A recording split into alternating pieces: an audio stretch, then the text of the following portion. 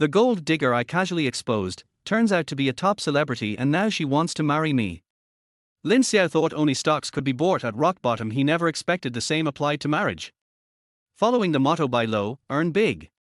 He married a down and out actress, planning to sell high when her value bounced back. But unexpectedly, the actress refused to leave. Chapter 1, Casually Exposing a Celebrity. Pengzi, how is the A-shares market looking after the holidays? Still a good time to enter? For sure. We're at rock bottom now. The policies are better than ever after the holidays. You could enter the market blindfolded and still make a profit. Zhang Peng paused, then asked, wait, are you thinking of throwing in that whole 50,000 you just got? Lin Xiao's eyes were firm. Yeah. All in. Before the National Day holiday, Lin Xiao was shopping for clothes at a mall. As he passed a luxury store, he spotted a young, beautiful woman clinging to a balding middle-aged man, browsing high-end handbags. He discreetly snapped a photo and sent it to his college friend Zhang Peng. His original intent was just to vent how some girls nowadays would do anything for money. But to his surprise, Zhang Peng instantly recognized the woman in the photo, Han 1111, the recently crowned champion of The Voice of Huaxia, the hottest new star in the music scene. Zhang Peng, who worked for a newspaper, sold the photo to a tabloid journalist and made 100,000 yuan. The two split the money 50,000 each. With the windfall in hand, Lin Xiao set his sights on the booming stock market. He'd been working for 5 years. Just bought a house, and had poured all his savings into it. He'd been watching colleagues make bank off the recent A-share rally, but with no cash to spare, he could only watch from the sidelines in frustration. Now, with this 50k of dirty money in his account, he wasn't about to miss out on the ride. Zhang Peng chuckled and sighed. Man, you're on a lucky streak. A-shares were in a slump for years, and you didn't invest a dime. But you bought your house right at the bottom of the market. Now the stock market is finally coming back, and boom, fate drops a load of cash on you to invest. He added, half jokingly, your life is going smooth as silk. Promotion at work, bought a house young, and now even the boss wants to set you up with her daughter. You're a certified winner, bro. Zhang Peng and Lin Xiao had been best friends and roommates in college. Lin Xiao came from the countryside. Zhang Peng was a city kid. Growing up, Zhang always felt a little superior. Better food, better clothes, better everything. The only area Lin Xiao beat him was in looks. Zhang Peng used to feel pity for Lin Xiao, thinking his future was bleak and predictable. But just 5 years later, everything had changed. The newspaper industry had been gutted by the rise of social media layoffs, pay cuts, and doom all around. Meanwhile, Lin Xiao had caught the eye of a powerful mentor at his government job, was consistently rated top performer, and had bought his first home at just 27. He was solidly established in Ninghai, the provincial capital. Zhang Peng now felt none of his old superiority, only a twinge of jealousy. Sensing his friend's mood, Lin Xiao quickly said, come on, I'm not doing that great. The house is in the suburbs, barely meets basic needs. And the blind date? Please, it's not even official. The boss is just being kind. Her daughter is a city-raised only child. She'd never go for a rural guy like me. That comforted Zhang Peng a bit. So are you still going to the date tomorrow? Of course. The boss set it up herself. I've got to show up and be polite, at least. That was Lin Xiao's honest answer. As a transmigrator, he had once been a wildly successful celebrity back on Earth, dominating the entertainment world for over a decade. Now, on Blue Star, he had chosen a steady, low-key life. But he never looked down on himself, nor was he willing to drift through life aimlessly. Still, society had its hierarchy.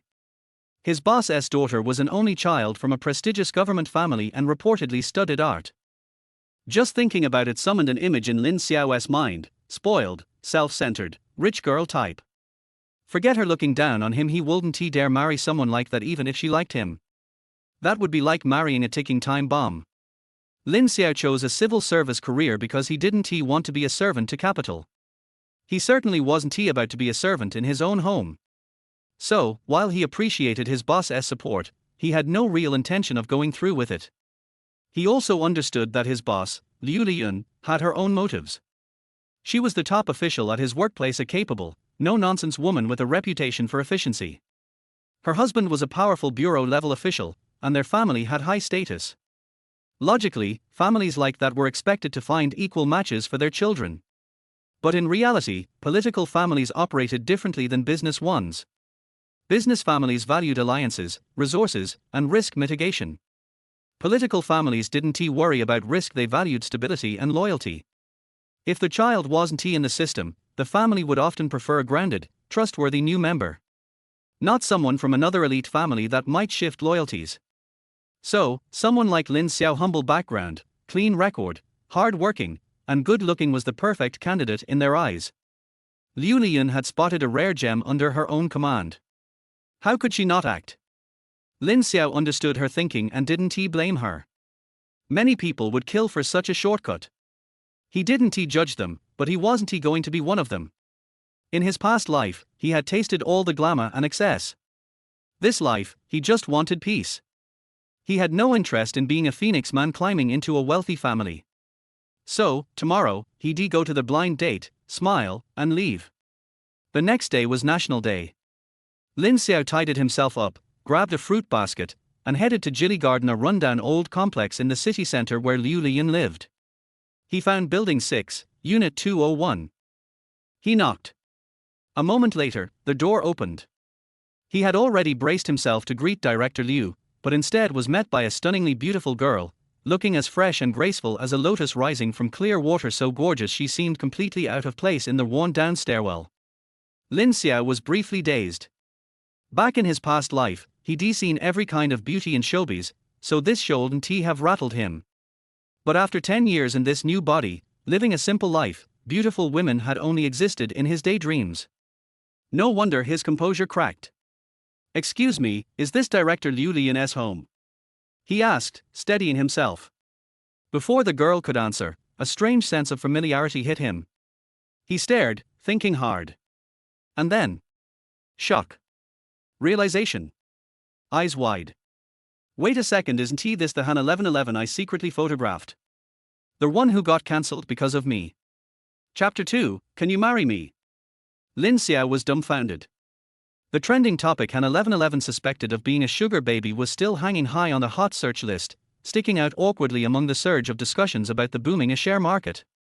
Correspondingly, her public image had plummeted along with the K-line chart of the market's past lows straight into the abyss. And the spark that ignited it all.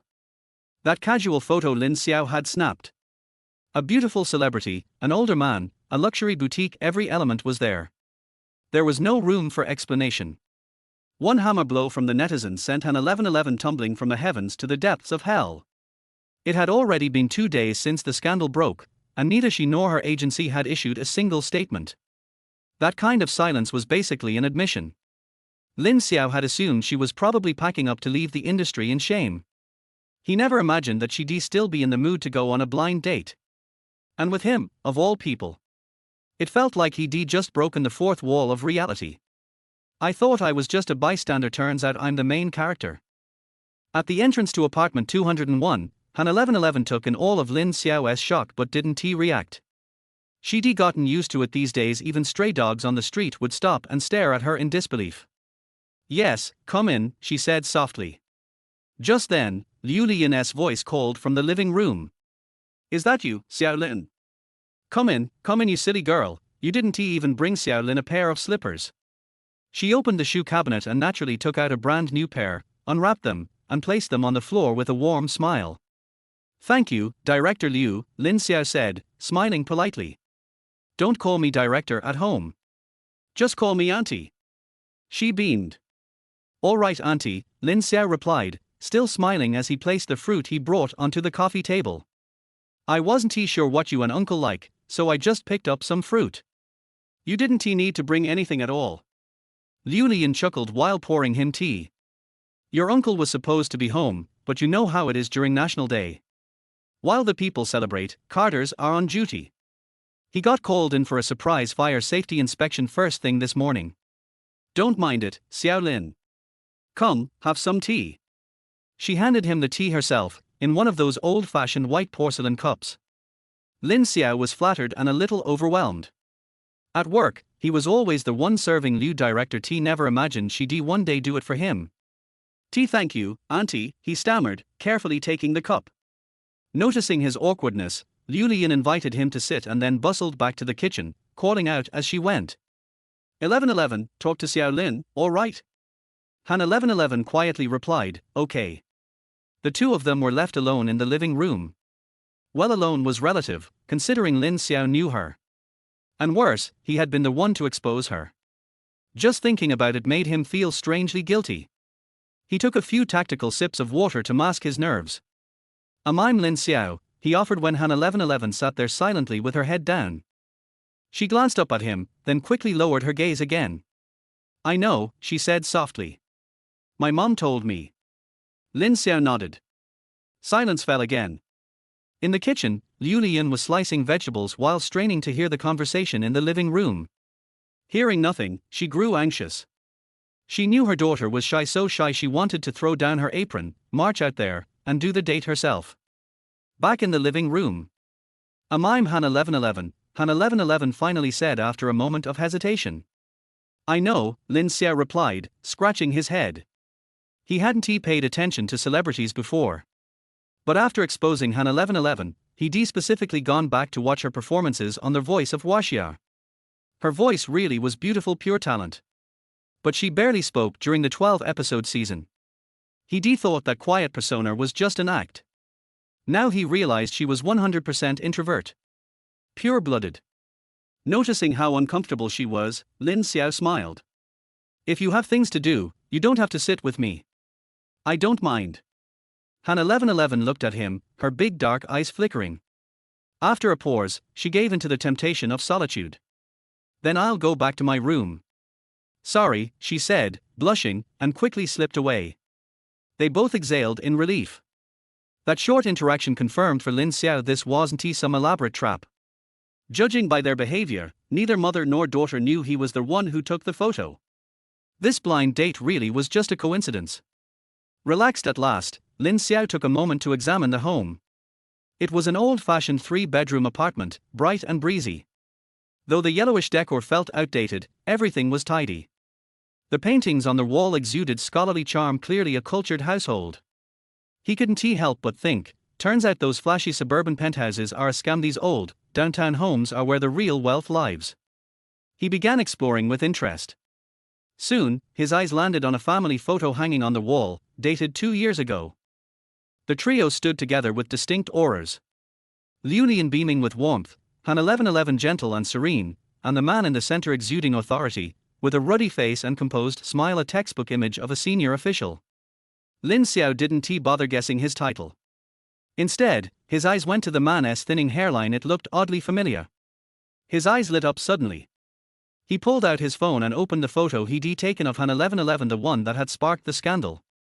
Though the man's face wasn't visible in the photo, his build, head shape, and distinctive balding pattern matched the man in the family photo exactly. The realization struck Lin Xiao like a thunderbolt. No way the sugar daddy people accused of keeping Han 1111 was actually her real dad. He blinked rapidly in shock. Xiao Lin, dinner's ready. Liu Lian's voice pulled him back to reality. He quickly nodded, flustered. She didn't think anything of it and went to call Han 1111 out of her room. The three of them sat around the dining table. For dishes and a soup, some store-bought, but still quite the spread. Just simple home cooking. Hope it's okay. Liu Lian said modestly. Come on, auntie, you made so much I'm scared to touch it. Lin Xiao joked. Liu Lian mock frowned, still calling me director? I said it's auntie at home. Lin Xiao scratched his head awkwardly. Calling his department head auntie felt strange no matter how you sliced it. Sensing his discomfort, she didn't push. Instead, she kept urging him to eat more and even asked Han 1111 to serve him. But Han 1111 was far too shy for that. She kept her head down, silently eating. Lin Xiao took the cue and ate enthusiastically, keeping the atmosphere light. With Han 1111 being so quiet, the blind date meal gradually turned into a one-sided audition with the mother-in-law assessing her ideal son-in-law. And the more Liu Lian looked, the more satisfied she became. Lin Xiao was good-looking, sincere, and not stiff. His easy humor kept the mood bright, and more than once he had the mother and daughter laughing out loud. He and the gentle Han 1111 made a perfect visual contrast, one lively, one quiet. Liu Lian was already mentally planning the wedding. After dinner, Lin Xiao got up to leave. Liu Lian made a token effort to keep him, then used the excuse that he didn't have a car to insist that Han 1111 walk him out. No, that's too much trouble. Lin Xiao quickly declined. But Liu Lian was firm and made the final call. Han 1111 obediently went to change, put on a hat and mask, and walked him out. Lin Xiao had no choice but to go along, thanking her profusely. Downstairs, Lin Xiao followed Han 1111 to the building entrance. The afternoon sun was warm, and a few old ladies nearby were sunbathing, eyeing the two of them with suspicion. 1111, Lin Xiao called. Is it okay if I call you that? Han 1111 turned around and shyly nodded. You really don't need to walk me out. It's a bit too much trouble, he said. Han 1111 didn't respond. Her lips moved, but no words came out. Lin Xiao waited a moment. When she still didn't speak, he nodded and turned to leave. But just then, a soft voice came from behind. See, can you marry me? Chapter 3, Stock Market Chasing Highs, Female Celebrities Buying Lows. Lin Xiao couldn't believe his ears. Did I hear it right just now? She asked me if I could marry her? This joke is too big. What did you say? He turned around, his face full of disbelief. Han 1111 was so embarrassed that she couldn't even raise her head. It was obvious that she had mustered up the courage to ask this question, but now she didn't have the extra courage to ask a second question. Lin Xiao could only confirm it himself. You just asked me if I can marry you. Han 1111's eyes were evasive, her cheeks were flushed, and she pursed her lips in extreme shyness. After a long while, she nodded and replied in a voice as soft as a mosquito, yes. Lin Xiao was going crazy. Today's meal lasted a total of 2 hours. The shock I received was really too great. It was like one crisis after another. At first, he was surprised to find that his blind date was the female celebrity whose scandal had just been exposed. Then I found out that Han 1111's so-called negative information was actually a misunderstanding. Now, the person involved in the scandal is standing in front of him openly, promising to marry him. Lin Xiao felt that his brain cells were not enough. Even so, he still forced himself to remain rational. Seeing that Han 1111 seemed to have some difficulties, he said, "It's not convenient here. Let's find a place to talk. If he doesn't figure this out today, he might not be able to sleep." Han 1111 agreed to his proposal. Her car, a red Mercedes-Benz C, was parked in the public parking space under the building. When Lin Xiao saw it, he couldn't help but feel curious. 1111 is an introvert, but the car she bought is hot and sexy. It seems that she is also an introverted person. The car lights flashed. Han 1111 got in the driver's seat, and Lin Xiao got in the passenger seat. The car drove out of the community and stopped at a riverbank 20 minutes later.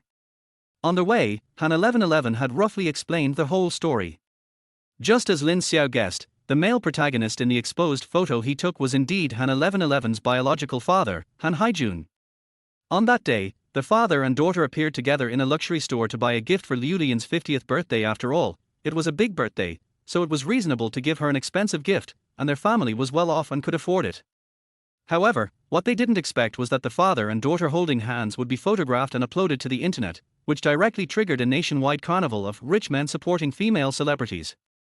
In theory, this matter is just a misunderstanding, and it can be clarified directly. It is not a big deal. But unfortunately, this matter cannot be clarified. Because Han Haijun is a deputy bureau-level cadre, a high-ranking official. Once Han 1111 spoke publicly, stating that the man she was holding in the photo was his biological father, the rumors would naturally be refuted. But it never ends here. The omnipotent netizens will soon dig up all of Han Haijun's resume and expose it all online. This kind of thing has happened many times in recent years. Let us not talk about how well Han Haijun performs as an officer. Even if he is a good official who is honest and upright, how can a good person stand being exposed? With the exposure of the photos, it no longer matters what kind of cadre Han Haijun is. When he appears in a luxury store with his daughter on a weekday, his innocence is at stake even if he spent his own salary to buy the bag. On one side is the daughter's unsupported career in the entertainment industry, and on the other side is the official career that her father has been building for many years. It is clear at a glance which is more important. As a result, the person involved in the scandal, that could be easily clarified by any discerning person, did not respond after 2 days, allowing netizens to throw dirty water on him. This was a sudden misfortune for Han 1111. And the source of this misfortune happened to be the blind date chosen for her by her mother, which closed the loop. After telling the truth, the Mercedes-Benz just happened to stop by the river bank. The atmosphere in the carriage became increasingly depressing. What does this have to do with your sudden proposal of marriage? Lin Xiao broke the silence and asked. Han 1111's face was filled with embarrassment, but she still said, I told my agent that I couldn't clarify the matter, and then she said that unless I found someone to marry and posted my marriage certificate to refute the rumors of being kept, otherwise, I would have no choice but to quit. Her voice became lower and lower, and finally she sighed weakly. Lin Xiao finally understood. As a top star in his previous life, he did not think that what Han 1111's agent said was nonsense, but he truly approved of this plan. Getting married is a reverse clarification. After all, in the public's mind, the images of gold digger and early marriage are almost opposite and cannot appear on the same person at the same time. Since the marriage certificate has national credibility and cannot be doubted, the rumors of being kept are self-defeating. Of course, it is predictable. Even if you show your marriage certificate, there will still be many netizens who want to buy it. But at this point, they have no better solution. An emergency marriage is the most convincing and convenient way of clarifying the matter that the company can think of. Of course, this is just the company's perspective. From the perspective of the parties involved, it was almost impossible for Han 1111 to find a marriage partner in just a few days. In particular, she is a good girl who grew up in a family within the system. For her, this kind of thing is as difficult as an insurmountable chasm from an emotional and moral perspective. So after understanding the whole story, Lin Xiao couldn't help but admire her for daring to propose to him. After a moment of silence, he asked, Why me? Han 1111 was stunned for a moment. What? Lin Xiao said seriously, I understand that you need a marriage certificate to clarify the trending searches. I also understand that getting a marriage certificate is just a temporary solution, so you don't need a real marriage, but a contract marriage, right? Han 1111 frowned, as if he had suddenly realized something. Then she nodded. Since it's a contract marriage, it's safer to choose someone you know well, such as a childhood friend or classmate. That way, it won't be easy to fall out. Lin Xiao looked her straight in the eye and continued, and we just met for the first time today. You're so rash as to bring this up to me. Aren't you afraid that I'll ask for a huge sum of money from you, or even turn my back on you in the future? Han 1111 was silent for a moment, then asked hopefully, You said later? So you agree? Lin Xiao. No, are all your art students' train of thought so weird? I'm assuming. Oh. Han 1111 lowered his eyes again. Silence. You haven't answered my question yet. Why did you choose me? Lin Xiao asked again. Well, because my mother likes you. Han 1111 said seriously. That's it. This is very important. Han 1111 said seriously, if I find someone else, even if we get married without my parents' knowledge, they will probably force us to divorce. But you are different. My mother carefully selected you. She likes you very much, so she brought you home to meet me. Even if I get married with you in a flash, she won't be angry.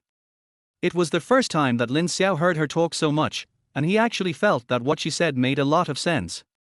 He also had to admire that 1111's voice was really beautiful. No wonder she could sing love songs that made others cry, and she even won a championship for herself. What about your dad? He asked. My dad. Han 1111 smiled slyly, he listens to my mom. Lin Xiao was speechless. This wave is indeed a closed loop. Seeing that he stopped talking, Han 1111 guessed that he was convinced. After hesitating for a moment, she mustered up the courage and asked again with anticipation, So, can you marry me? She asked seriously. Lin Xiao felt from the bottom of his heart that this matter was very unreliable, especially since he was the mastermind behind the entire scandal. If he continued to get involved in this matter, the hidden dangers in the future would be too great. But at this moment, looking at Han 1111's dark eyes, he thought that it was he who caused her to fall into trouble. His conscience felt a little bit painful, and he couldn't say no at all. Then, involuntarily and as if possessed by some mysterious force, he nodded. Okay, he said. My mind turned and I thought to myself, others are buying stocks at high prices, but I am buying at the bottom and marrying a female celebrity. Why not? Can't getting in the car. Chapter 4 After the holiday, we will go to get the certificate. Hearing his answer, Han 1111 was both happy and surprised. Really? You really agree? She couldn't help but shout. Certainly. Lin Xiao shrugged and smiled. You come from such a wealthy family, and you're a female celebrity. No matter how you look at it, I'm taking advantage of you by marrying you. This answer made Han 1111 calm and alert. After a moment of silence, she said with difficulty, you know we're just sham marriages, and we're not really going to get a marriage certificate, right? Lin Xiao looked confused. Not getting a marriage certificate? Didn't you say that you came to me just to get the marriage certificate? Han 1111 was anxious. We have to get the certificate, but we don't really have to get the certificate. I mean, just get the certificate, but not really get married. Seeing her so flustered, Lin Xiao laughed as if he had succeeded in his evil humor and stopped teasing her. A real marriage certificate, but a fake one, right? He said. Yes. Han 1111 breathed a sigh of relief. Then I won't lose out. Marrying a famous star will give me a lot of face. Lin Xiao laughed. Han 1111's tense nerves finally relaxed when she saw that he had no intention of making the fake play real or asking for too much. To be honest, she was very nervous about the rash proposal of marriage just now. On the one hand, her personality, upbringing and the education she received since childhood do not support her proposing marriage to someone she just met for the first time. On the other hand, I am really afraid of being bitten back. If she met a scoundrel who used this matter to threaten her and extort a large sum of money, she would have no choice but to swallow the loss. Now that her reputation has been ruined, she can no longer withstand any negative public opinion. Fortunately, the expected bad situations did not happen. Lin Xiao looked very serious and did not seem like the kind of person who would reveal negative information behind others' backs. Silence. Lin Xiao said sternly, I can agree to help you with this, but the earliest we can get the marriage certificate is after National Day. So, think carefully these few days about whether you want to take such a risky move. After all, the so-called contract marriage is actually a fraud to deceive netizens. If it gets exposed one day, it will be an even more serious blow to your career. Lin Xiao said this purely out of experience. After all, he had been in the entertainment industry for more than 10 years in his previous life, and had seen too many cases of people's image collapsing, and even he himself had collapsed several times. The outcome would be terrible. So, I still advise you to think it over carefully. If you are sure to do this, then after the holiday, we will go to get the certificate. Lin Xiao said seriously and calmly. Seeing his serious expression, Han 1111 took his words to heart and nodded seriously. I understand. I'll think it over carefully. Thank you. You're welcome. The two smiled at each other, and the tense atmosphere disappeared. Han 1111 sent Lin Xiao home and then left. Looking at the figure behind the red Mercedes-Benz with its taillights on, Lin Xiao breathed a sigh of relief, feeling that everything that happened today was too unreal. I thought I was just going to the leader's house for a blind date and a formality. I didn't expect that when I came back, I would get married, and the person I was going to marry was a big star. This is what happened. Lin Xiao could only sigh, it's fate. I packed my luggage in the afternoon and rushed to their high-speed rail station at 5 o'clock. Lin Xiao didn't have any expectations for today's blind date, so he bought a ticket for the afternoon and went back to his hometown to celebrate National Day. His hometown is Anyang County, a small county under the jurisdiction of Azhou, a prefecture-level city adjacent to Ninghai City. It is less than 100 kilometers away from Ninghai and only takes about 20 minutes by high-speed rail. Because the distance is short and there are many trains, it is easy to buy tickets even during the National Day. I got on the high-speed train at 5:30 and got off before 6 o'clock. Lin Xiao took another taxi home. When he got home, the sun had not yet set, so he just made it in time for dinner. Although Lin Xiao village belongs to the county seat, it is actually located at the outermost edge, so everyone still considers themselves as rural people. Every household in the village still lives in self-built houses and has fields. Many older people still retain the traditional lifestyle of farming for a living. The younger ones choose to go out to work or work as workers in nearby factories. The income is much higher than farming, and it is also easier and more stable. Like Lin Xiao's father, Lin Jianping, he has been working outside since he was a child, and supporting their small family with the money he earned from his labor. When my mother Zhu Shuping was young, she worked on the farm and took care of the children at home. Later, many factories opened in the surrounding area. Like most women of working age in the county, she was recruited to work in the factories. She could earn more than 2,000 yuan a month, and now her salary has increased to more than 3,000 yuan. Zhu Xiuping is very content with this. With the couple's hard work, their family's life gradually improved. The two of them were unwilling to be lonely, so when Lin Xiao was 10 years old, they gave birth to a second child, his younger brother Lin Yu, who is now a sophomore in the county's #1 middle school with average grades. Of course, these were all things that happened before Lin Xiao traveled into this body. He is just an inheritor of memory and has no personal experience. So, after knowing that he had a younger brother who was 10 years younger than him and that every family had at least 2 children, he couldn't help but ask himself, who is really worried about this country's fertility rate? My parents and younger brother were waiting at the door early in the morning. Seeing him get off the car, the three of them hurried over to greet him, all with satisfied smiles on their faces. Isn't the high-speed train at 5:30?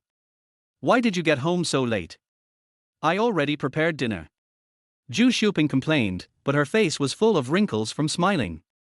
She took the backpack from her eldest son very naturally and threw it directly into the hands of her youngest son Lin Yu without looking back.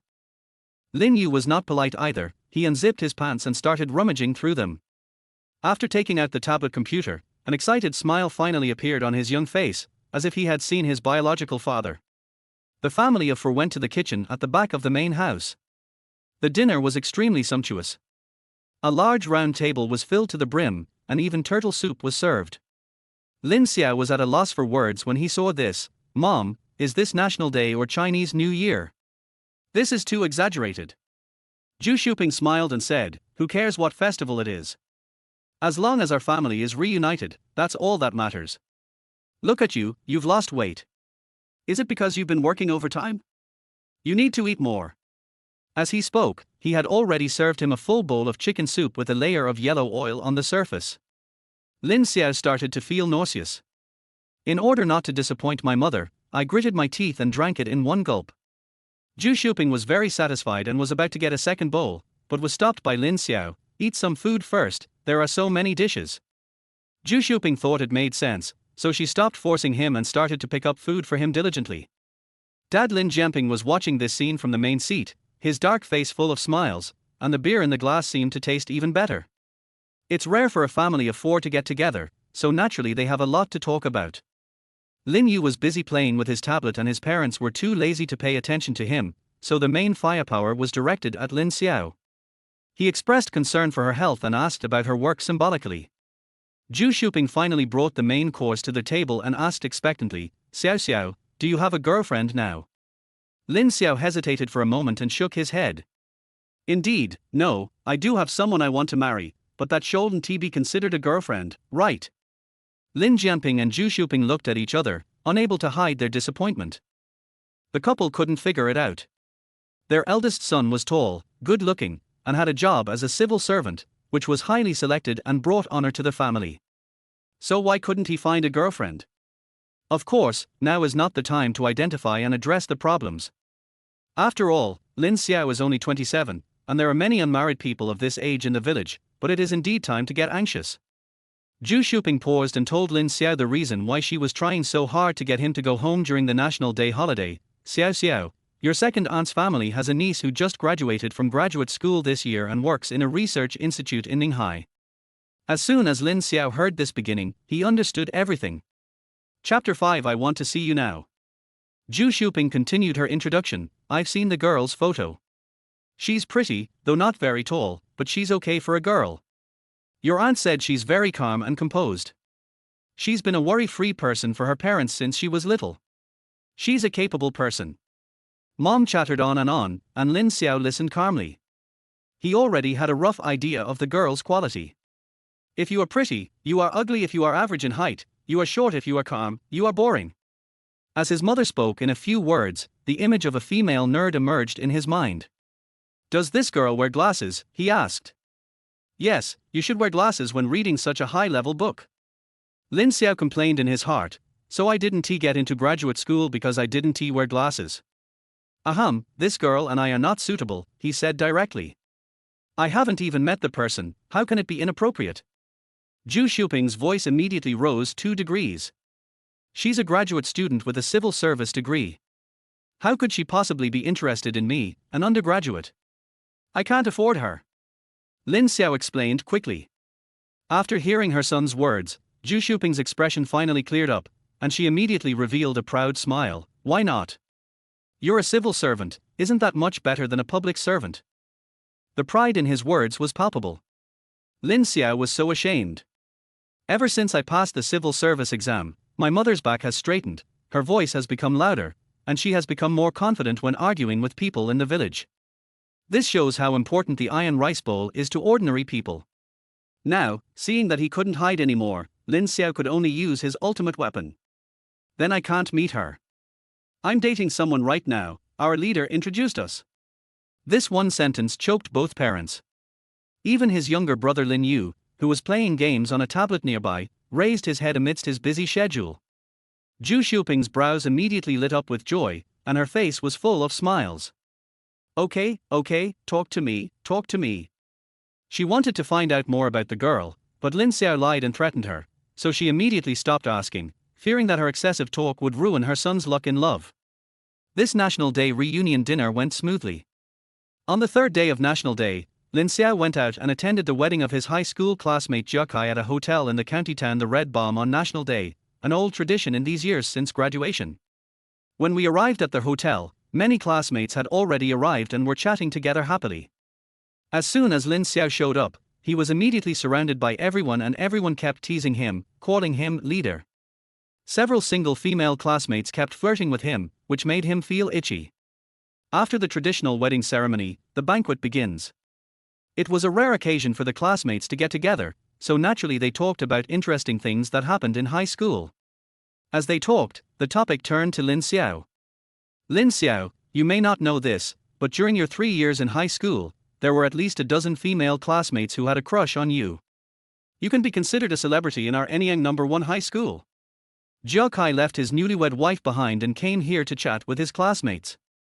Of course Lin Xiao knew it, but he could only pretend not to know. How is that possible? He looked surprised. How is that impossible? Classmates, judge for yourself.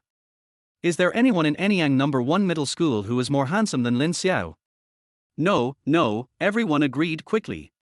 A jerk named Zhao Cheng shouted, me, and almost took a shower with his saliva on the spot. Jia Kai smiled and said, it's just that you have good grades and work hard. You don't participate in anything other than studying. Even if the female classmates like you, they dare not confess their feelings. After all, everyone has a sense of propriety at that time. They will never do anything that will ruin their future. As he spoke, he expressed his feelings about youth again, and everyone agreed with him. Jia Kai came back to his senses and suddenly pointed at a girl named Tong Xiameng at the table and said, let's not talk about distant things. Our class beauty Tong Xiameng once liked you. Am I right, Xiameng? As soon as these words were spoken, there was a burst of "oh" at the table, and everyone was watching the fun without thinking it was a big deal. Tong Xiameng was an introvert in high school, but after experiencing college and society, he has become an extrovert. She wasn't upset when her teenage secrets were revealed, but instead said frankly, I liked him before, so what? Is it illegal to have a crush on a boy during adolescence? This free and easy attitude ignited the students' enthusiasm for eating melons. Everyone followed the topic and started to act as matchmakers. Gossip girl Li Shuang slammed the table and said, you didn't confess in high school, but it's not too late now. Xiao Meng is still single, and Lin Xiao seems to be single too. So if you pass by, don't miss it, add them on WeChat and start a relationship. These words immediately ignited the emotions of the classmates, who started to cheer and applaud, making more noise than the two parties involved. Lin Xiao looked embarrassed. Diagonally opposite, Tong Xiameng's face also turned red, but she did not wave her hand to stop. Instead, she looked at Lin Xiao with an eager look, her emotions full of anticipation. Lin Xiao understood instantly. To be honest, Tong Xiameng is indeed pretty, no wonder she was unanimously voted as the class beauty by the boys in high school. If Lin Xiao was just an adolescent boy, he might really have developed feelings for her. But unfortunately, the 17-year-old boy just traveled from Earth. Beneath his youthful face lies the heart of a 35-year-old top-tier old man. Tong Xiameng's delicate and pretty appearance could not attract his attention at all. Naturally, this also eliminates any possibility of a campus idol drama. Now, it's even more impossible. Seeing Tang Xiaomeng already reaching for her phone, Lin Xiao quickly said with a smile, "Who said I'm still single? We're getting married soon, everyone, prepare your gifts." In one sentence, the lively atmosphere was instantly brought to the bottom. The anticipation that had sparked in Tang Xiaomeng's eyes disappeared in an instant, and her face looked extremely embarrassed. The students were even more dumbfounded. "I was just kidding you, and you gave me a red bomb. Can't you handle it?" This little incident did not affect the students' enthusiasm for the reunion at all. After the banquet, several boys went to KTV to have another party, and Lin Xiao was forcibly taken there. The group of people partied until around 9 in the evening before going home. Lin Xiao also drank a little too much and felt dizzy on their way home. "I took a shower and went to bed when my phone turned on and a WeChat message came in. As I glanced over, I vaguely saw an unfamiliar nickname. He woke up instantly. When I picked up the phone, I saw that the new unread message was from 1111BU1111, its owner was Han1111. The two of them added each other on WeChat at the dinner table on the day of the blind date. At that time, Liu Liyun was in charge, and Han1111 obediently gave the QR code, so Lin Xiao naturally had to give him face. However, at that time, he had not expected that Han1111 would propose marriage later, and still simply thought it was just a formality. So after adding WeChat, he didn't change the note because he didn't think we would chat in the future. He didn't expect that Han1111 would contact him so soon. I quickly opened WeChat. "Are you back? I've decided to marry you." Lin Xiao raised his eyebrows. If it weren't for what they said last time on the riverbank, just based on Han1111's words, Lin Xiao would have doubted whether this girl really liked him. After hesitating for a moment, he tapped the screen to reply. "Okay, I'll be back on the 7th. Send." Lin Xiao was indeed sleepy and was about to fall asleep, but the other party had already responded. He only took a glance, and his pupils instantly dilated and all sleepiness disappeared. Han1111's reply was, "But I want to see you right now." Chapter 6 Prenuptial Agreement. Lin Xiao couldn't believe his eyes. "I want to see you right now" doesn't seem to be ambiguous no matter how you look at it. He even suspected that Han1111 had made a typo and would withdraw it after she found out. But after waiting for 2 minutes, the message was still lying there quietly and did not disappear. Lin Xiao's eyes widened even further. What's going on? He couldn't figure it out. I have to check the calendar to see what day it is today. How come my high school beauty confessed her love to me at noon, and now I'm getting a call from my blind date this evening? Could it be that the dog poop I stepped on today was heart-shaped? After sitting there for a while, Lin Xiao sat up and returned to his senses full of energy. "Lin, why?" The top of the screen will then show that the other party is typing. The message came quickly. "Han, because I have to date you so my mom won't get suspicious." Lin Xiao frowned. "Lin, date." "Han, yes, we're going to get our marriage certificate after the holidays. If we don't meet a few times during the holidays, how can we make our flash marriage look more reasonable?" "Lin, after a flash marriage, do we still need to consider the legitimacy?" "Han, of course. At least we have to act like we're in love at first sight, otherwise my parents won't believe it." Forest. Lin Xiao read these words several times and finally understood them.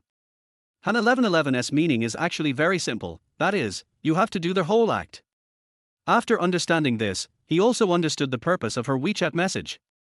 So, when she said she wanted to see me, she didn't mean she missed me, but she wanted to see me literally. "You're thinking too much. This is what happened. But why do I still feel a little lost?" "Lin, then why don't you just find an excuse to sneak out? Will your parents still be able to go on a date with you?" Han1111 sent a few crying emojis. "Lin, what's wrong? Am I wrong? Han, I've become a street rat now. How dare I go out casually? Crying. Lin Xiao slapped his forehead. "I forgot that this girl still has a collapsed house." "Lin, then why don't you look for classmates and friends?" "Han, they are all traveling, and I can't always look for them." Forest. Lin Xiao's mother tongue now is speechless. He agreed to do a good deed out of pity, but why is this girl kind of relying on him? But think about it. Han1111 originally had a bright future, but his downfall today was caused by that photo he casually took. Although Lin Xiao believes that everything is fate and will not feel too guilty about it, the cause and effect are there after all, and he has to admit it. What's more, considering his experiences of being urged to get married by his parents and having his female classmates confess their love to him in recent days, he suddenly realized that for a 27-year-old single grassroots civil servant like himself, a marriage certificate seemed to be the only way to keep his ears clean. At least he was able to easily rebuff his mother and female classmates with this excuse, which was much more effective than excuses like busy with career, not having enough fun, and not wanting to get married yet. So, rather than saying that he was helping Han 1111, it would be better to say that they were mutually beneficial and complemented each other. After hesitating for a moment, he replied, "See you tomorrow." That night, Lin Xiao bought a ticket back to Ninghai. The next morning, he told his parents that he wanted to go back. Zhu Xiuping got angry when she heard that. He quickly added that he was going on a date with his boss's daughter, and his mother immediately smiled and said, "Then hurry up, hurry up. I wish I could just chase him away with a broom." Lin Xiao sighed again. It turned out that the leader was indeed powerful. He took a high-speed train ticket in the morning and arrived in Ninghai at 11 o'clock. After getting off the car, he wanted to make a voice call to Han 1111, but thinking that she was a single person and would probably have a fear of answering the phone, he patiently sent her a WeChat message. "Lin, I'm in Ninghai now, I can come out anytime." The other party replied immediately. "Han, then, I'll come find you now." Lin, "Yes." Then he asked, "Then why are we meeting?" "To eat." "You can't go out, right?" This time, the other party was silent for a long time, and only sent the message again after Lin Xiao got on the subway. "Han, how about going to your house?" Lin Xiao's eyes lit up. The plot development doesn't seem right. It feels like a feature film. "Lin, go to my house." "Are you sure?" "Han, if it's inconvenient, forget it, awkward." "Lin, it's not inconvenient, it just feels a bit sudden." "Han, I really don't feel like showing up in public right now. Why don't you just come to my house?" Lin Xiao frowned. "Lin, then come to my house." He immediately sent a location message, and Han 1111 didn't say anything else, but replied with a cute, "Okay" emoticon. Lin Xiao burst out laughing and didn't reply. It takes 20 minutes to get home. He quickly cleaned up the house. Fortunately, he was usually a clean person, so it wasn't too much trouble and the house was tidy and new. I wanted to ask how long it would take for Han 1111 to arrive, but then I thought that asking this would make it seem like I was anxious to see her, so I put the phone down again. Seeing that it was already 11:30, he figured he would have to eat lunch at home, so he quickly went to the kitchen. Although I didn't stay for a few days during this trip back home, I did bring back a lot of things. If he didn't have a car, my mother would have picked all the vegetables from the garden to fill the trunk for him. Lin Xiao picked a few things and started busying himself in the kitchen. He is not a very good cook and the food he makes is just barely edible. It's just that practice makes perfect. The meat and vegetable dishes were ready, the rice was cooked, and there was a knock on the door. Lin Xiao opened the door. The person standing at the door was indeed Han 1111. She was wrapped tightly and wore a sun hat, sunglasses and a mask, as if she was afraid that others would not recognize her as a star. "Come in." Lin Xiao resisted the urge to laugh at her and spoke in a normal tone. Han 1111 said apologetically, "I'm so sorry to bother you." Lin Xiao smiled and said, "Don't bother me. I'm also tired of staying at home. I can relax here. Here, slippers." He put a pair of unopened new slippers on the ground. He had just bought them at the supermarket downstairs when he returned home. Han 1111 thanked him again and again, his tone full of politeness and unfamiliarity. Although Lin Xiao felt awkward, he didn't care. "Have you cooked?" Han 1111's eyes lit up when he smelled the fragrance of the food. "Yes, let's eat together." "No, no." Han 1111 waved his hands quickly. "Really? I made it for two." "Oh, then I'll just eat a little bit." Lin Xiao pursed his lips. This big star is so useless that his saliva is almost flowing out. I resisted the urge to tease her, took her to the bathroom to wash her hands, and motioned for her to sit down. Han 1111 didn't rush to eat, but took out something from her bag. "Well, before we eat, I want you to see this." Lin Xiao took it suspiciously, glanced at it, and his expression paused. Divorce agreement. Chapter 7 Getting a certificate. I'm dazzled. It's not a divorce agreement, it's a prenuptial agreement.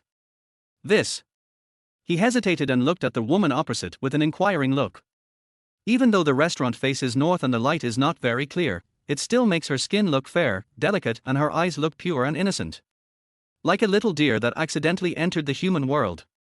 Han 1111's eyes became more and more uneasy. I thought about it, since it's a fake marriage, it's better to clarify some things in advance. Lin Xiao laughed, so that's why you made a prenuptial agreement. Han 1111 nodded awkwardly, the company prepared it for me. Are you angry? Lin Xiao chuckled, what if I'm angry? Han 1111 had just picked up the chopsticks, but when she heard him say that, she quickly put them down. Then I won't eat. Lin Xiao was really touched by her cuteness and couldn't help but burst out laughing. Before visiting the Han family for the first time, he had guessed that Director Liu's daughter, as the only child in the system and a student studying art, was definitely not a good person. She would either be impetuous and decisive like her mother, or she would be the type who was good at handling human relationships. He never imagined that the only daughter raised by a bureau-level official and a division-level leader would have such a soft and cute personality. Lin Xiao suddenly felt that this fake son-in-law might actually be worthy of being won. He stopped teasing Han 1111 and started looking through the agreement. The agreement does not contain many clauses, but it clearly states that the marriage period is 1 year and stipulates some behavioral norms and cooperation obligations of both parties during this period.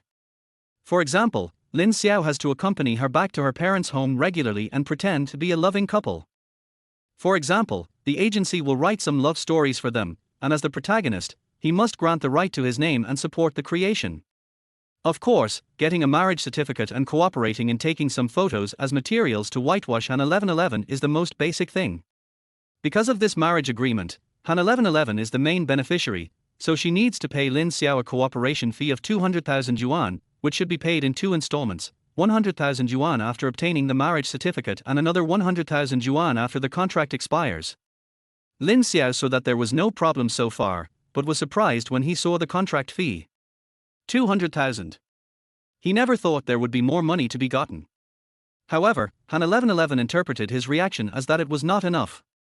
She said with an embarrassed look, this amount was given by my agent, and I also think it's a bit small. But then I thought about it, you and I have agreed to get married, and this must be kept secret from my parents. If they take you as their son-in-law, you will definitely have some benefits, especially in terms of work. So I think this price is reasonable. Of course, if you're not satisfied, we can negotiate. Han 1111's attitude was very gentle and polite. Lin Xiao felt very upset when he heard this. Originally, he was wondering why she chose to pretend to get married with him. Wasn't she afraid that he would bite her back? Now he understood. It turned out that in Han 1111's eyes, his participation in this cooperation was completely profitable. After all, her mother is the head of his unit. No matter how impartial Liu Lian is, can she not take better care of her own son-in-law? In Han 1111's mind, although she was the one who proposed the fake marriage, they were both actually beneficiaries, and it could be considered a very stable alliance of interests. No wonder she didn't look for classmates or acquaintances, but chose him. After learning the truth, Lin Xiao was speechless for a moment and even felt like laughing. I thought Han 1111 was a little cute just now. Only now do I realize that an only daughter who grew up in a family within the system, no matter how gentle her personality is, understands the ways of the world better than the average person. How could Han 1111 have imagined that Lin Xiao agreed to cooperate with the fake marriage just because he was soft-hearted, and not because he had any ulterior motives? What's wrong with you? Han 1111 noticed that his expression was wrong and asked a little fearfully. Nothing. Lin Xiao said lightly. Oh, then the contract fee. Okay, I don't have that big of an appetite. Han 1111 always felt that his tone was strange, but he couldn't tell what was strange, so he stopped talking for a while. Lin Xiao was too lazy to say more, so he just found a pen and quickly signed his name on their Party B side. Seeing this, Han 1111 also signed the signature. The agreement was put away, and the atmosphere at the table became increasingly tense. Then, can I eat now? Han 1111 asked, swallowing secretly. Eat. Lin Xiao waved his hands, helpless and speechless. For 2 consecutive days, Han 1111 hid out of the house on the pretext of meeting Lin Xiao and went to his house for meals. However, due to the prenuptial agreement, Lin Xiao's attitude towards her became noticeably colder. Every time they are at home for 2 or 3 hours, they don't say more than 10 sentences. Most of the time, Lin Xiao either went out to buy groceries or take out the trash, or stayed in his room reading or playing games. Except for occasionally inviting Han 1111 to drink water and eat fruit, he completely ignored her. Han 1111 clearly noticed that the atmosphere was not right, but he couldn't put his finger on it.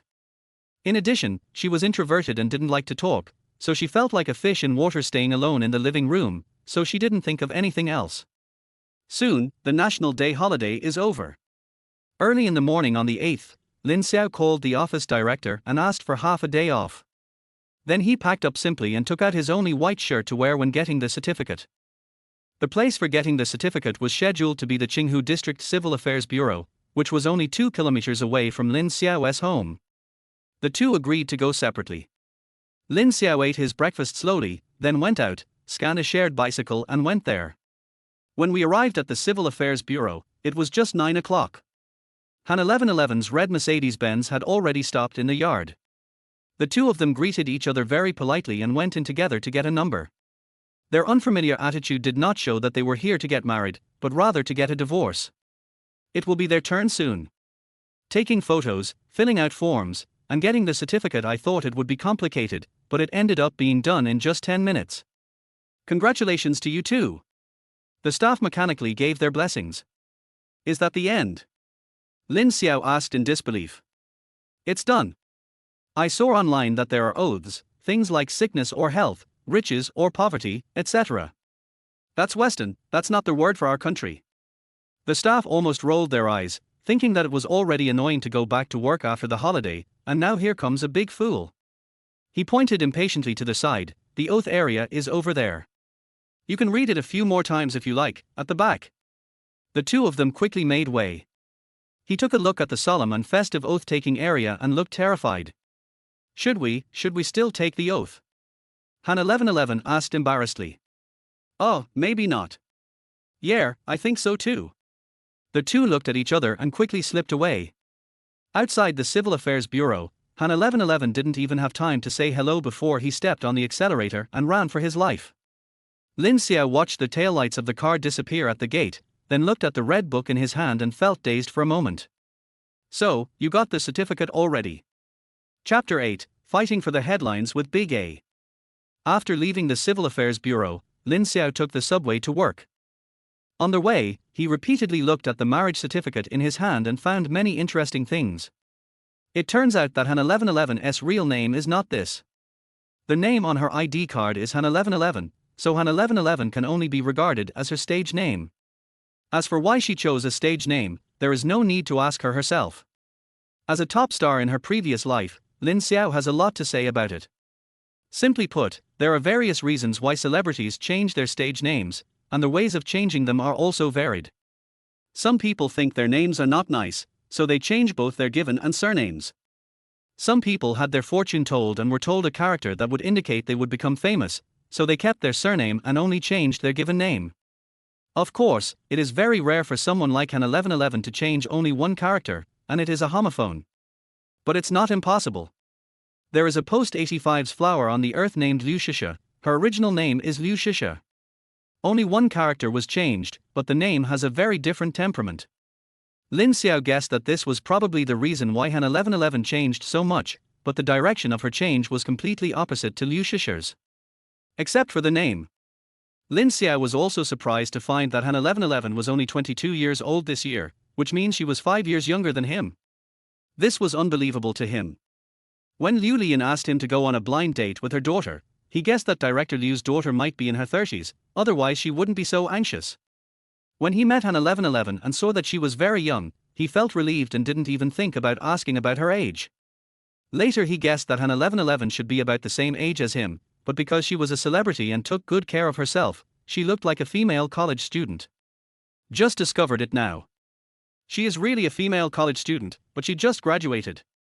Lin Xiao originally thought that he was in his prime at the age of 27, but now that he saw that his wife was only 22 years old, he suddenly felt that he was marrying above his station. Lin Xiao, after all this time, I've become an old cow eating young grass.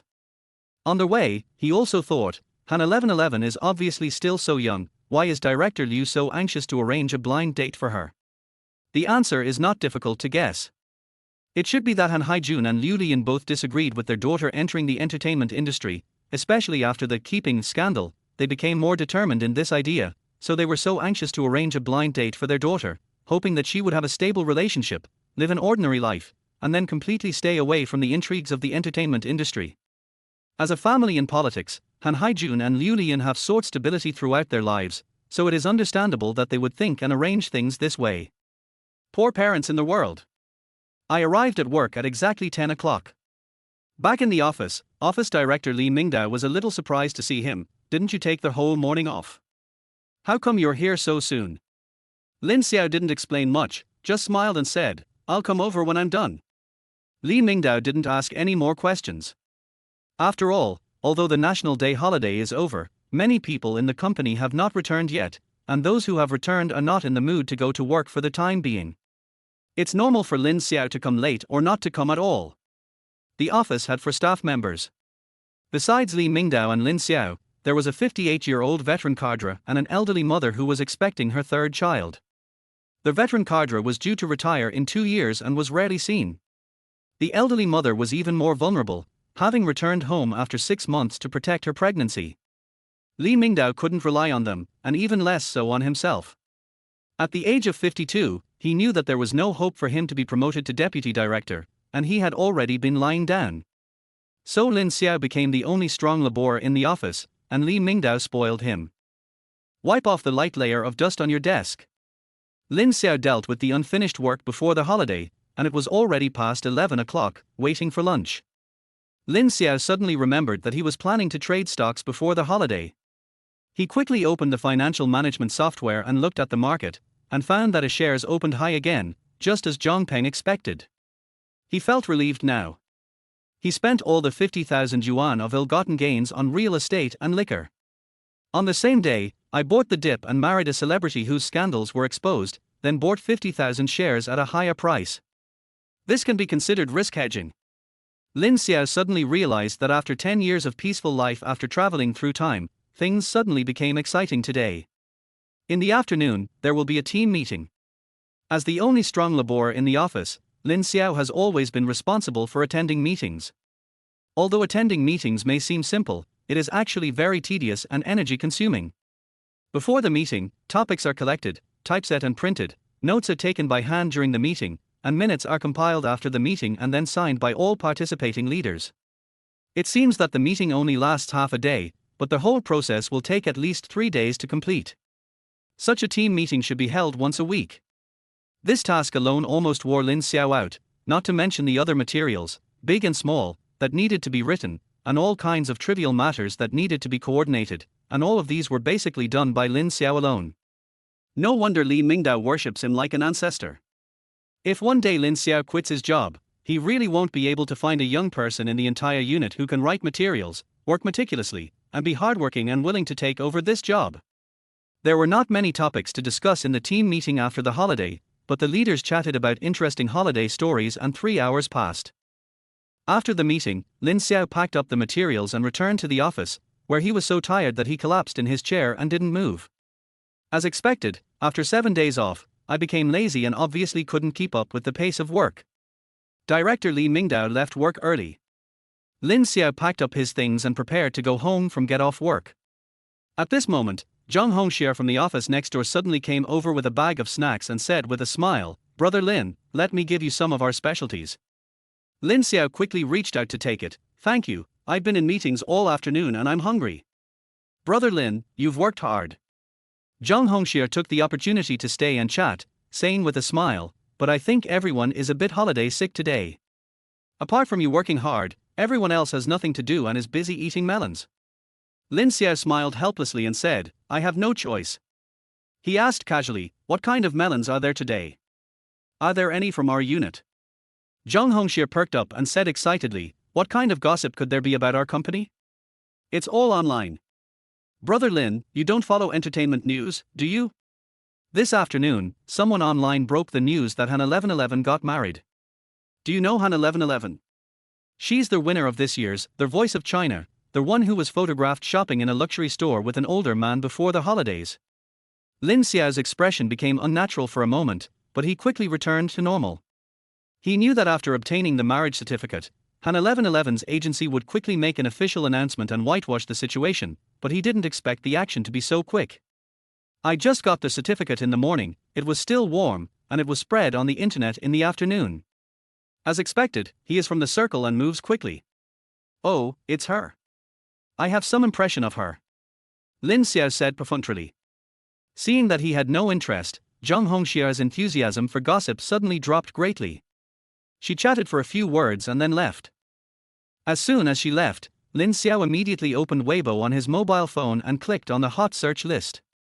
Sure enough, the topic of Han 1111 is suspected of getting married has rushed to third place, and the first two and last two are all related to a shares opened high after the holiday. Lin Xiao suddenly smiled. Wow, Han 1111 is fighting with the shares, competing with the shares for headlines before and after the holidays. Chapter 9. Lin Xiao is such an honest child. Lin Xiao clicked on the topic.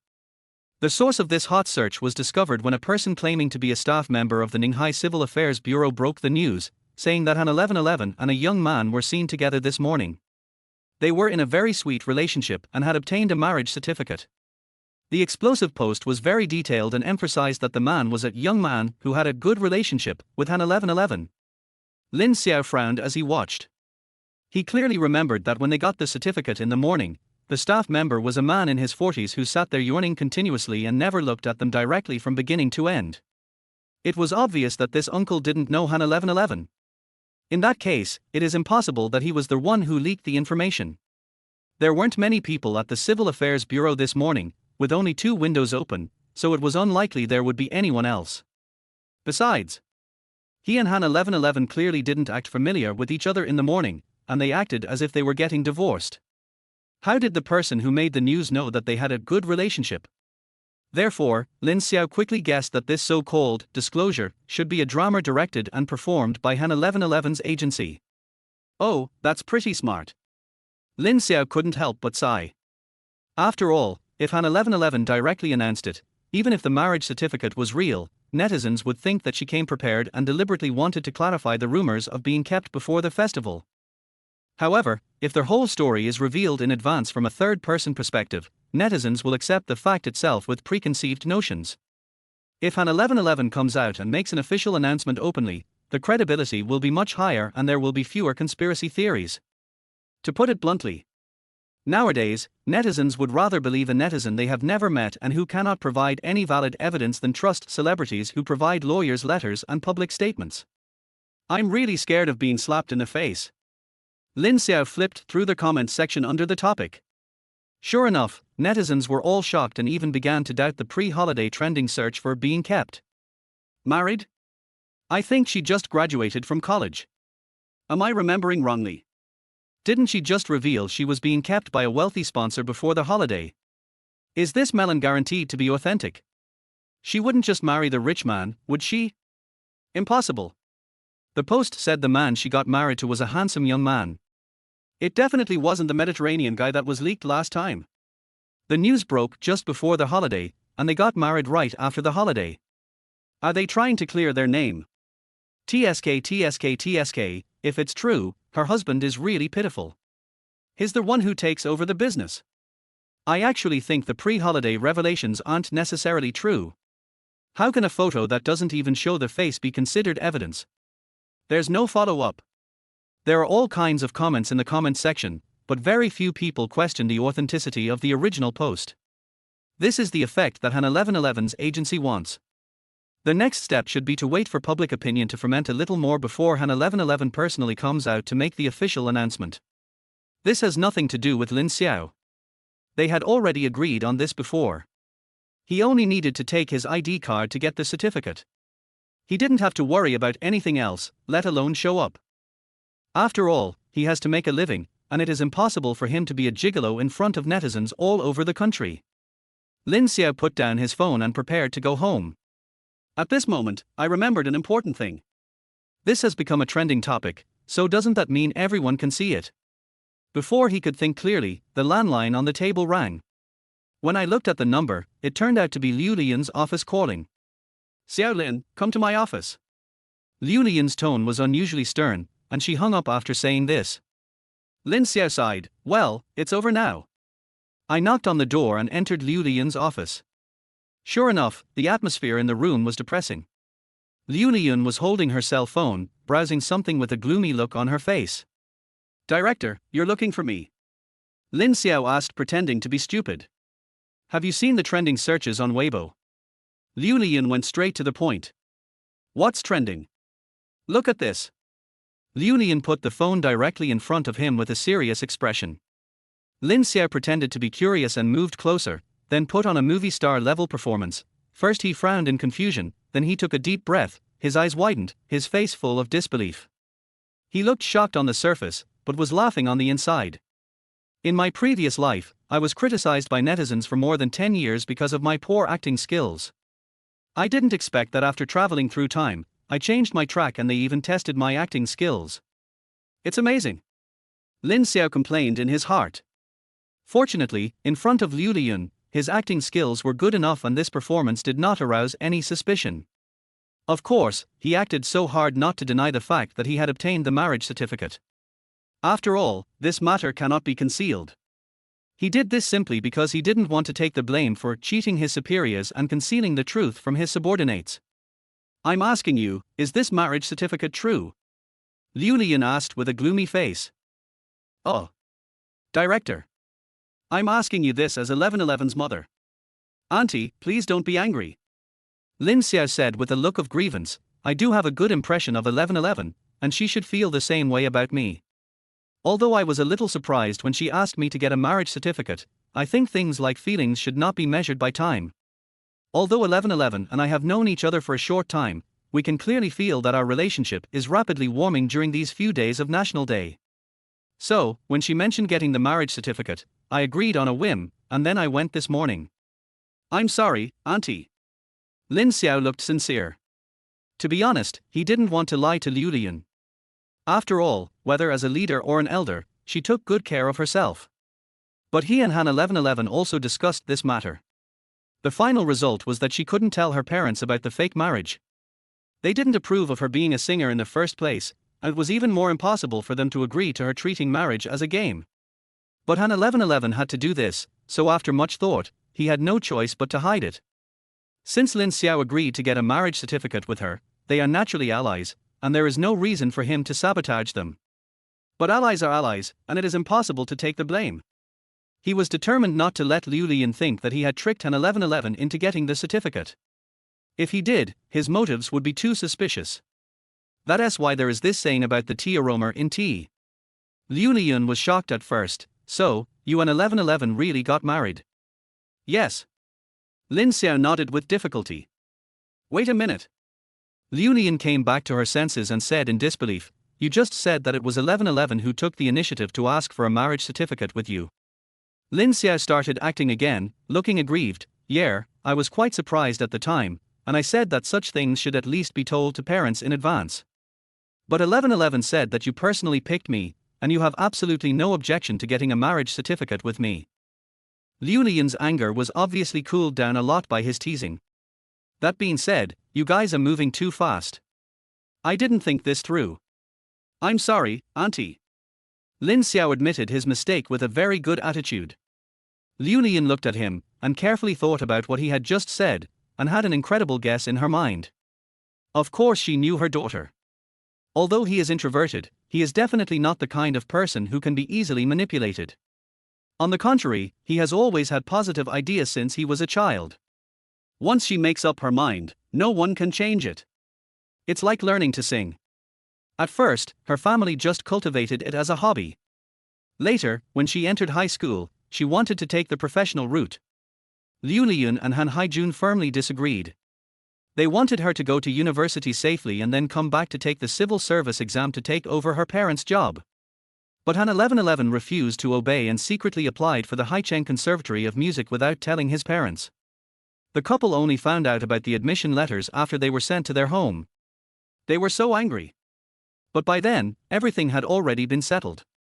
I couldn't let my daughter repeat a year and waste another year, could I? So in the end, Liu Liyun and Han Haijun had no choice but to compromise. Recalling what had happened before, Liu Liyun was certain that her daughter's marriage was so sudden that there must be something fishy going on. Just as 1111 said, Lin Xiao was obviously chosen by her as a mother, and she must have agreed and supported their love and marriage. Why did she have to get the marriage certificate behind her parents' backs and be in such a hurry? Liu Lian thought back to the whole thing and suddenly understood something. We got the certificate this morning, and it was trending on the internet this afternoon. It's too fast. Liu Lian was certain that this was definitely premeditated. When he looked up at Lin Xiao again, there was no longer any anger in his eyes, but instead his eyes were full of heartache. This child is so honest and naive that he didn't even realize he was being used by that girl. Our family will have to make it up to him in the future. Chapter 10. Why call me auntie? Call me mom. After get off work that day, Lin Xiao and Liu Lian went home together. Of course, the two of them acted separately and finally met at room 201, building 6, Geely Garden. When Lin Xiao arrived, the Han family of 3 were already sitting in a row in the living room, and the atmosphere was very depressing. Okay, a trial by 3 judges. Lin Xiao complained in his heart. After putting down his work bag, he stood in front of the coffee table. Seeing this, Han 1111 realized that he was also a criminal suspect. He quickly got up from the sofa and stood next to Lin Xiao. The young couple is quite a good match. Han Haijun, who was sitting in the main seat, glanced at Lin Xiao with sharp eyes, intimidating without even being angry. It was the first time that Lin Xiao met his father-in-law. Although he was a little impressed by the aura of the deputy bureau-level leader, he had seen many big scenes in his previous life, so his expression was calm and he was not at all nervous. Such calmness surprised Han Haijun. He thought to himself, isn't he a kid from the countryside? Why does he look so steady and mature? Compared to Han Haijun, Liu Liyun had obviously gotten over her shock and anger, and smoothly accepted the fact that she had a handsome son-in-law, with an uncontrollable smile on her face. Lin Xiao was originally chosen by her with great care, and she originally hoped that he would marry 1111. Although the process is a bit fast now, and 1111's motives are not very pure. But at least the results are in line with expectations. Since the goal has been achieved, there is no need to be so serious about the process. This is the same as being in the officialdom. So Liu Lian now looks at the young couple in front of her and feels that they are so pleasing to the eye and so well matched no matter how you look at them. Seeing the tense atmosphere, she feigned anger and said, "You two kids are too righteous. Even if you have feelings for each other, you shouldn't be so impulsive and just get married without telling your parents. This is just a new policy that doesn't require household registration books for marriage. If the policy hasn't changed, would you still be stealing household registration books from home?"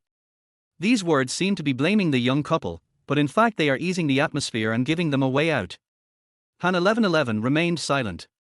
Lin Xiao, however, understood his mother-in-law's subtext and said sincerely, "Auntie, it's our fault. We definitely wouldn't dare to steal their household registration booklet. We were confused at the time and thought that this policy was to encourage young people to have freedom of marriage and love, so we got the marriage certificate in a fit of rage. I'm sorry, uncle and auntie. Be sincere and well-reasoned." Lin Xiao's implication was that the country encourages young people to get married whenever they want. You two are state officials and local leaders, and you still dare to go against national policy. As expected, Liu Lian immediately smiled brightly upon hearing this. She continued, "That's true.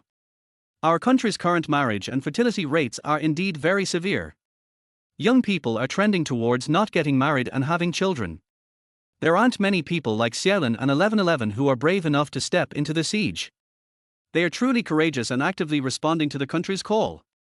In a word, their flash marriage was elevated to the level of supporting national policy. You are worthy of being a leader. After hearing what his wife said, Han Haijun's expression looked better. He felt that he had some awareness as a leader. However, Han Haijun was still furious when he thought about the daughter he had raised for more than 20 years being taken away by someone he had never even met. After a moment's silence, he finally spoke, "While this is still just a rumor and hasn't been officially announced, you should hurry up and get a divorce. 1111 should also quickly issue a clarification statement and pretend this never happened." All 3 of them were shocked. Liu Liyun was frightened and said, "Old Han, what nonsense are you talking about? The children have already received their marriage certificate.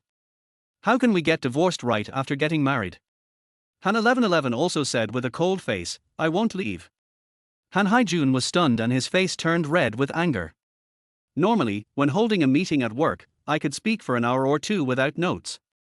But now, looking at my daughter whom I have spoiled since she was a child, I couldn't say anything or scold her. I was so anxious that I couldn't utter a word. Seeing this, Liu Lian hurriedly brought tea to her husband, who drank several gulps before his anger subsided. Han Haijun said patiently, 1111, marriage is not a joke. You're only 22, why rush into marriage? Even if you and Xiaolin have feelings for each other, dating and marriage are different. You still lack understanding and communication, and your personalities need time to adjust. Without these, there will be many conflicts even after marriage. Han Haijun spoke so earnestly that even Lin Xiao, an outsider, was moved. But Han 1111's face remained gloomy, and he looked like he was angry. I'm not getting a divorce, nor am I clarifying. Han 1111 said coldly, if I have to clarify, I'm clarifying that I'm not being kept by someone. The person in that photo is my biological father. Han Haijun was choked speechless. Seeing the attitude of the father and daughter, Lin Xiao finally understood that it was Han Haijun's idea to allow the sponsor photo to fly all over the place without clarifying it on the eve of National Day. Although Han 1111 chose to accept it for the sake of his father's career, he did so with some resentment. Now she got married with Lin Xiao without telling her parents, saying that it was to wash away the scandal, but in fact it was also a bit of a ploy to get angry with her father. Seeing that the situation had reached a stalemate again, Lin Xiao spoke. Uncle, I shouldn't have been fooling around with 1111 and getting the marriage certificate without your consent. I sincerely apologize. Lin Xiao stood in a very straight posture and bowed seriously, which immediately softened Han Haijun's expression. Lin Xiao knew that he was on the right path. Isn't he Han Haijun a leader? Then use the civil servant interview routine to deal with him, no problem. The current situation seems to be an old father forcing his daughter and son-in-law to divorce, but it is actually a standard trap. So the first step is to express your attitude, and the second step is to replace the original with the fake. Uncle, although 1111 and I were a little impulsive in getting our marriage certificate, please believe that our feelings are genuine. You may think that we haven't known each other for long, but the attraction between people is sometimes only a moment. After 1111 and I confirmed our feelings, I asked her why she liked me, even though I was 5 years older than her and we weren't even her age. She said she couldn't explain it, but she just liked the solid feeling of being with me. I never understood what she meant before, but today I understand. The steadiness she loves actually comes from her admiration and respect for you. You are mountain in her heart. Even though her dream of becoming a singer may seem unconventional, under your guidance, her nature remains down to earth. So, even after a stint in the glamorous entertainment industry, she never forgot her original aspirations. She never thought about marrying into a wealthy family or living a life of luxury. Instead, she very clearly chose an ordinary person like me. This is inseparable from your words and deeds. No matter how much I say, I just want to tell you sincerely that although we have already obtained the marriage certificate, your approval is very important to 1111 and me. I believe that no matter what decision you make, it's for our own good, so we are grateful for your support. If you still insist on separating us, we will accept that calmly and will take concrete actions to gain your approval in the future. After saying this, Lin Xiao bowed again. Beside him, Han 1111 was already stunned. As Lin Xiao delivered his speech steadily, she kept thinking, is this what I think? Is this what you think? Is this what we think? Across from them, Han Haijun and Liu Lian, who were sitting calmly, were also stunned. Lin Xiao's words were sincere and his attitude was clear. He not only expressed his feelings for 1111, but also highlighted his respect for Han Haijun. In particular, his flattery without changing his expression directly elevated Han Haijun to the level of a soul helmsman and life mentor. I have to say that the Korean Navy benefited a lot from it. Although he could tell that his future son-in-law was flattering him, he couldn't help but think in his heart, yes, I am my daughter's mountain, the navigator, helmsman, and direction indicator on her road to growth. Thinking of this, he suddenly felt that this young man was his soulmate, and he actually saw through his painstaking efforts for his daughter. So even if he had some grudge against Lin Xiao at the beginning, it has now disappeared. After a long time, Han Haijun's expression finally relaxed completely. He pointed to the seat next to him and said in a friendly manner, Xiao Lin, sit down and have some tea. After hearing this, Lin Xiao and Liu Lian both breathed a sigh of relief. This means that you have passed. Liu Lian quickly greeted, Xiao Lin, 1111, please sit down, we are all family. She quickly poured a glass of water and handed it to Lin Xiao. Thank you, Auntie. Lin Xiao said gratefully. Liu Lian glared at him in disapproval, the smile on her lips harder to suppress than AK. We've already got the marriage certificate, why are you still calling me Auntie? Call me Mom. Chapter 11, Sleep Here. With the approval of the Han Navy, the following things will be much easier. Although this was the first meeting between the father-in-law and son-in-law, Liu Lian had actually mentioned Lin Xiao to her husband many times before, leaving him with an initial impression of being down-to-earth, hardworking, and smart. If Han Haijun had not nodded, Lin Xiao would not have had the opportunity to go on a blind date, and all the things that happened later would not have happened. Therefore, Han Haijun recognized Lin Xiao from the bottom of his heart.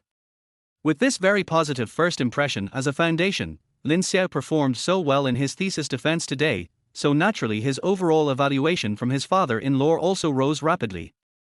After a chat, Han Haijun's smile became more and more obvious, and his affectionate attitude towards Lin Xiao even surpassed Liu Lian. There was no mention of divorce at all. Today is the day when their daughter and son-in-law get their marriage certificate, so the old couple immediately decided to go out and set up a table to celebrate. Lin Xiao and Han 1111 performed their roles very well, so naturally there was no objection. There was a high-end restaurant just outside the community. Liu Lian called to reserve a private room, and the four of them went straight there. There should be wine at happy events, and leaders want people to accompany them. When the leaders become the father-in-law and mother-in-law, you have to drink their wine to your heart's content. So Lin Xiao went all out today, using all the skills he had accumulated in the entertainment industry in his previous life. He praised Han Haijun so much at the dinner table that he was very happy, and coaxed Liu Lian so much that she wanted to treat him as her own son. Han 1111 was stunned watching from the side. She had anticipated that her decision to act first and ask for permission later would lead to strong opposition from her father and cause a major earthquake in the family. However, she never expected that the big earthquake turned into a small earthquake, and before she could even feel the tremors, she watched the tense atmosphere quickly switch to a happy family scene in front of her. Didn't I suggest getting the marriage certificate? Why are these three the only ones happy? Han 1111 felt inexplicably unhappy. The celebration banquet lasted until after 9 o'clock. Han Haijun was in high spirits and drank too much, so Lin Xiao almost had to half carry and half support him to carry him back home.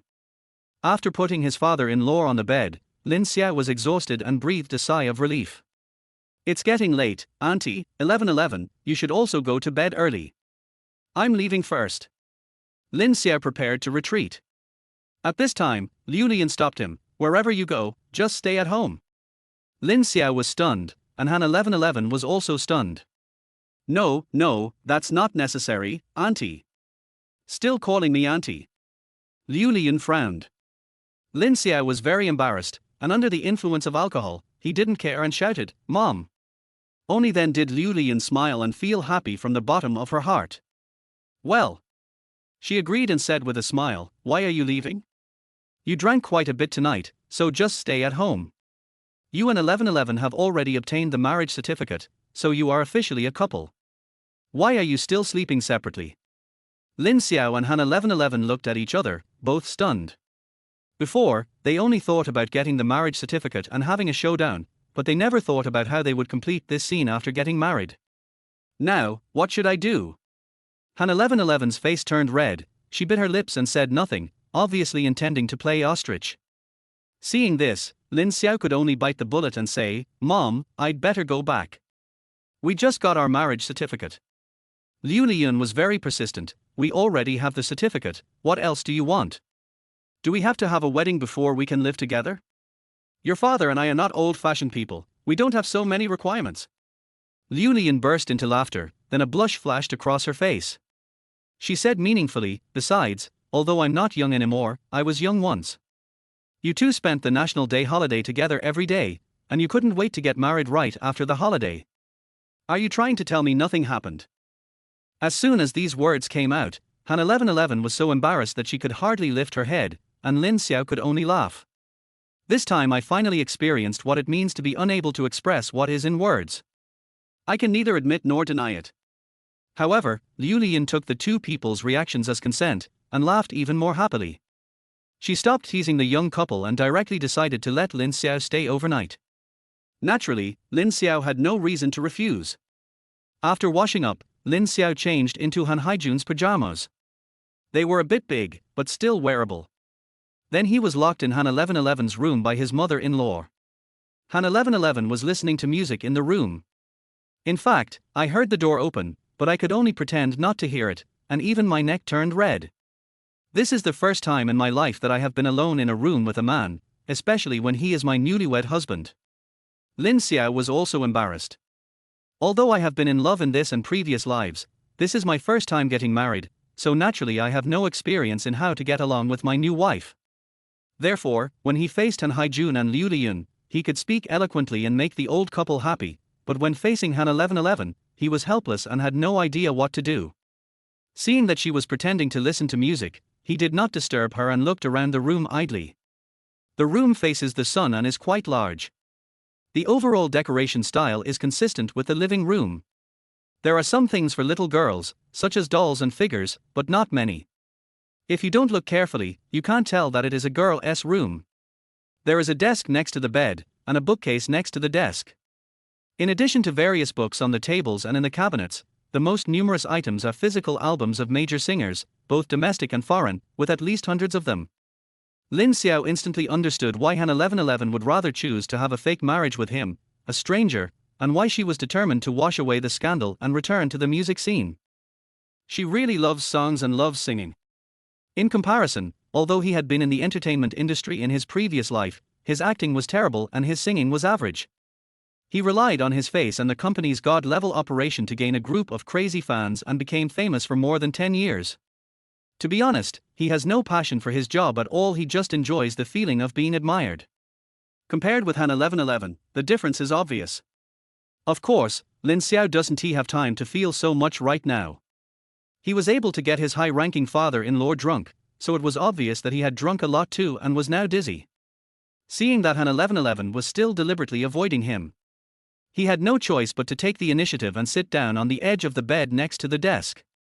1111, he asked. Han 1111 turned her head to look at him. If she continued to pretend, she would become a deaf person. R. Her reaction was extremely unnatural, and her face was as red as if she had a fever. I'm sleepy. Is there any quilt in the closet? I'll sleep on the floor. Lin Xiao said directly. You can't ask a girl to sleep on the floor, this is someone else's room. Han 1111 was stunned for a moment before she understood what he meant. She quickly opened the cabinet and searched around, and actually found 2 quilts. However, when she handed it to him, she paused, looked up at him, locked eyes for a second, and then shyly looked away. Can you sleep on the floor? If you don't sleep on the floor, will you sleep on the bed? Han 1111 pursed her lips and said nothing. Lin Xiao laughed and stopped teasing her. He took the quilt, spread it on the side close to the balcony, and then lay down on it. A bit hard, but okay to sleep on. Good night, 1111. He closed his eyes directly.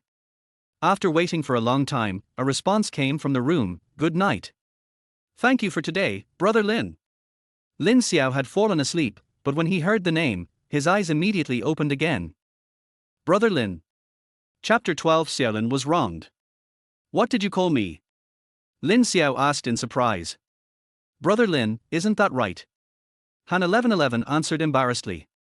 Lin Xiao didn't know whether to laugh or cry. I call your dad dad and your mom now. What do you think you should call me? Han 1111 tilted his head, brother. Lin Xiao. My eyelids were drooping due to sleepiness, but now my eyes widened and all the sleepiness disappeared in an instant. Wow, I accidentally became a German orthopedic surgeon. Just call him Brother Lin, but don't call him that in front of your parents, or they'll be exposed. Lin Xiao said. Oh. Han 1111 finally understood what he meant. Her ears turned even redder. After a moment of hesitation, she asked, then, what should I call you in front of my parents? Lin Xiao thought for a moment, husband. Too corny. Lin Xiao. Too formal. I don't have any idea, what do you think? Han 1111 tilted his head and thought for a while, I'd better not say anything. Lin Xiao was happy, that's fine. I was so sleepy that I didn't have the energy to talk nonsense. I lay down and fell asleep quickly, even snoring softly. Han 1111 was surprised at how quickly he fell asleep, thinking that this guy was really carefree, being able to sleep so soundly in someone else's house. But at this moment, my tense heart finally relaxed. Only then did she dare to look at Lin Xiao's face openly. She looked left and right and found that he was really good looking. No wonder my mother likes him. She complained in her heart and curled her lips in a bit of jealousy. Too many things happened that day. She was busy getting the marriage certificate, busy discussing the details of whitewashing with her agent, and busy dealing with her parents. Now that she had a rare moment of peace and quiet, she was exhausted both physically and mentally. Listening to Lin Xiao's soft snoring, she felt very uncomfortable, yet inexplicably relaxed. My dream of becoming a singer hasn't even come true yet, and I'm already getting married. God is really playing a huge joke on me. Han 1111 sighed softly. After a moment of contemplation, his heart was in turmoil, and it took him a long time to tiptoe onto the bed. I thought I wouldn't be able to sleep, but unexpectedly, I fell asleep very quickly. Another room. After sleeping for 2 hours, Han Haijun suddenly woke up. After washing up, he leaned against the head of the bed, but he couldn't fall asleep at all. After spending a night together, he now admires Lin Xiao from the bottom of his heart, but he still cannot accept the fact that his daughter is already married, and he can't help but sigh. Liu Liyun had already fallen asleep, but after hearing the sighs from the people next to her, she sat up again. Why, are you feeling bad because your daughter is getting married? She joked. You're asking even though you already know the answer. Han Haijun said unhappily. Liu Liyun laughed and said, okay, my daughter is growing up now. Sooner or later, this day will come. We as parents need to learn to let go. Han Haijun sighed and said, that's true, but I didn't expect this day to come so soon, so suddenly. Liu Liyun also sighed, but then smiled again. Getting married at 22 is a bit fast, but fortunately, the young man is really nice. Haven't you always regretted not having a son? Now that your son is here, and is so outstanding, you should be happy. Han Haijun was immediately delighted by these words and nodded repeatedly, saying, that's right. Liu Liyun smiled and said, Xiao Lin has been with the company for 5 years now. He's grown up under my watch. He's smart, perceptive, down to earth, and steady. He's not the kind of young man who's overconfident but incompetent. He's a great candidate for politics. If he weren't so talented, I wouldn't have even considered marrying 1111 to him. Han Haijun nodded and said, Xiao Lin is smart, but I'm worried, will he be too smart? Although her husband did not say it explicitly, Liu Liyun immediately understood what he meant. Are you worried that he married 1111 because he was attracted by our family background? You can't judge a person by his appearance. In the current situation, it's hard for me not to think so. Han Haijun said seriously. Then you are wrong. Liu Liyun laughed. Oh? How do you mean? Liu Liyun smiled confidently and said, not to mention that I've been observing Xiaolin for 5 years and know he's not the kind of person who thinks too deeply. As for the flash marriage, I confirmed it with both of them as soon as I saw the trending search. It was your daughter who took the initiative to bring it up, and Xiaolin just didn't object. Zixity? Impossible. Han Haijun's tone was very firm. He added, I know my own daughter. 1111 has always been steady and methodical. She always plans everything in an orderly manner and never takes risks. She must have had many boys chasing her, but she hasn't accepted any of them. Even if Xiaolin is handsome and she's attracted to him, she wouldn't be so impulsive as to get married after just knowing him for a week. That's totally out of her character. After listening to her husband's analysis, Liu Liyun smiled with an ambiguous look on her face. Your analysis is correct. This is indeed not something 1111 would do. Liu Liyun said with a smile. So, she couldn't possibly take the initiative to propose marriage to Xiaolin. That may not be the case. Liu Liyun, with a look of knowing her daughter best, smiled and said, it's not something she would do, but she did it. There's only one possibility that's the reason for this incident. We haven't found it yet, and the investigation isn't thorough enough. Han Haijun was stunned. You mean? Liu Liyun burst into laughter. This girl is quite shrewd. I guess she wants to use her marriage to Lin Xiao to reassure us both so she can venture into the entertainment industry. On the other hand, she's also using the marriage to establish a new persona. I saw this from looking at the trending searches. Many netizens are already supporting her online, and the criticism isn't as harsh as it was before the holiday. The Han Haijun was shocked. Are you saying that they are faking their marriage to trick us? It's definitely not a fake marriage. Liu Lian smiled gratifiedly. During the National Day holiday, Xiaolin went back to his hometown for 2 days and then returned. Since then, the two of them have been spending every day together. It's true that they are attracted to each other. Your daughter, even if she wants to be a singer, isn't someone who would risk her life. So, I guess they are interested in each other, and 1111 wanted to clear up the rumors, so they just went all out and got married. Han Haijun was shocked when he heard this. Although he considers himself an 1111 spiritual mentor, he has been busy with work for many years and indeed knows his daughter far less than Liu Lian. So now, after hearing his wife's analysis, he was very surprised, but the more he thought about it, the more it made sense. When I came to my senses, the complicated mood I had at the beginning had changed. According to you, Xiaolin was used by our daughter, he asked back. It's not like he's using me. He likes 1111. You and I can both see it. Liu Lian smiled and said, but your daughter's motives were impure. Xiaolin was wronged after all. Han Haijun nodded and was speechless for a moment. After a long pause, he finally said, this isn't difficult. No matter how they got married, we're married now and we're a family. Xiaolin is also in the system and has a good understanding. If there's a chance at work, we can give him a try. What do you say? Liu Lian rolled her eyes at him and laughed heartily. Need you to tell me? I already had a plan. The couple smiled at each other, and there was no need to say more about these things. Chapter 13 Whitewash. The next morning, Lin Xiao woke up from the floor, feeling a little dazed. After a moment of silence, he remembered that he was living in Han 1111's house and felt very uncomfortable. He's just like a live-in son-in-law, he complained in his heart. Han 1111 had already gotten up and the quilt was neatly made on the bed. He quickly got up, folded the quilt and put it in the cabinet, and suddenly felt a little pain in his waist. The ground is too hard. He held his waist and walked out of the room. In the living room, a family of 3 was having breakfast. Liu Lian was about to call him over, but when she saw him looking sleepy and holding his waist, she immediately smiled as if she understood. As expected, they are a young couple with lots of energy. She couldn't help but feel emotional. Xiaolin, come over and have breakfast. Han Haijun said at this time.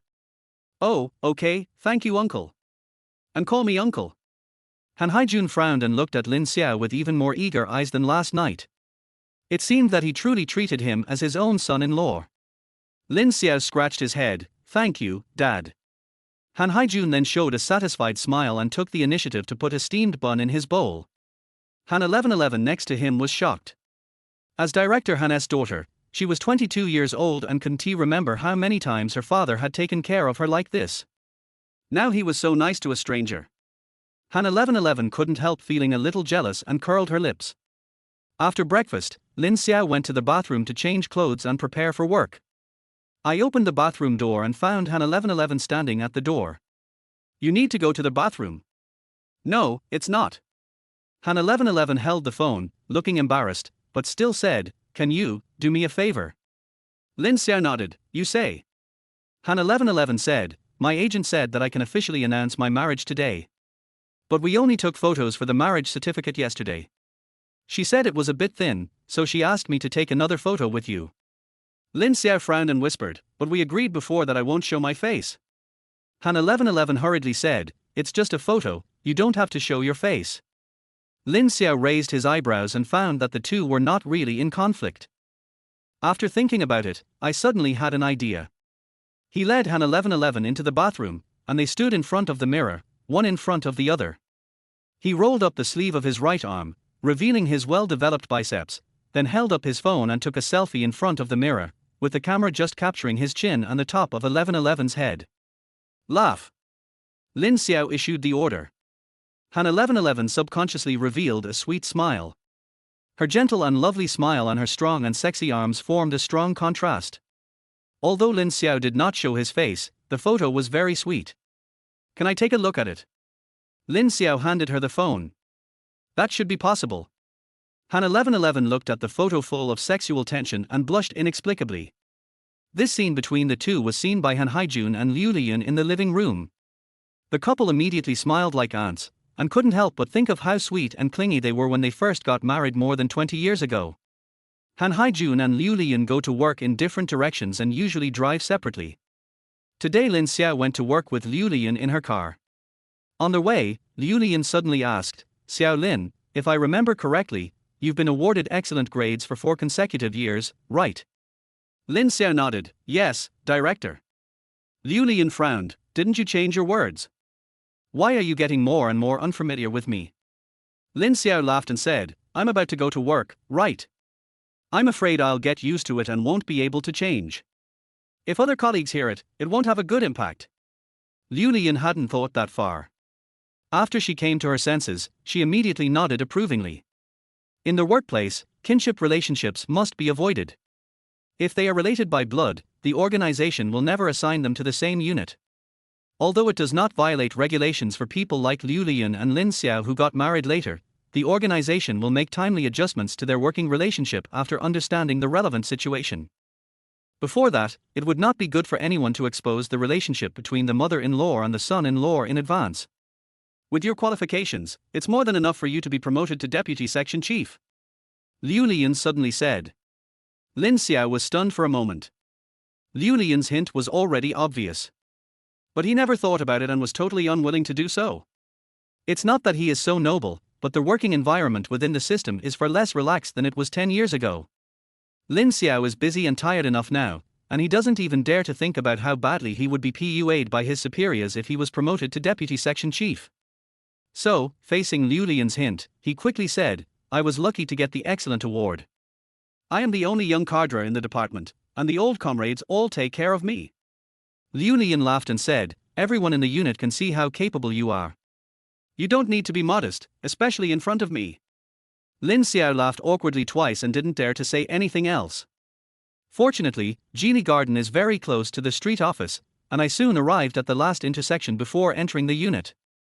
Liu Lian stopped the car, dropped Lin Xiao off, and then drove in. Lin Xiao looked at the taillights of the car turning into the unit and his face became serious.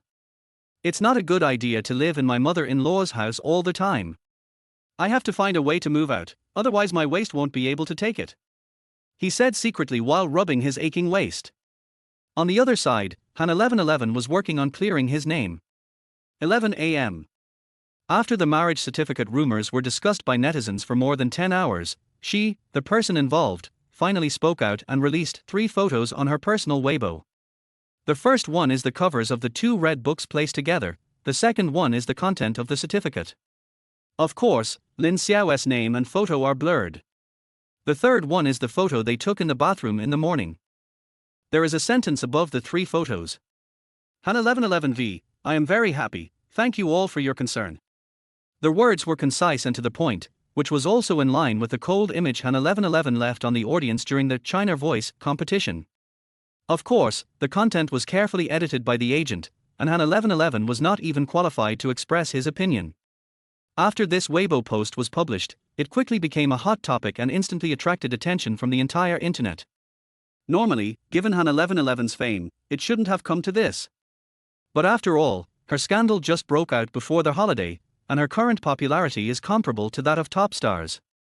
In addition, the fact that a female artist got married at the age of 22 is shocking enough, so the popularity is so high. Agent Yu Hui was so happy that she couldn't close her legs as she watched the topic ranking rise rapidly. However, Han 1111 was not interested in paying attention to netizens' reactions. Her attention was completely focused on the third photo. Recalling the morning when Lin Xiao held her in his arm almost touching her cheek, and the warm masculine scent lingering around her. Her face started to heat up uncontrollably again. Chapter 14 New Age Bully. Lin Xiao was busy all morning. It was almost time for lunch when he remembered that Han 1111 said that an official announcement would be made this morning, so he quickly clicked on Weibo to check. On Weibo's hot search list, the topic, Han 1111 officially announced that she has obtained her marriage certificate, has reached the top of the list.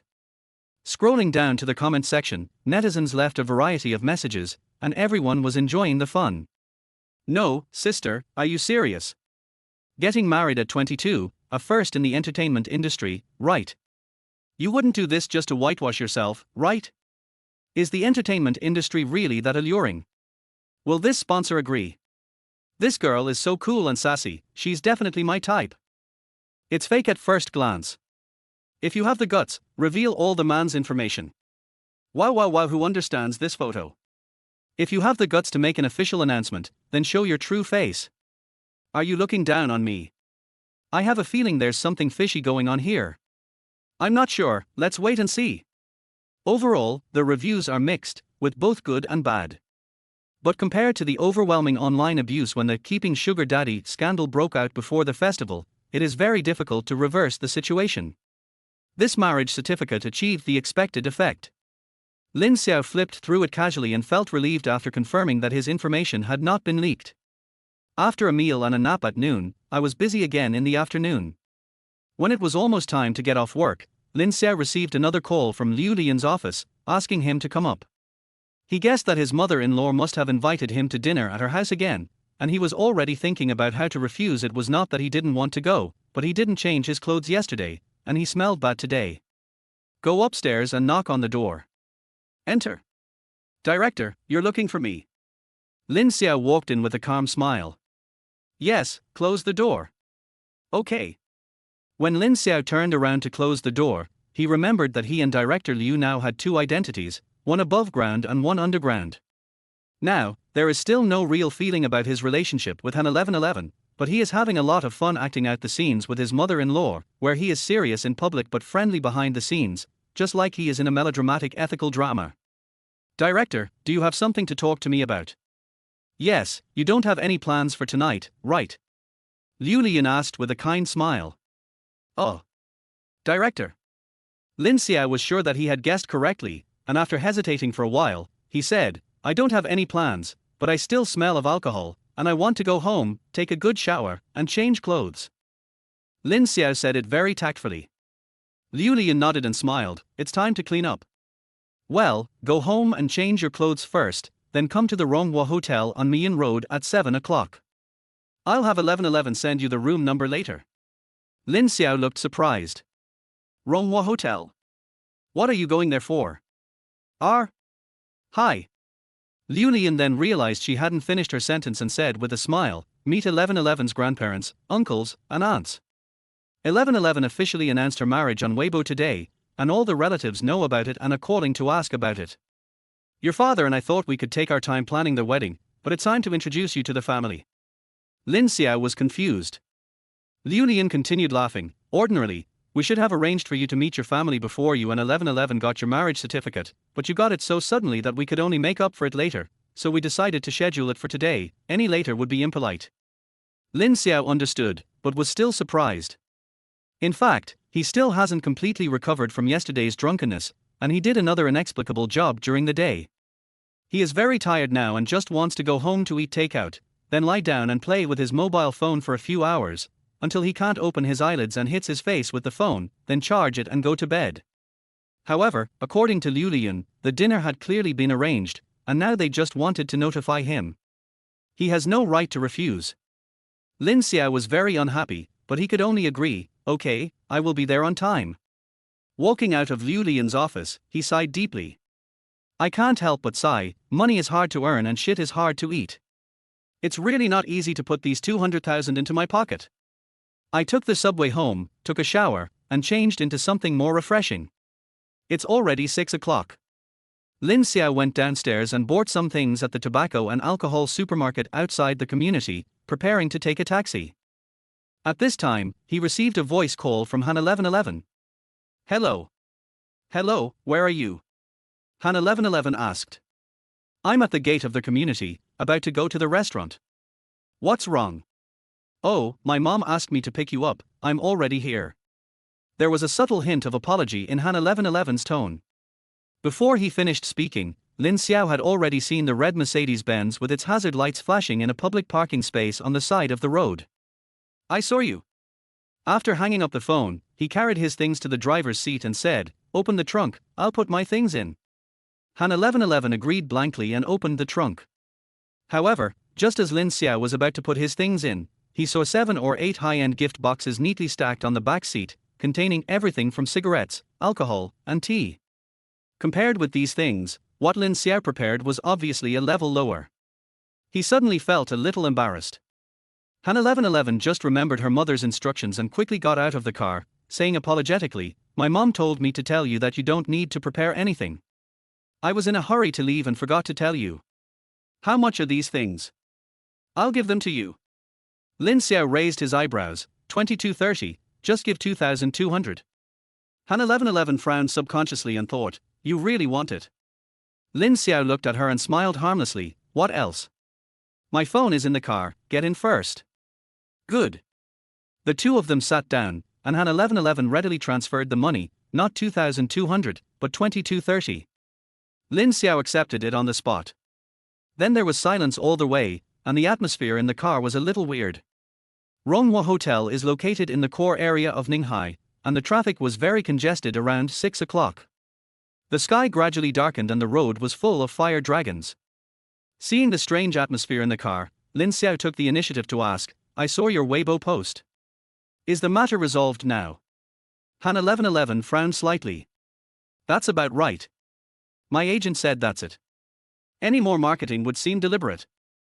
Lin Xiao nodded. "What are your plans for the next step?" Han 1111 said, "I should slowly get back to work. I had several performances scheduled for the National Day holiday, but they were all cancelled because of the trending searches. Now, once the buzz about getting the marriage certificate spreads, the company should probably arrange for me to participate in an offline performance on Tomato TV. Tomato Channel." Lin Xiao frowned. "The Voice of China is a program on Tomato TV. I signed a contract with the TV station before participating. It stipulated that after I won a place, I had to participate in offline performances planned by the TV station for a period of 1 year. When my trending searches came out before the holidays, Tomato TV wanted to claim 1 million yuan from me. It was only after the company intervened that the matter was resolved." Han 1111 said this, her weak tone full of helplessness. I guess she didn't expect that the entertainment industry is so deep. She felt like she was going to drown before she even got involved. Lin Xiao couldn't help but feel a little emotional after hearing this. Only then did he understand that Han 1111, who was obviously introverted and simple-minded, could do such a ridiculous thing as asking for marriage the first time they met. It seemed that she not only wanted to continue her singing career, but was also overwhelmed by the penalty for breach of contract. She didn't have to go through this. From a glamorous rising star in the music industry to a mocked gold digger, the stark difference in her image was caused by a photo Lin Xiao took casually. After learning all this, Lin Xiao looked at the received transfer prompt on the WeChat interface and his face became embarrassed. Well, they are taking advantage of the situation. When it comes to me, I'm the one who robs and sets fires. Isn't he this a new age bully? Chapter 15, Meeting the New Son-in-Law. After rushing, we finally arrived at Ronghua Hotel before 7 o'clock. On the way, Lin Xiao got a general understanding of his mother-in-law Liu Lian's family situation. Han 1111's grandparents are both native Ninghai people. After experiencing a long and eventful life, they retired from the positions of municipal government and teachers respectively. Now they are both nearly 80 years old. The old couple had 2 sons and 2 daughters in total. Liu Lian was the second child, with an older brother, a younger brother and a younger sister. Except for the youngest sister who married in Beijing, the other 3 of their 4 siblings are in Ninghai. Tonight, they will all bring their families to attend the meeting of Lin Xiao, the new son-in-law. There will be more than a dozen people in the family. When Lin Xiao heard this, he knew that tonight's dinner party would not go smoothly. Arrived at private room 308 of Ronghua Hotel. Before entering the door, I could hear the hustle and bustle inside, with laughter and chatter in the Ninghai dialect. Lin Xiao pushed the door open and took Han 1111 in. As soon as he appeared, he immediately attracted the attention of more than a dozen people inside, and more than 20 eyes were looking at him eagerly. Seeing this, Lin Xiao said calmly, "I'm sorry, elders, I was stuck in traffic and I'm late." He smiled peacefully, and although he was apologizing, his tone was not humble. This sentence actually only serves as a greeting. As he spoke, his eyes quickly scanned the entire audience and immediately saw a pair of silver-haired elderly people sitting in the main seat, who were obviously 1111's grandparents. To the right of the old man, a middle-aged man with grey hair hurriedly said with a smile, "It's not too late, it's not even 7 o'clock yet." Judging from his age and seating position, Lin Xiao guessed that he was Liu Lian's elder brother, Liu Lishan. As soon as these words were spoken, others quickly echoed them, and the atmosphere in the private room became cheerful and harmonious. Lin Xiao raised his eyebrows, feeling that the situation was much easier than he had thought. Liu Lian took Lin Xiao to meet his grandparents. The old couple saw that he was handsome and behaved calmly, and both of their eyes were full of approval and appreciation. "Grandpa, Grandma!" Lin Xiao shouted, his tone sincere. Good boy." Shen Suji was all smiles, genuinely happy. She held his hand and couldn't help but greet him, asking him how old he was, where he was from, where he went to university, etc. Lin Xiao answered each question seriously, without any impatience. Shen Suji became more and more happy, and suddenly took out a red envelope from her pocket and stuffed it into his hand. "Grandma, this. Take it, this is a gift from your grandparents." Shen Suji's tone was kind and unyielding. After hearing this, Lin Xiao stopped being pretentious and accepted it. At this time, the waiter had already started serving the dishes, and Han Haijun asked everyone to take a seat. Lin Xiao and Han 1111 sat together at the lower seat of the round table. On both sides were young people from various families. His uncle Liu Lixing's family already had the third generation. "This is my eldest uncle and aunt, and this is my second uncle and aunt." Liu Lian introduced them one by one. Lin Xiao obediently followed suit and called out one by one. The whole process was orderly and busy. In comparison, Han 1111 was much more relaxed. He sat there the entire time, whispering and chatting happily with the person next to him who was probably his cousin. After getting to know everyone and the dishes were almost served, the dinner officially got down to business. Han Haijun raised his glass and said, "Today our family gathers together to celebrate 1111's marriage and the addition of a new member to our family. Let's raise our glasses." Everyone congratulated and drank a toast together. After sitting down, the interrogation test of Lin Xiao officially began. In less than half an hour, he revealed all his basic information, from how many people were in his family to whether he had ever had hemorrhoidectomy. Lin Xiao remained calm and composed throughout the whole process, showing no sign of stage fright, which made the elders look at him with even higher regard. Han Haijun and Liu Lian also nodded in satisfaction. Before coming, the couple was actually a little worried. Although they found Lin Xiao to be a good young man with good character and good manners, he was from the countryside after all, and he had few opportunities to gain experience at the drinking table at work, so he was inevitably shy in the face of such a grand occasion. However, Lin Xiao performed quite well. He was very polite to his elders, but he didn't let them lead him around. He made a few jokes from time to time to make everyone laugh, which made this meeting of the new son-in-law, which was full of interrogation and questioning, become very harmonious and relaxed. The way several elders looked at him changed quietly. At this time, Han 1111's second aunt Deng Huan suddenly laughed and said, "Xiao Lin, 1111 was raised by her grandparents since she was a child. She is the treasure of the old couple.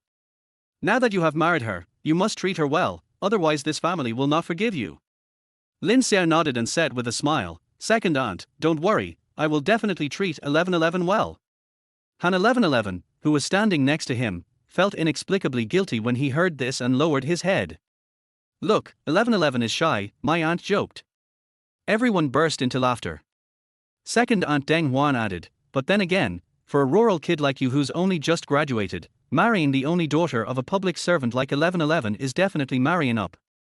Auntie, I'm being blunt, so please don't mind me." As soon as these words came out, everyone at the dinner table looked unhappy. Lin Xiao's eyes changed slightly, and he kept smiling. In the previous conversation, he felt that his second aunt's words were a bit sarcastic, and he thought he was overthinking it. Now it is finally confirmed that she is targeting herself, or to be more precise, Han 1111's family. Of course, this is normal. Even teeth and tongue can fight sometimes, let alone this whole family. It would be strange if there were no conflicts at all. Lin Xiao was too lazy to guess and smiled, "Aunt is right. 1111 is gentle and beautiful, and my parents treat me like their own son. I am really marrying up to be able to become a family with them." As soon as these words were spoken, Han Haijun and Liu Lian's faces suddenly brightened. I was flattered by my son-in-law's praise and I was also impressed by his ability to respond. It's actually difficult to answer what Deng Huan said just now.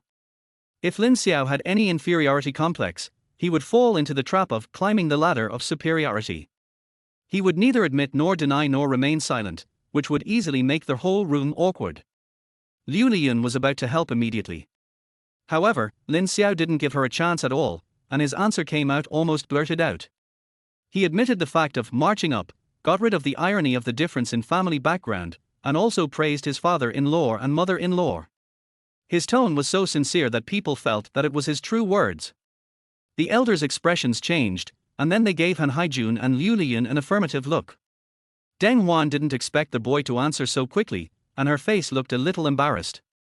After a pause, she smiled sinisterly again, raised her voice and sneered, "Oh, you're quick to change your mind, kid. You haven't even had the wedding yet, and you've already invited your parents. Are you afraid you won't get the money to change your mind later?" Lin Xiao's smile paused. If what my second aunt said just now could be interpreted as quick-tempered remarks, then this sentence was clearly a deliberate provocation, and was filled with strong malice. The others also heard it and frowned. Second uncle Liu Linian pushed her unhappily. "What nonsense are you talking about?" Deng Huan remained calm. "It's just a joke, Xiaolin won't take it seriously, right, Xiaolin?" Lin Xiao chuckled and prepared to fight back. At this time, Han 1111, who had been silent all this time, suddenly spoke up. "Whether my parents pay for changing their names or not, since Lin Xiao and I got the marriage certificate, of course he has to change his name to mom and dad. Just like if you didn't pay for changing your name, didn't Lin Xiao call you aunt all night?" Han 1111's tone was cold, which immediately made Deng Huan look embarrassed. Liu Lian quickly scolded, 1111, how can you talk to your second aunt like that? You're so disrespectful." The others quickly agreed and changed the subject. Lin Xiao stared at Han 1111 in surprise. He didn't expect that she, who had always been introverted, would dare to confront her elders. Today really opened his eyes. Han 1111's ears turned a little red from being stared at by him. When she turned around, she saw Lin Xiaojun's admiring expression, and then he seriously gave her a thumbs up secretly under the table. Puff. Han 1111 couldn't help but almost laughed out loud. Chapter 16 The Couple's Night Chat. Under the joint attack of Lin Xiao and Han 1111, my second aunt Deng Huan was so angry that she was gasping for breath and became much more obedient. The second half of the dinner went smoothly. As the undisputed protagonist of the night and a junior, Lin Xiao couldn't avoid drinking, so he undoubtedly got drunk. The party lasted until 9 o'clock. Seeing that it was almost time, Liu Lian came out to the front desk to pay the bill. "Hello, I see the order has already been made," the front desk manager said politely. "Have you bought it?" Liu Lian looked surprised. "Who bought it?"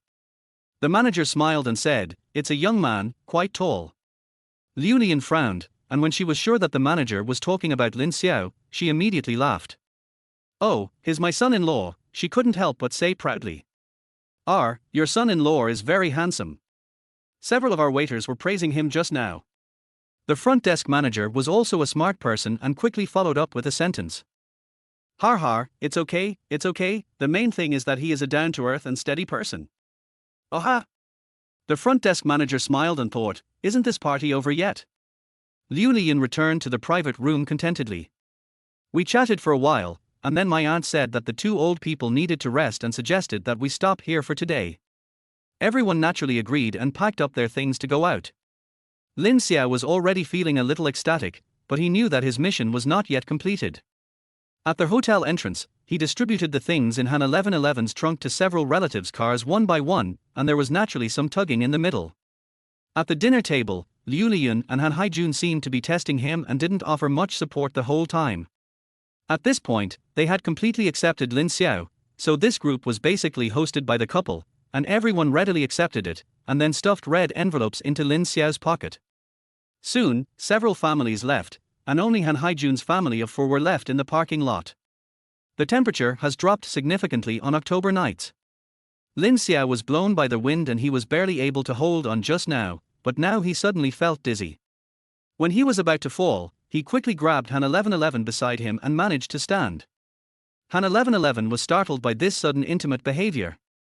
She subconsciously wanted to push him away, but inexplicably forced herself to hold back. She held her breath and frowned, trying not to smell the pungent smell of alcohol on him. "Xiaolin has drunk too much, let's go back quickly," Liu Lian said worriedly. Lin Xiao heard these words in a daze and wanted to refuse, but he was completely speechless at this time. He had no idea how he got on the bus or how he got to Geely Garden. When I woke up, it was pitch black all around. His head was still dizzy, his limbs were weak, and he was so thirsty that he was almost smoking.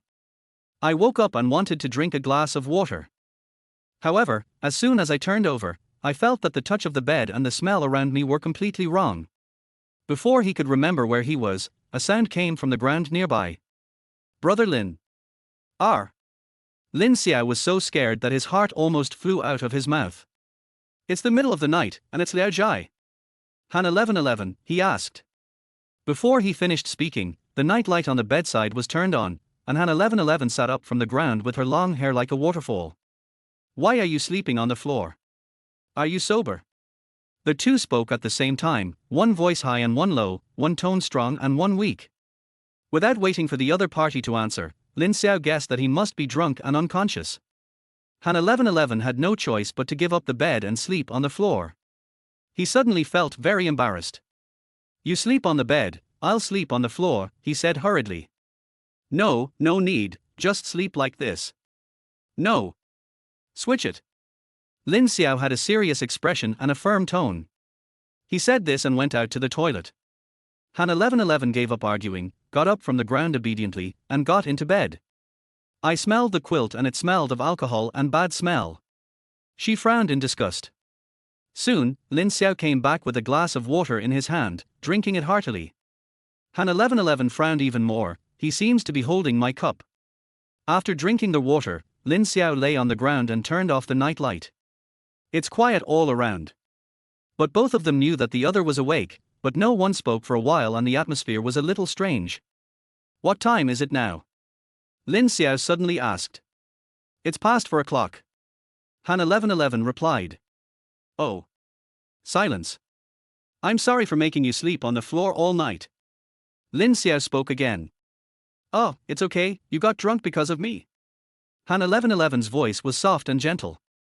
That being said, I do like your relatives. Han 1111 didn't say much, so Lin Xiao stopped talking. Silence again. 1111. Lin Xiao spoke again.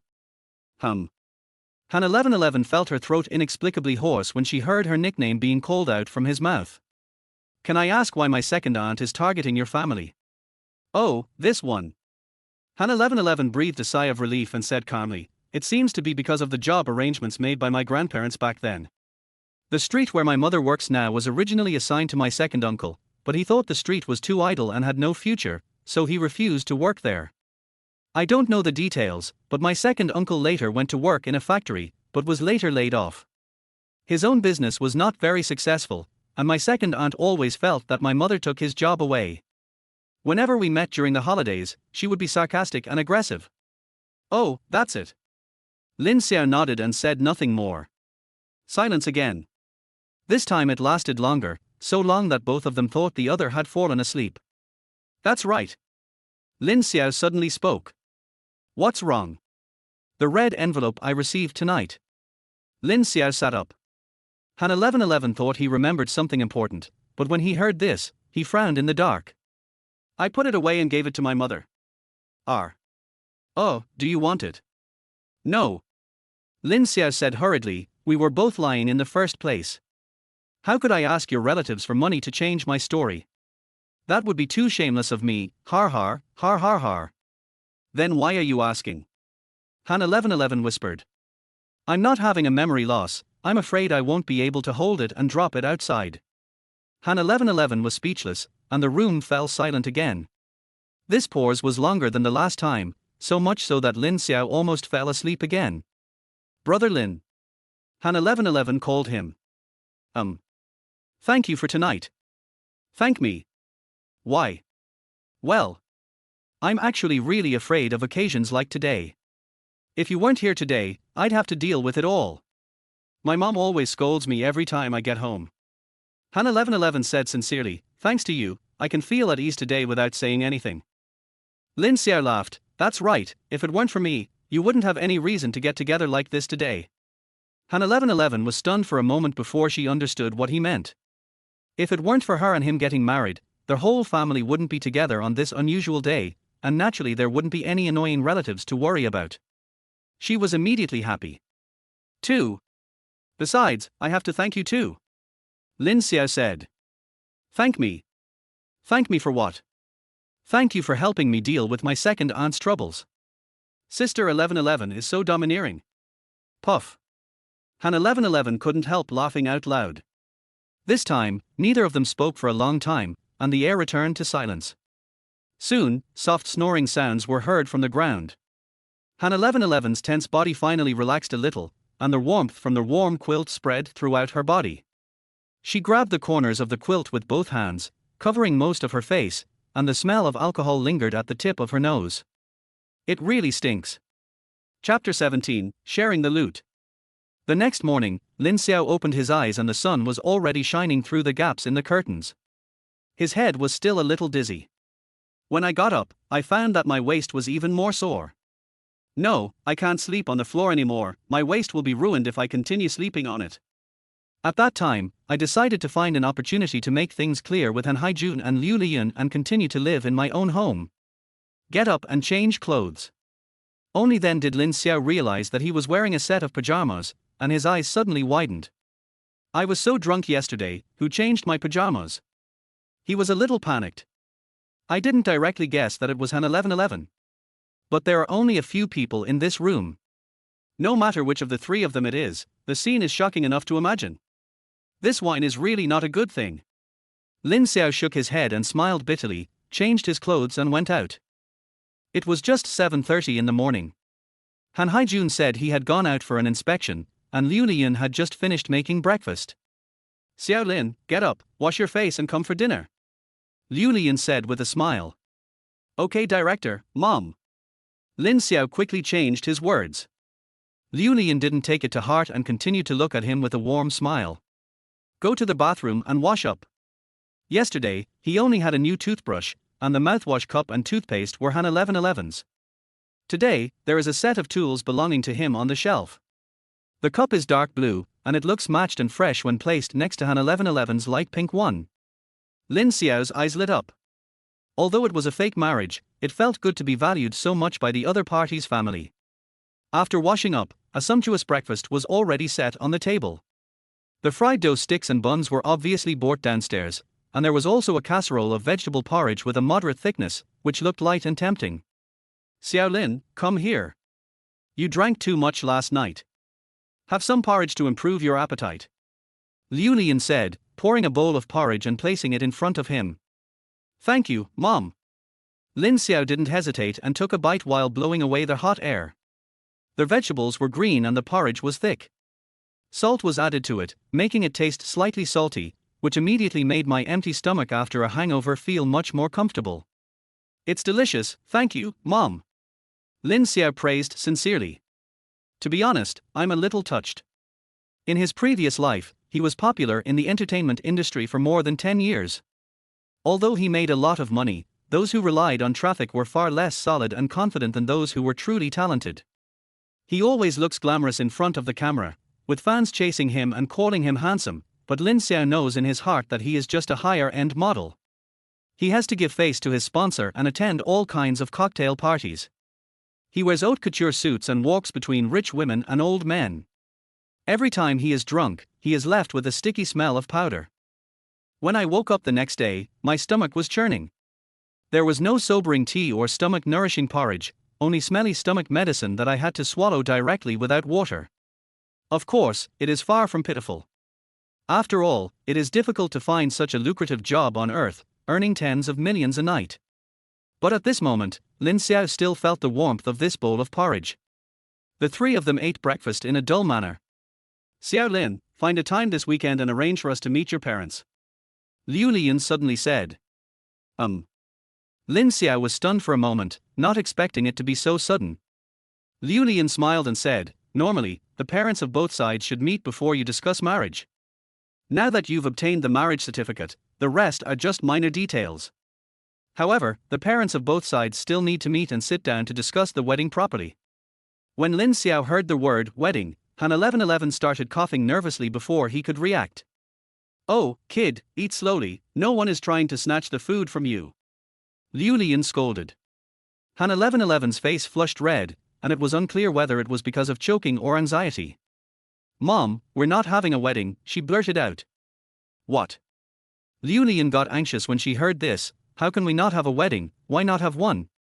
Han 1111 said coldly, no reason, I just don't want to do it. Liu Lian was a little angry and started scolding me on the spot. You kid, how can you be so impulsive? First you got married in a flash and got a marriage certificate, then you announced it on Weibo yesterday with great fanfare, and now you're telling me you're not having a wedding. Do you think that's appropriate? Han 1111 knew he was in the wrong, so he lowered his head and said nothing. Liu Lian asked again, besides, you said you don't want to have a wedding, so don't have one. Have you discussed this with Xiaolin? Have you informed your parents-in-law? Han 1111 curled his lips but still said nothing. Seeing this, Lin Xiao quickly came to the rescue and said with a smile, Mom, don't be angry first. 1111 just said something wrong. We are not holding a wedding, we are just not holding a wedding for the time being. Liu Lian's eyes flashed, and her excitement finally subsided. Lin Xiao understood it in his heart. In a family like Han 1111's, the parents have a complex network of relationships in the local area, including relatives, friends, leaders, and colleagues. The names alone would fill up hundreds of surnames, and they have been interacting with each other for many years. Therefore, Han 1111's wedding is not only her own, but also Han Haijun and Liu Lian's. Her say on whether to hold it or not has no bearing at all. Lin Xiao understood this and quickly spoke, this is what we think. 1111's job is quite special and is currently on the rise. Holding a wedding will take up too much energy and will have a great impact on her work. So, we plan to take it easy for now. Once 1111 is done with her busy schedule, we'll start planning things properly. If we're going to do it, we have to do it well, don't you think? After hearing what Lin Xiao said, Liu Lian felt relieved and nodded, that's fine. Fortunately, 1111 is still young, so we can do it in a year or two. Lin Xiao and Han 1111 both breathed a sigh of relief. But, Liu Lian added, the wedding can wait. We can't delay the meeting between the two sets of parents any longer. You've already received the certificate. Lin Xiao pursed the rice grains at the corner of his mouth and was speechless for a moment. He has his reasons for holding the wedding, but as the man, he has absolutely no reason to prevent the parents of both sides from meeting. Otherwise, it would seem like he is deliberately shirking responsibility and is insincere. Lin Xiao didn't know what to do for a moment. Fortunately, Han 1111 said at this time, I will return to Haicheng tomorrow. I don't know when I will be back. Let's arrange the meeting between the parents of both parties later. After hearing this, Liu Lian could only relent, okay then, you two should think about this. The two said in unison. Hearing the other party's voice, Lin Xiao's heart was slightly moved, and Han 1111's reaction was even greater. Her cheeks were reddening at a speed visible to the naked eye. It was obvious that she was a little emotionally disturbed by her mother's word, young couple, and the strange tacit understanding between the two of them. After chatting for a few more minutes, it was time to get to work. Liu Lian had to go to the district for a meeting early in the morning, and it was not on her way to the district with Lin Xiao, so she arranged for someone else to wait for Han 1111 to take him to work. Before leaving, Liu Lian stuffed the money she collected yesterday back into Lin Xiao's hands. Lin Xiao refused to take it, so Liu Lian said angrily, you paid for yesterday's banquet, so I'm not going to settle with you. This is the money the elders gave you to change your name, if you don't take it, who will? Hurry and put it away. Lin Xiao couldn't refuse anymore and had to accept it. After Liu Lian left the house, he held the stack of red bills, which was at least 7 or 8,000, and looked at Han 1111 in surprise. What should we do with this money? Lin Xiao asked. Han 1111 hesitated for a moment, with a cunning look on his face, it's a waste, break up. Chapter 18 Stay at my house tonight. Han 1111 was on her way to send Lin Xiao to work. After much hesitation, Lin Xiao finally asked the question in his mind, who changed my pajamas last night? Han 1111 was driving intently. She is very thin, 167 centimeters tall and weighs only 90 pounds, but she has a little baby fat on her face, so even when she looks serious, she still looks cute. Hearing Lin Xiao's sudden question, her little chubby face trembled, and then turned red at a speed visible to the naked eye. Lin Xiao's heart skipped a beat, could it really be that she changed it for me? At this time, Han 1111 said calmly, you changed it yourself, who else could it be? Lin Xiao didn't quite believe it, really. Han 1111 was speechless, you are so heavy. If you didn't change it yourself, who among me and my parents could have changed it for you? Lin Xiao thought about it and felt that it made sense. Although I was drunk yesterday, I wasn't drunk to the point of passing out. As the saying goes, when a man is 1/3 drunk, he will act until you cry. It's not that men really like to act, but the effect of alcohol can amplify people's emotions and blur their memories. Sometimes there is no problem with basic mobility, but in fact they have already blacked out and can't remember anything when they wake up the next day. So, there was no problem for Lin Xiao to change into his pajamas by himself yesterday. But he was still curious why Han 1111 blushed. I didn't think much about it at the moment. Next to him, Han 1111 secretly breathed a sigh of relief when he saw that he did not continue to ask questions. In fact, she didn't lie just now. Lin Xiao really changed into his pajamas yesterday. However, what she didn't say was that when Lin Xiao changed into his pajamas yesterday, she was also in the room. The original story was this: after the family of 3 helped Lin Xiao into the room, Liu Lian brought a basin of warm water and asked Han 1111 to wipe his face and body, and then helped him change into pajamas. Of course Han 1111 refused to do it, thinking why? Then, Liu Lian started scolding him. Xiao Lin is such a good kid. He's polite to his relatives, and he speaks just the right amount of words, defending you in every way. If it weren't for the sake of saving our family's reputation, would he have been so drunken by his relatives? Do you have any heart, kid? And you're still someone else's wife. I think Xiao Lin got really cheated by marrying you. Speak ill of Han 1111. Han 1111 was very upset, but couldn't stand his mother's nagging anymore, so he could only agree reluctantly. However, when she closed the door, she became troubled. Wiping her face was easy, she just wrung out the towel and wiped it roughly, but changing into pajamas was really difficult for her. The thought of stripping the man in bed made her nervous and her ears blushed. In her entire life, she had never done anything so rebellious, even though the man lying on the bed was her legal husband. She simply gave up. At this time, Lin Xiao woke up. He went out to the bathroom and came back to fall asleep again. Han 1111 seized the opportunity and quickly threw her pajamas over. Change clothes. Lin Xiao was drunk and dazed. He looked at her with blurry eyes for a while, but he didn't refuse and started to take off his clothes on the spot. Han 1111 couldn't dodge in time and screamed. I subconsciously wanted to hide away, but I heard my parents were still in the living room, so I could only lie down by the door and pretend not to see them.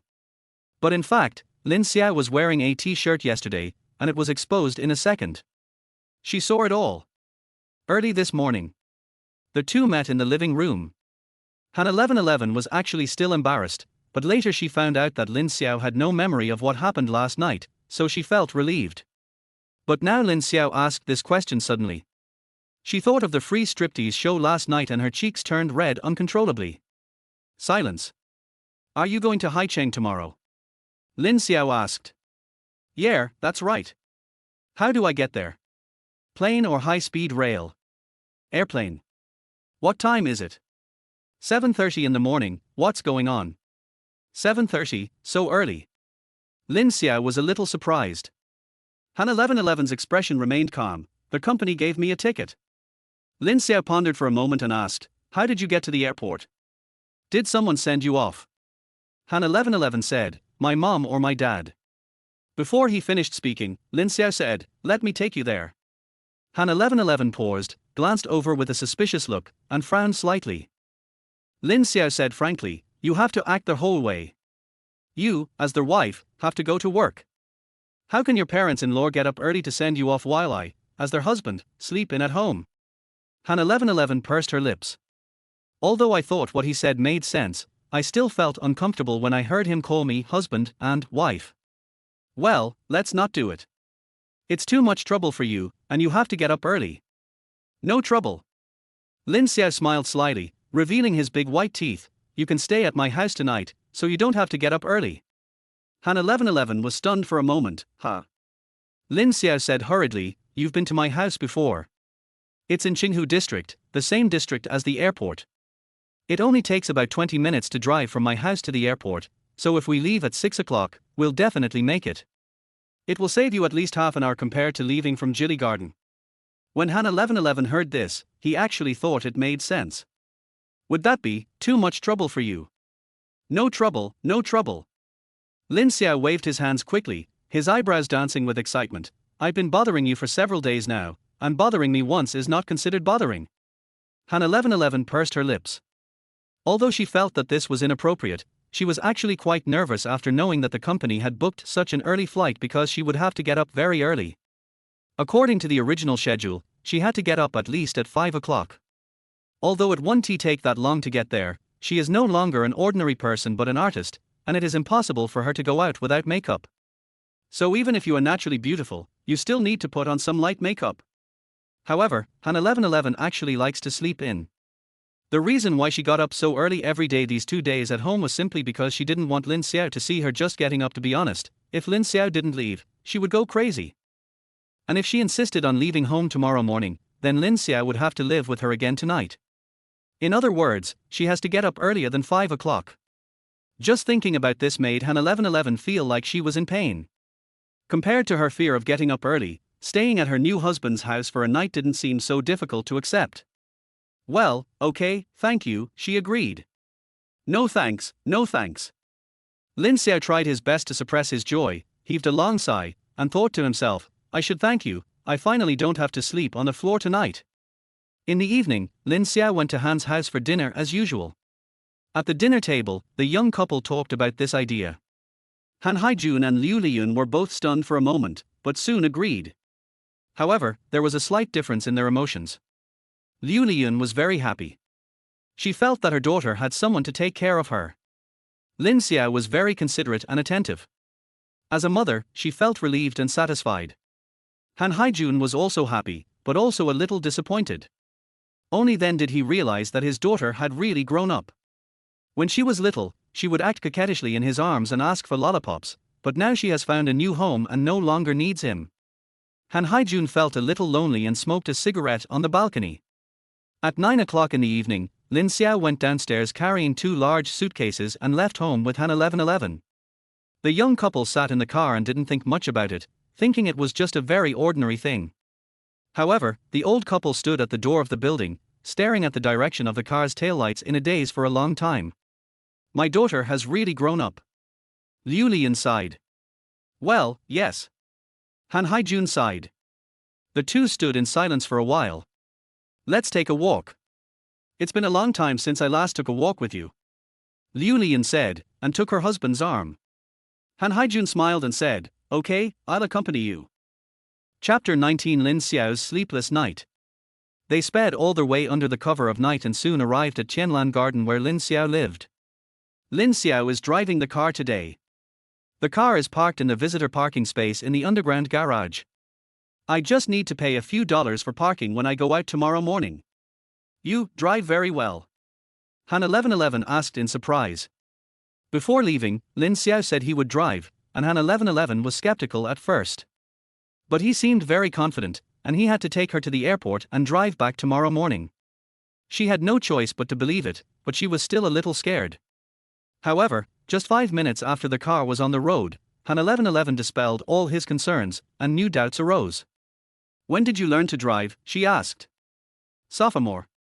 That was 8 years ago. Yeah, that's right. Lin Xiao realized that he was a little exposed. I learned my license 8 years ago, but can I drive so steadily now? Han 1111 tilted his head, obviously finding it difficult to understand this. Lin Xiao said calmly, I usually practice driving with my relatives' cars back home, so I'm not a complete novice. Han 1111 nodded with some relief, thinking to herself, all right, okay, even though I got my driver's license as a freshman, I practiced with my dad's car for 2 whole years before I dared to drive on the road. I'm not that stupid. Seeing that she didn't ask any more questions, Lin Xiao secretly breathed a sigh of relief. Of course he was lying. He basically never touched a car after getting his driver's license. The reason why he drives so smoothly is entirely due to the muscle memory brought from his previous life.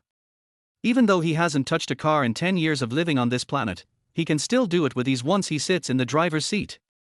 The two went upstairs. Since we were going straight to the airport tomorrow morning, we put the suitcases directly in the car. Building 5, 2701. This is Han 1111's 4th time here, so he is quite familiar with the place. But it was different from the previous 3 times. She came during the day and left after only 2 or 3 hours, but this time she would stay here for a whole night. The content is different, so the emotions are naturally different. Han 1111 is very nervous now.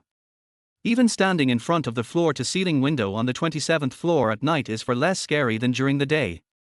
Go wash up first. I'll change you a new set of sheets and quilt covers. You can sleep in the master bedroom today. Lin Xiao said. No need, I can just sleep in the small room. Han 1111 said, a little flustered. The small room has never been lived in, so it might have a bit of smell. You have a flight to catch tomorrow, so you should sleep in the big room and have a good sleep. Lin Xiao's tone was normal, but he did not allow for refusal. Although Han 1111 felt embarrassed, she nodded and said, okay. Lin Xiao went to change the bed sheets and quilt covers. Han 1111 came here after washing up at home, so she had nothing to do at the moment, so she stood obediently at the door and watched Lin Xiao replace all the bed sheets and quilt covers with new ones in just 5 minutes, and they were very neat. She exclaimed in amazement, You are so amazing. The sudden praise made Lin Xiao a little dazed. Is this amazing? Yeah, awesome. Han 1111 said seriously, I don't know how to do it. My mom changed it for me when I was at home. Later, when I went to college and had to live on campus, my mom taught me at home. She taught me several times, but I still couldn't learn it. Every time I was rejected. Lin Xiao couldn't help laughing. So what happened next? What did you do in college? Han 1111 looked pitiful. What else can I do? Just take my time. It takes me half an hour to wash and unwrap the sheets. It's become a psychological trauma for me. Lin Xiao couldn't help laughing. Han 1111 rarely felt embarrassed. She leaned against the door frame, scratched her head, and smiled with a blushing face. Okay, let's go to bed. Lin Xiao got up and went out. Good night. Good night. Lin Xiao closed the door and then took a deep breath. I was a little anxious when changing the sheets just now. In fact, I was also very tired, but I was determined not to show it in front of Han 1111. Just about to sit down and rest for a while. Behind him, the door of the master bedroom opened again, and Han 1111 stood at the door with an embarrassed look on his face. Their eyes met. One was confused, the other was embarrassed, and no one spoke. What's wrong? Lin Xiao asked. Well, my pajamas are still in the suitcase. Han 1111 said shyly. Lin Xiao finally understood, then I'll go down and get it for you. Which suitcase is it in? Han 1111 hesitated for a moment and sighed, forget it, I won't take it. It's too troublesome. Lin Xiao glanced at the jeans she was wearing. Her 2 pencil legs were thin and straight, which was quite tempting. It would be strange if you could sleep comfortably dressed like this. But if I just take off my outer pants? I'm overthinking it. Let us do this. Lin Xiao thought of a solution and tried to test it out. I'll get you a set of my clean clothes. Han 1111 frowned. Is that okay? Lin Xiao didn't explain and directly took out a summer sportswear from the closet, a t-shirt on the upper body and shorts on the lower body. It was loose on him and would definitely be too big for Han 1111, but it was perfect as pajamas. Han 1111 hesitated for a moment, but still took it. Then I'll try. Thank you. Lin Xiao waved his hand and went out. In the room, Han 1111 struggled for a long time before she put on this set of pajamas. When she was putting on her shorts, she accidentally put both legs into one trouser leg, and there was still some room left. Adjust and put it on again. The 2 trouser legs were empty, and there was some air leakage at the thigh roots, which made me feel cold. This feeling is so strange and unique that I have never experienced before. I had just changed my clothes when I heard a sound outside the door. How about it, can I wear it? Han 1111 shuddered with fear. Although the door was closed, she still felt ashamed as if someone had peeped at her. It's wearable. That's good. Go to sleep. I'll wake you up at 5:45 tomorrow morning. There was no more sound at the door. Han 1111's cheeks were inexplicably hot. She covered them with her cold hands for a long time before finally lowering the temperature. Lying on the big bed in the master bedroom. The sheets and quilt covers are all linen gray, without any patterns or designs, and look simple and clean. The mattress is moderately firm and the pillows are just the right height. She covered herself with the quilt and smelled it, which had a faint scent of grass. I feel inexplicably comfortable. Han 1111 actually has a problem with being attached to his bed. When he first went to college, it took him nearly a month to get used to his new bed. Before coming to Lin Xiao's house, she had actually prepared herself to stay awake all night. But I didn't expect that I would feel sleepy as soon as I lay down. Then, I quickly fell asleep. The next morning, Han 1111 woke up and saw a layer of grey light coming in from outside the curtains. I looked at my phone and it was exactly 5:45. Then there was a gentle knock on the door, followed by Lin Xiao's voice, 1111, get up. Yeah, I'm up. She answered lazily. Good. The light outside the door came on immediately. Han 1111 went to the bathroom to wash up and found that Lin Xiao had prepared new toothpaste, toothbrush and cup for her. They were very similar to the ones she had at home, and were also light pink. She was very surprised. When did you buy it? I ordered takeout from the supermarket last night. Oh, thank you. Han 1111 pursed her lips, and a stream flowed in her heart. Lin Xiao didn't say anything and went to the kitchen to heat up breakfast. When Han 1111 came out of the shower, bread, fried eggs and hot milk were already on the table. I guess it's too early for you to eat much, but you still have to eat something. It's not convenient to eat at the airport. Well, thank you, would you like to eat some too? I'm not hungry yet. I'll eat at work after I send you off. Han 1111 said, oh, and said no more. The two sat down facing each other. One was eating, the other was watching. The atmosphere was a little awkward, yet inexplicably ambiguous. Lin Xiao noticed this and started to make small talk. How did you sleep last night? Yeah, that's good. As he said this, Han 1111 looked up and saw two exaggerated dark circles under Lin Xiao's eyes, and was very surprised. Did you not sleep well last night? She asked. Lin Xiao realized that his expression betrayed him. He scratched his head and smiled awkwardly. It's more than just not sleeping well. I didn't sleep at all last night. Chapter 20 Little Daddy Husband. At 6:20, Lin Xiao sent Han 1111 to the airport. He wanted to stop the car and take her directly to the terminal, but was refused. Han 1111 said that it was easy for people to take pictures of his face. Lin Xiao thought about it and realized that he had no intention of becoming famous in this life, so he immediately behaved himself. Watching her pushing two suitcases into the terminal, he drove away. Thinking that he still had 2 hours before work, he decided to go home and take a nap. He didn't sleep all night last night, not because Han 1111 was at home. But the second bedroom has never been slept in by anyone, so the sheets and quilt covers need to be redone. But he had been busy all night and didn't want to move anymore. At first he just lay on the sofa to rest and bought some toiletries for Han 1111. Then I didn't want to get up. I have slept on the sofa before without any problems. But my waist has been hurting from sleeping on the floor at Han's house these past 2 days, and the sofa at home is too soft and very uncomfortable to sleep on. Then he spent the whole night struggling over whether to sleep on the sofa or get up and make the bed in the small room. The end result was that the bed was not made, I didn't sleep well, and my waist hurt even more when I woke up in the morning. After sending Han 1111 off, Lin Xiao parked her red Mercedes in the free parking space outside the community, then rushed home and got into bed. The bed is still comfortable. He sighed and planned to have a good hour's sleep. Then I could faintly smell the scent of gardenia. He woke up again. I grabbed the quilt and smelled it, then grabbed the pillow and smelled it, confirming that it was indeed the scent of gardenia. After a moment of confusion, he realized that it must have been left by Han 1111. Oh, so, does this count as sleeping in the same bed? A strange feeling arose in his heart. I lay down, closed my eyes, and quickly fell asleep accompanied by the faint fragrance. At 9 o'clock in the morning, the plane landed in Haicheng. Agent Zhu Hui came to pick him up in person, and a cute little girl was with him. Big star, long time no see. Zhu Hui, a cheerful person, joked. Sister Hui, stop joking with me. Han 1111 was very embarrassed. Zhu Hui took the suitcase and introduced it. This is the assistant assigned to you by the company, Chen Zhizhe. Han 1111 was most afraid of meeting strangers, so he nodded. Chen Zhizhe, on the other hand, was cheerful and outgoing. She quickly took the other suitcase and said jokingly, hello, Sister 1111, you can just call me Zhizhe. If you have any questions about work or life in the future, please feel free to tell me. Don't hesitate.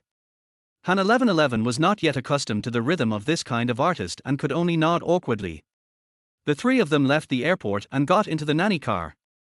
Han 1111 and Zhu Hui sat in the back seat, and assistant Chen Jujia took the initiative to sit in the passenger seat. Has anyone recognized us along their way? Zhu Hui asked with a smile. Well, there were a few, I didn't have time to hide. Hide? Zhu Hui frowned, then burst into laughter. Why are you hiding? You're an artist now, a star, and you're incredibly popular. As long as you're not doing anything bad, feel free to let anyone take your picture. The more people taking pictures, the better.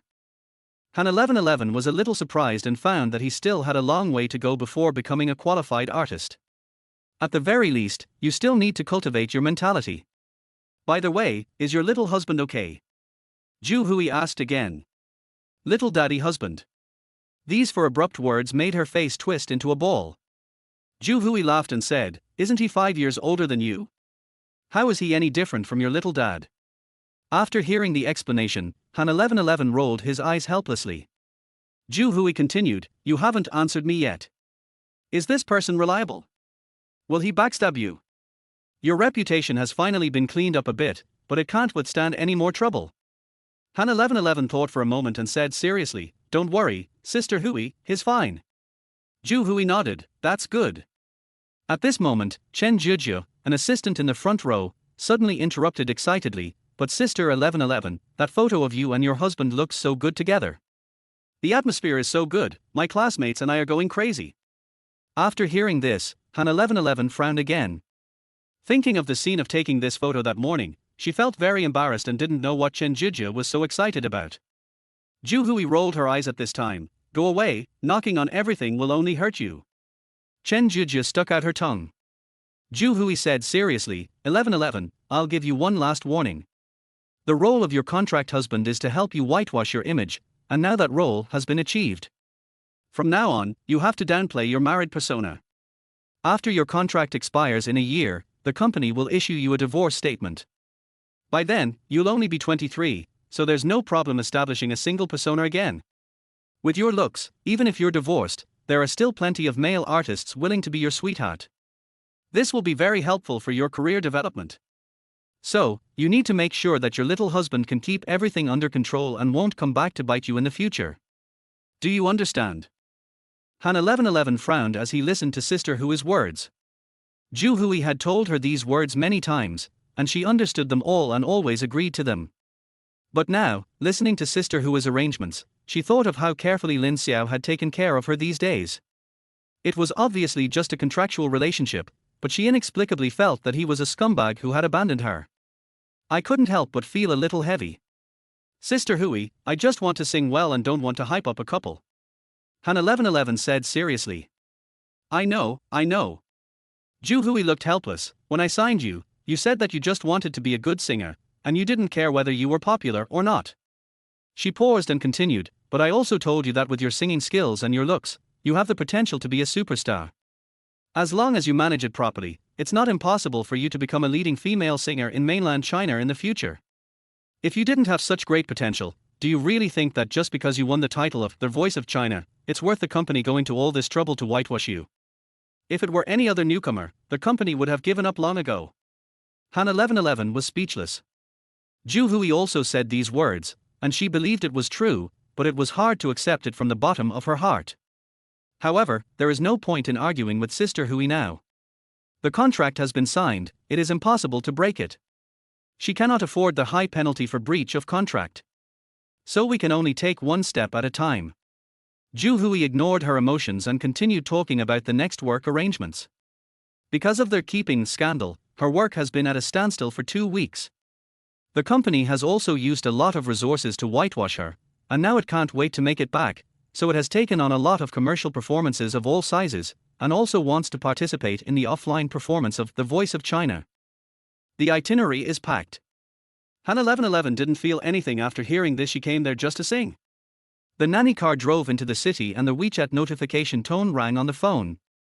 Lin Xiao, have you gotten off the plane? Han 1111 frowned. After hesitating for a moment, he turned off the phone and did not reply. Chapter 21. Lin Xiao is getting promoted. Lin Xiao looked at the WeChat page on his phone. Han 1111 didn't reply to him for a long time, which made him a little puzzled.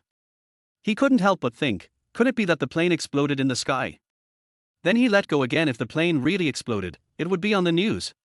In fact, he didn't want to send this message at all. The reason why I chose to ask this question is entirely out of the basic upbringing of a member of society. This is the same as when colleagues have finished having dinner together, everyone has to announce in the group that they have arrived home one by one. After all, we are all adults, how could we get lost? Therefore, the act of reporting safety can be simply regarded as a social etiquette. After all, it was Lin Xiao who sent Han 1111 to the airport. It was reasonable for him to ensure that she landed safely. The message was sent, and it was her business if she didn't reply. Lin Xiao was not responsible anyway. I put my phone down and continued to doze off with my head propped up. I really didn't get enough sleep last night. Have lunch in the cafeteria. As usual, Lin Xiao sat at the same table with several male colleagues he was familiar with. As everyone was chatting, they suddenly started talking about promotion. Qin Hao from the party building office suddenly said, "Have you heard? Our unit is going to promote another wave of section-level cadres." Zhang Junlei from the finance office was a bit surprised. Really? Didn't they just raise this in the first half of the year? Why are they raising it again? It's impossible to raise it twice in 1 year, right? Qin Hao said sternly, "You still don't believe me? When have you ever missed my news? If you don't believe me, ask Li Dong. He's in the personnel department, so he has the most accurate information." Li Dong just joined the company last year. He was a few years younger than everyone else at the table. He looked silly and cute. Brother Qin, I don't know. Qin Hao rolled his eyes anxiously, then patted his chest and said, "Trust me, because several old section chiefs have retired in the past 2 years, and our street received excellent evaluations last year, the district organization department has specifically agreed to promote a few more. This information comes from our section chief, it's absolutely correct." Hearing him speak so confidently, everyone believed him and their expressions brightened. Zhang Junlei said excitedly, "That's great news. We young cadres finally see some hope. Brother Qin, your section chief specifically told you such confidential information. He must be saving the position of deputy section chief for you, right?" Qin Hao's lips curled up when he heard this, but he kept waving his hands. "I've only been working here for a few years, how could I be qualified? Besides, the promotion of section-level cadres is done by the entire street. Although the party building office has a vacancy for deputy section-level candidates, they are most likely selected from other departments. If you ask me, Lin Xiao has the best chance." Lin Xiao was feeling sleepy when he was suddenly called out, looking confused. "Me? Stop kidding." He laughed at himself and said, "I was lucky enough to get promoted to the 4th major in the first half of the year, how could I possibly get promoted to the deputy major in the second half of the year? Even if my ancestors' graves were to rise like this, it wouldn't be possible." Everyone laughed when they heard him say that.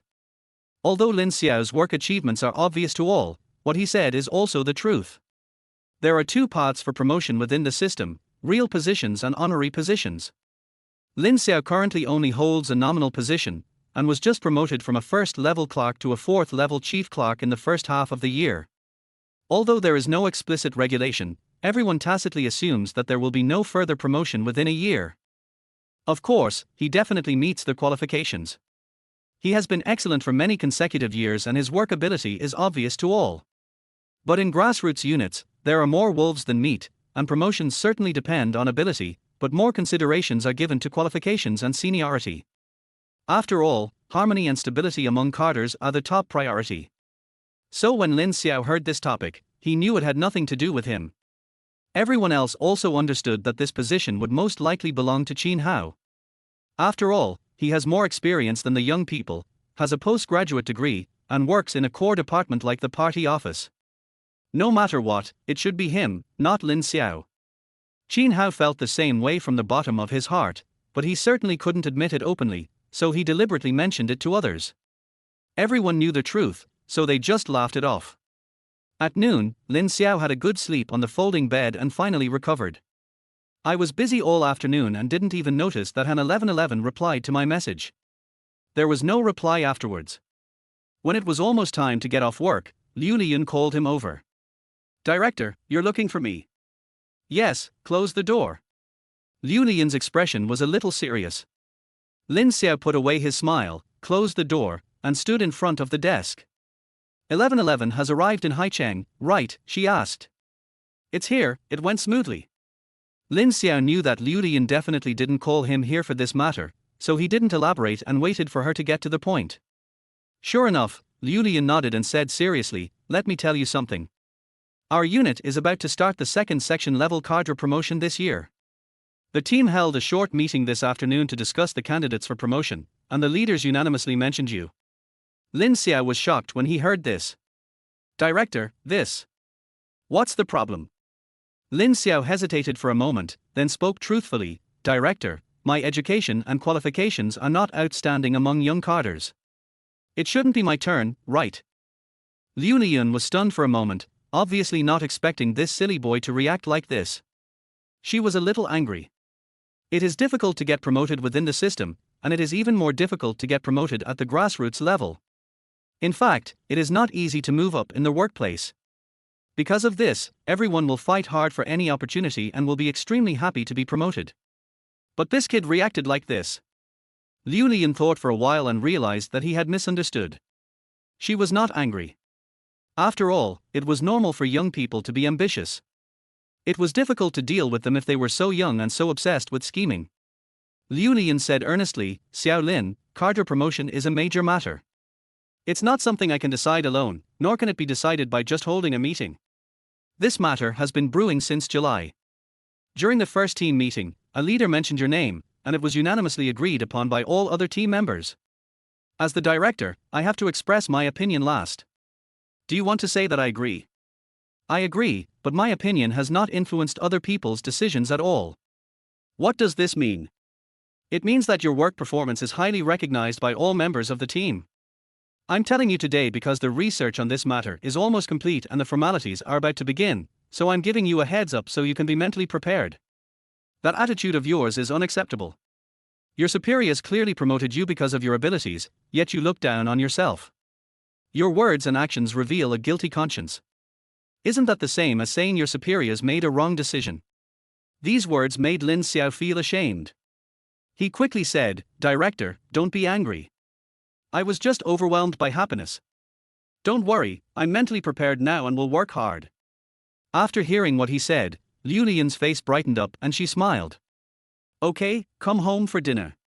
Your dad got off work early today and stewed some beef at home. She said with a smile, and her gaze as a mother-in-law looked at her son-in-law again. Lin Xiao originally wanted to go home and catch up on his sleep. At this time, I couldn't say no, so I could only nod and smile warmly. Okay, thank you, Mom. Chapter 22 Undercurrent. Had dinner at Han's house in the evening. After dinner, Lin Xiao insisted on washing the dishes. Liu Lian tried to persuade him for a long time but couldn't persuade him anymore, so she had to let him do it. After cleaning up the kitchen, Lin Xiao said he wanted to go home. The couple tried to keep him there twice, but seeing that he was determined to leave, they thought he must feel embarrassed because 1111 was not at home, so they let him go. After sending him downstairs, the couple took a walk in the community. Liu Lian talked about getting Lin Xiao a promotion. Han Haijun was a little surprised. You mean, Xiaolin doesn't really want to be promoted? Liu Lian nodded and said, I think that's a bit of the point. At first, I thought it was just an accident and didn't expect him to be mentioned, but then I felt that it was not the case, but... She didn't say anything else, but Han Haijun understood and shook his head and laughed. What are you laughing at? Liu Lian asked in confusion. No, I just think Xiaolin is a really good kid. Han Haijun said sincerely. Not bad, he didn't even know how to seize the opportunity that was delivered to him. I think we misjudged him before. He's not the type to pursue a career in government.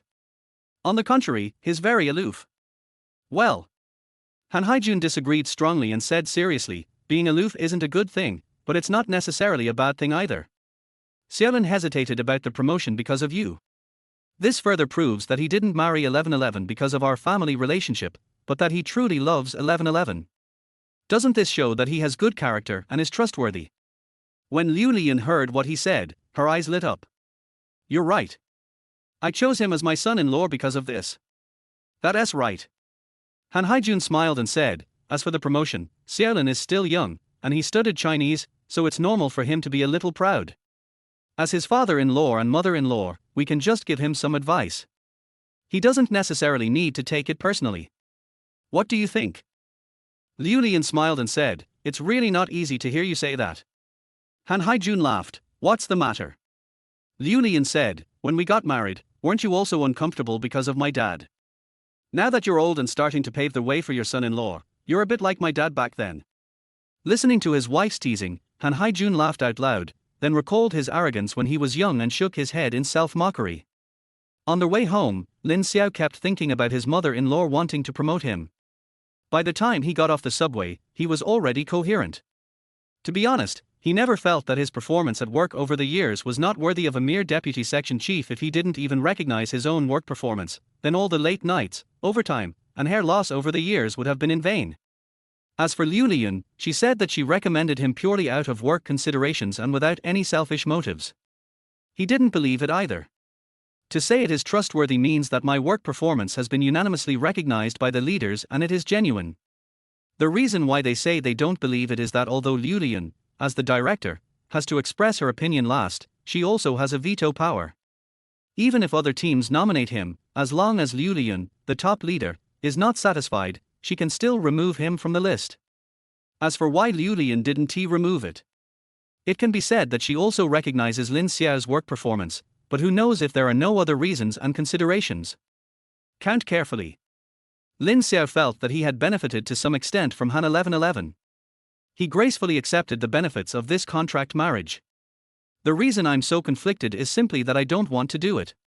It is true that power is an aphrodisiac for middle-aged men. But now that things have come to this, he has no other choice when faced with the promotion that is offered to him. You can't just quit, right? Moreover, as a person who has lived two lives, Lin Xiao has a mentality of make the best of it towards all unexpected events in life. This is also one of the reasons why he agreed to a flash marriage contract with Han 1111. Although I have chosen to hide in the system for stability in this life, life is only a few decades long, so it is not a bad thing to have more new experiences. After understanding this, Lin Xiao felt relieved instantly. 2 days later. The news of the promotion of section-level cadres has spread widely in the unit, and there are even several versions of the candidates for promotion.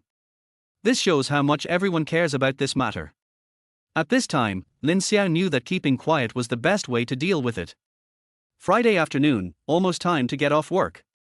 Li Mingdao, the office director who usually left long ago, suddenly strolled over to Lin Xiao's desk with a cup of tea and a warm smile on his face. Xiao Lin, have you heard that the unit is going to promote section-level cadres recently? Li Mingdao suddenly asked. Well, I've heard them talk about it. What do you think? Lin Xiao smiled and said, Director, what ideas can I have? I have little experience and a low level of education, so I dare not think of anything. Li Mingdao laughed, patted his shoulder, and said with a meaningful smile, young people should still have the courage to think. This matter will go through the procedures next week, and I'm not afraid to tell you the truth. You are on the list of deputy section chiefs, and I mentioned it to the leadership. When Lin Xiao heard that he was going to tell the truth, he was ready to act surprised. But I heard the second half of the sentence come out of his mouth. Lin Xiao's surprise was shown on his face from the bottom of his heart. There was no need to act. Director, stop joking with me. Do I look like I'm joking? Li Mingdao said sternly, Xiao Lin, I can clearly see how much overtime you've worked these years. Whenever there's an opportunity for promotion, of course I'll think of you. I'll fight for you even if it means risking my reputation, right? As he said this, he patted his shoulder affectionately and smiled like a good person. Lin Xiao endured it very hard.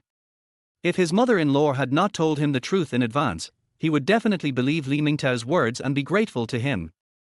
Director, please don't joke with me. I can't stand being teased. He said with a silly smile. If you don't believe me, forget it. Everything will be clear next week anyway. Li Mingdao patted his shoulder again, his eyes full of envy. Xiao Lin, you've been promoted to deputy section chief at the age of 27. You have a bright future. Don't forget me when you become successful. Lin Xiao took advantage of the situation and said with a smile, no problem, since you've taken such good care of me, I'll hire you back when I'm successful. I'll get a job as a mentor or consultant. I won't let your rich grassroots work experience go to waste. Isn't that nice of you? Li Mingdao laughed out loud. Knowing that the boy still didn't believe it, I didn't say anything more and left work happily. Sitting in the empty office, Lin Xiao couldn't help but sigh. It's true that a small temple has strong demons, and a shallow pond has many turtles.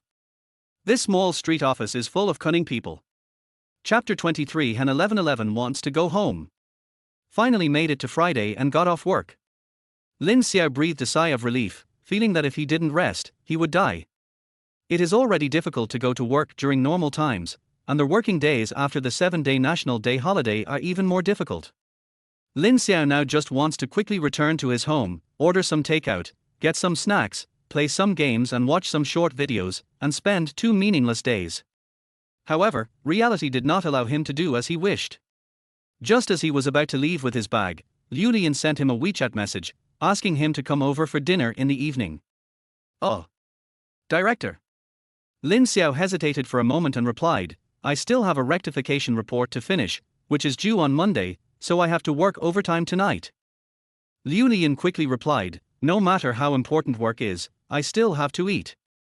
I'll go home first and find time to write on the weekend. The sound of a car starting can also be heard in the voice.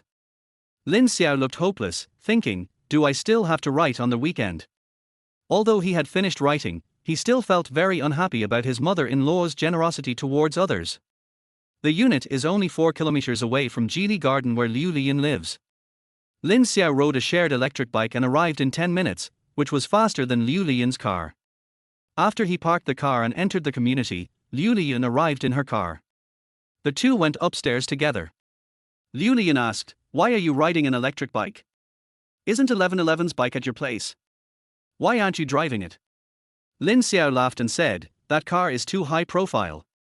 It's not something I can afford to drive at my level. My colleagues will talk about me. Liu Lian thought about it and realized that this was the truth. After all, they work in the same unit, and colleagues know everyone's family background. If Lin Xiao suddenly drives a Mercedes-Benz to work, everyone will be shocked and may even suspect that he has embezzled money. Besides, the car was red, and it was obvious that it was driven by a girl, so it would not be convenient for Lin Xiao to drive. Liu Lian took this matter to heart and didn't say much at the time. Entered the house. Han Haijun hasn't come back yet. Liu Lian washes her hands and cooks, and Lin Xiao goes to help. Seeing him wash and cut vegetables very skillfully, it is obvious that he really knows how to do it and is not just pretending. Liu Lian is even more satisfied with this home-loving son-in-law. With the cooperation of the two, they quickly prepared 3 dishes and a soup, and then made a plate of cold dishes, which made the table full and very sumptuous. Han Haijun just arrived home and the 3 of them started eating. Xiaolin, eat more. You look so thin. Liu Lian's face was full of heartache as she kept putting meat on his plate. Mom, I'm not thin at 140 pounds. Lin Xiao said with a smile. Liu Lian said sternly, you're a grown man, over 5 feet 4 inches tall, and only weigh 140 pounds. Isn't that considered skinny? That damn girl 1111 wants to maintain her figure as an artist, but I can't control her. It's okay for you to eat more. Lin Xiao was at a loss for words and could only hold the bowl to accept his mother-in-law's kindness, watching a small mountain of food pile up in front of him. Han Haijun laughed beside him. The couple were both genuinely happy. It had been a long time since they had such a normal meal at home. Both of them are busy with work. Especially Han Haijun, he usually either works overtime at the company or has dinner parties, and rarely has the opportunity to eat at home. Even when I got home, my daughter was not there. The couple often just got along casually, not as happy as they are now. They look more like a family of 3 than with Han 1111. After dinner, Lin Xiao took the initiative to wash the dishes again. Liu Lian refused to let him go and sent him to chat with Han Haijun.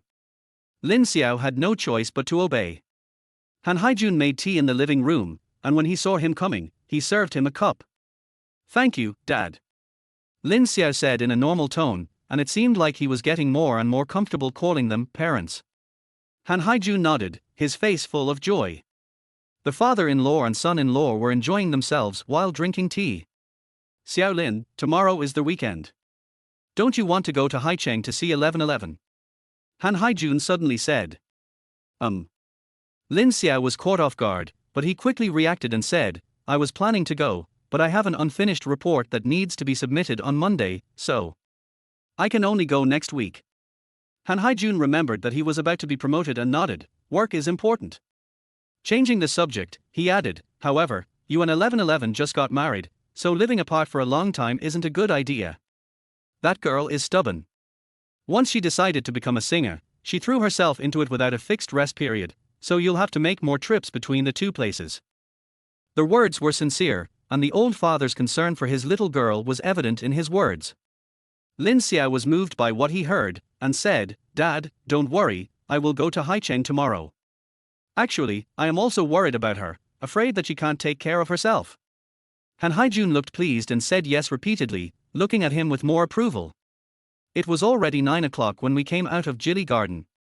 On the subway on their way home, Lin Xiao thought about it and sent a few WeChat messages to Han 1111. I just had dinner at your house. Your parents asked me to go to Haicheng to see you, and I agreed. Remember this. If they ask you about it later, don't tell them you've exposed yourself. After waiting for a while and getting no reply, he put the phone back in his pocket.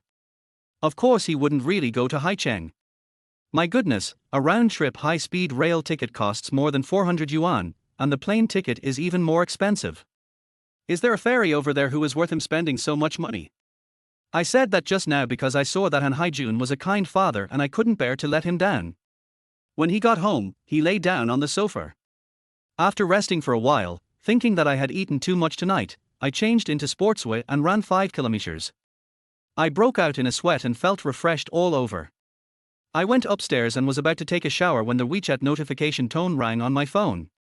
At a glance, it was Han 1111 who replied. 1111 buck 60, what are you eating? Lin Xiao was stunned for a moment, and was suddenly at a loss whether to laugh or cry. Okay, I sent you 3 messages, and you only remembered the one about eating, right? Is that the point? Although I was complaining in my heart, I still sent the photos I took tonight and replied patiently. Lin, steamed sea bass, minced meat and eggplant, beef brisket stewed with tomatoes and potatoes, yam and pork rib soup, and a cold preserved egg. The other side responded quickly. Xia, so rich. No expressions, no punctuation.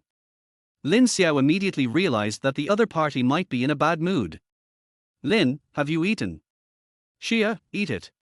Lin, what did you eat? Xia, lunchbox, bitter smile. Lin Xiao frowned. Lin, it's almost 10 o'clock, are you still working? She, just finished, on their way back. Lin Xiao breathed a sigh of relief, feeling no blame on Luo Ren. On Friday night, she was enjoying delicious food and drinks at someone else's house, but her own daughter was still at work and could only eat boxed lunches. Lin Xiao inexplicably felt like a thief. After hesitating for a moment, he replied, rest early. Hundreds of kilometers away. Han 1111 saw this message in the nanny car and wanted to talk to Lin Xiao about her troubles, but after hesitating for a long time, she swallowed her words back. Next to him, assistant Chen Zhuzhe was so tired that she dozed off. Han 1111 looked at the photo sent by Lin Xiao, which showed all her favorite dishes, and suddenly felt a little aggrieved. I really want to go home. Chapter 24, Something's Wrong with You. After taking a shower, it was already 11 o'clock in the evening. Lin Xiao was not sleepy at all. He lay on the sofa and his nightlife had just begun. I'm a bit tired today and don't feel like using my brain. So he didn't play games, but lay on the sofa and watch TikTok. After brushing for an hour, I feel a little sleepy. Just as I was about to put my phone down and go to sleep, a familiar face suddenly appeared on the screen. Han 1111. His eyes widened instantly and he sat up. In the video, Han 1111 is wearing a white off-shoulder dress, with simple makeup, fair skin, and curly black hair draped behind her. Under the spotlight, her whole body is shining with holy light, like a fairy who has descended to earth. In the video, she is singing the song that she sang during the blind audition stage of The Voice of China. 4 months ago, she became an internet sensation thanks to this song. Many netizens even said that she surpassed the original singer and sang this popular hit in her own style. With the blessing of invincible popularity. In the following competitions, Han 1111 won all their way and finally lived up to everyone's expectations and won the championship. Now, she sang the song again on stage. The video only played a short part of the chorus, but Lin Xiao was deeply moved. He listened to it 3 times before noticing the caption of the video. I waited all night, and finally my goddess showed up. I'm so sad. She sang so beautifully, but the organizers maliciously targeted her and put her in such a far back position. And everyone else sang 2 or 3 songs, but my 1111 only sang 1. Is this how you treat a champion? Lin Xiao frowned. Judging from the comments, this blogger should be a fan of Han 1111. The video was posted half an hour ago, so it should be from tonight's performance. Combining the WeChat chat with Han 1111 just now, Lin Xiao solved the case. So her job tonight is to support the offline tour of The Voice of China. Then Lin Xiao became puzzled again. If it was any other performance, it would be fine. After all, Han 1111 was a newcomer, so naturally she wouldn't be treated well. But this is the tour of The Voice of China, after all. Han 1111 is the champion and the most popular contestant. Logically, he shouldn't be neglected. Lin Xiao flipped through the comments section and understood. Although this video only has a few hundred likes, the comments section has tens of thousands of people participating. Many netizens firmly believe that Han 1111 was brought up by a wealthy sponsor and has no real ability at all. The recent official announcement of her marriage certificate was just to find a scapegoat to help her cover up the scandal of being kept. Of course, there were also many people who supported Han 1111, and the two groups started arguing fiercely in the comment section. Lin Xiao understood instantly. It seems that Tomato TV also noticed the trend of the internet, so it had to give Han 1111 the cold treatment, and left the best appearance positions and more performance opportunities to other contestants. Lin Xiao couldn't help but frown. I found the most vicious comment in the comment section and responded with a barrage of responses. Are you so vulnerable because Han 1111 didn't look for you when he was looking for a replacement, you shady villain? And responded to other bad comments one by one. Phew, I finally feel relieved. The next day, Lin Xiao slept until he woke up naturally. I had just gotten up and opened the floodgates when my best friend Zhang Peng called me. What are you doing? Just woke up, what's wrong? Damn, it's already 10 o'clock and you just woke up. The life of a single dog is so great. Zhang Peng's tone was not without envy. As a local, his car, house and even job were all prepared by his parents. Naturally, he got married early under his parents' arrangement and now has a child. Lin Xiao chuckled and didn't explain. Let's get together. I'm free today, said Zhang Peng. Oh, don't you have to take care of the kids today? Lin Xiao joked. My wife took the kids to her mother-in-law's house, and I have a rare day off. Okay, let's go eat hot pot. You made money by recommending me stocks, so I'll treat you today. Lin Xiao said generously. Just forget it. Zhang Peng said in a bitter tone, the hot pot restaurant is too noisy. I just want some peace and quiet today and don't want to go anywhere else. If you want to eat hot pot, let's have it at your place and have some wine. It's lovely. How do you think? Hearing his half-dead tone, Lin Xiao smiled unkindly. I still remember that during college, Zhang Peng was the most extravagant. Every night he would either go to the internet cafe or the bar, and he lived a very carefree life. Now, after only a few years of graduation, he has already started to hide away from others. Such a drastic change, just because of a wife and a child, is enough to show how terrible marriage is. Okay, I'll listen to you. After hanging up the phone, Lin Xiao went out and bought ingredients for hot pot and some cold dishes at the market, and also brought back a dozen beers. As soon as I entered the house, Zhang Peng also arrived. He threw down his car keys and went straight to the bathroom. Hey! Lin Xiao complained, you can't pee at home, so you come to my house to pee, right? Zhang Peng laughed in the toilet, good things should be kept within the family. Lin Xiao was too lazy to pay attention to him. He found the unused hot pot from the cupboard and washed the vegetables one by one. He was washing seriously when he suddenly felt someone staring at him from behind. When he turned around, he found Zhang Peng leaning against the door frame with a lewd smile on his face, which scared him so much that he trembled all over. Fuck, you are a ghost. You don't even make any sound when you walk. Lin Xiao cursed. Zhang Peng, for once, refrained from arguing with him. He walked over with a smirk, staring at him intently. Lin Xiao felt a little timid under his stare. Why are you staring at your dad? Did you take the wrong medicine? Brother Xiao, something's wrong with you. Zhang Peng smiled deviously. You're a single guy, so why are there two wash cups on the toilet shelf? One of them is pink. Tell me the truth. Lin Xiao was a little panicked for a moment and swallowed his saliva. Shit, forget about it. Fortunately, he thinks quickly. Oh my god, what's wrong? Your mother. Are you swearing?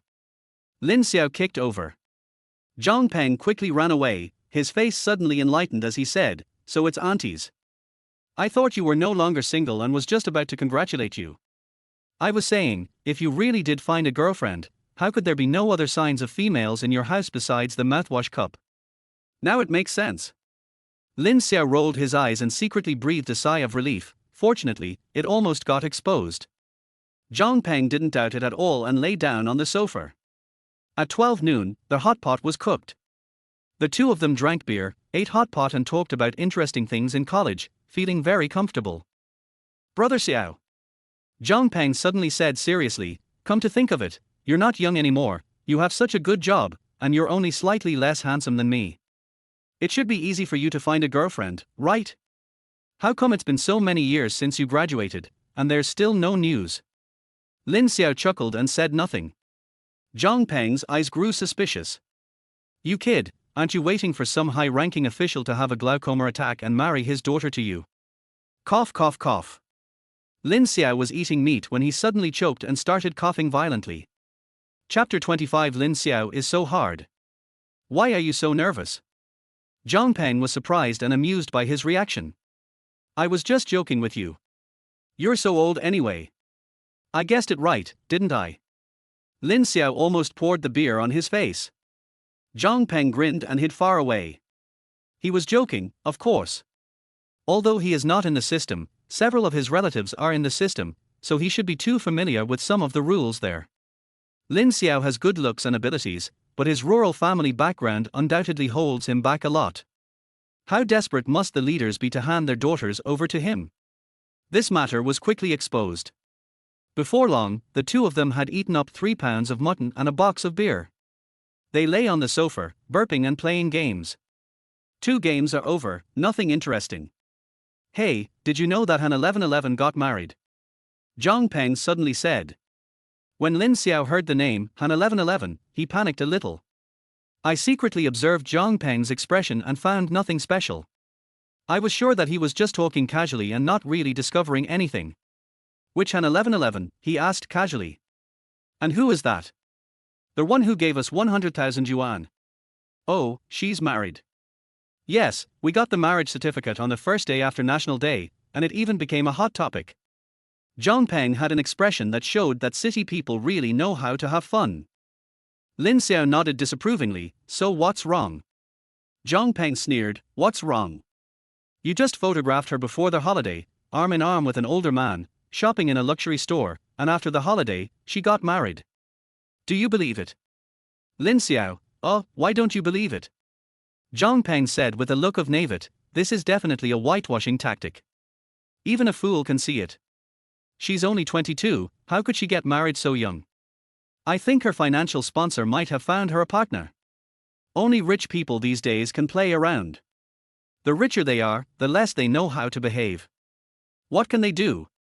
Lin Xiao felt like there was a dead fly stuck in his mouth. He wanted to speak but didn't know what to say. That's right. After a moment of silence, Lin Xiao said, you didn't tell your wife about selling the photos, did you? Zhang Peng laughed out loud, do you think I'm stupid? If I tell her, I'll have to hand over my money. Wouldn't it be better to keep it for myself? Lin Xiao felt relieved, that's good. Zhang Peng was puzzled, no, why are you so worried about whether I tell my wife or not? Lin Xiao said, we're accomplices. How can I not worry? You'd also say that these rich people have no bottom line. What if an 1111 sponsor finds out that I took the photo and you sold it? Will they let us off? After hearing what he said, Zhang Peng instantly became serious. Don't tell me, it's true. This money is not easy to earn. So, this is known to heaven, earth, you, and me. You must never tell anyone, especially your wife. You're right, no one can tell. The two looked at each other. I don't know why, but the atmosphere suddenly became heated. Zhang Peng stayed until night before retreating. After he left, Lin Xiao spent a long time cleaning up, and it was already midnight when he finished taking a shower. The next day was another day of staying at home.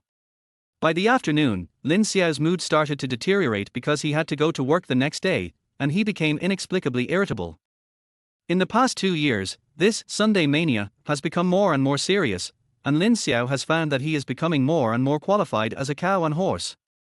No matter how much you resist, what is coming will come.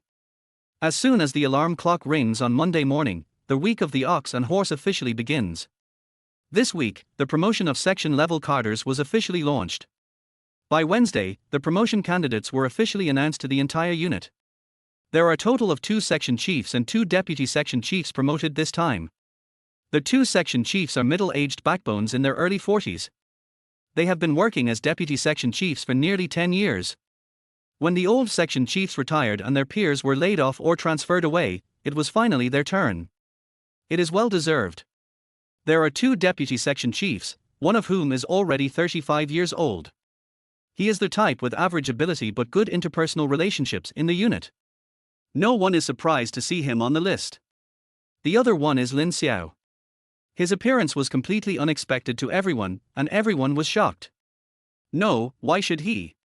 He's so young, and his education level isn't high, and he only just got promoted to the 4th position in the first half of the year.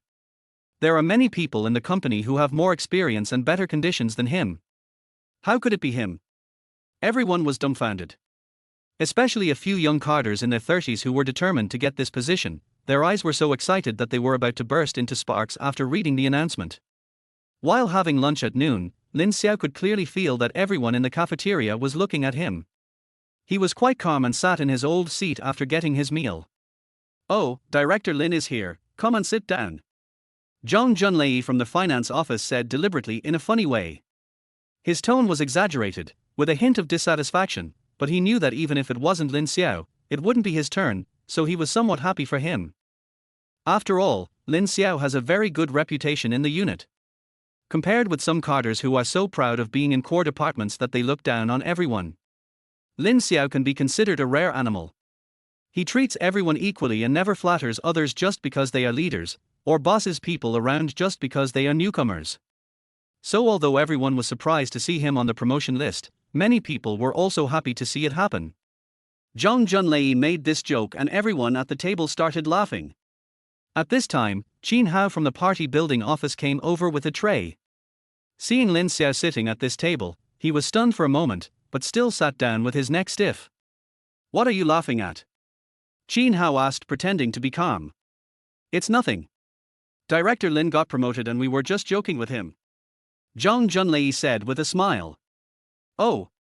Qin Hao sneered, "He's just a deputy section chief, and you're already calling Director Lin? Zhang Junlei, you're exaggerating."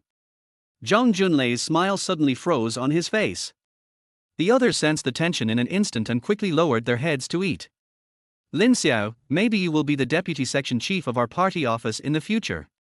When you take office, remember to take good care of me, your brother," Qin Hao said with a smile. Lin Xiao heard the sarcasm in his tone, but didn't care at all. "That's for sure, brother Qin, don't worry," he said with a smile. Qin Hao originally wanted to embarrass him, but he didn't expect that he would agree directly, and his tone was so casual. This directly changed the nature of his words. Originally intended to be sarcastic, now it became flattery. Qin Hao was stunned and his face suddenly turned ugly.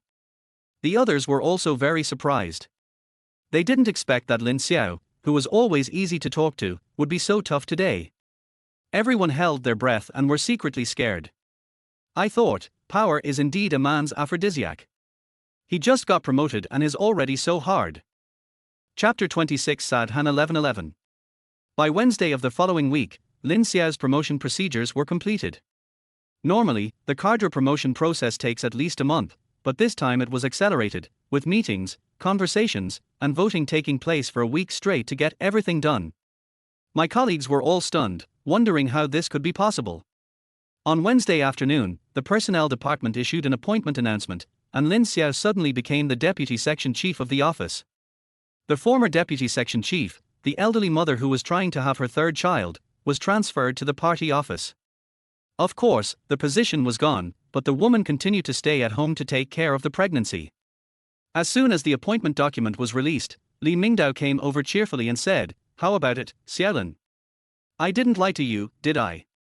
Lin Xiao smiled and was speechless. "Oh, I can't call you Xiaolin now. You are now a legitimate section-level cadre. In 2 years, you will be on equal footing with me." Li Mingtao's tone was a little sour. Lin Xiao also knew that he was hated now, so he just accepted the sarcasm from everyone.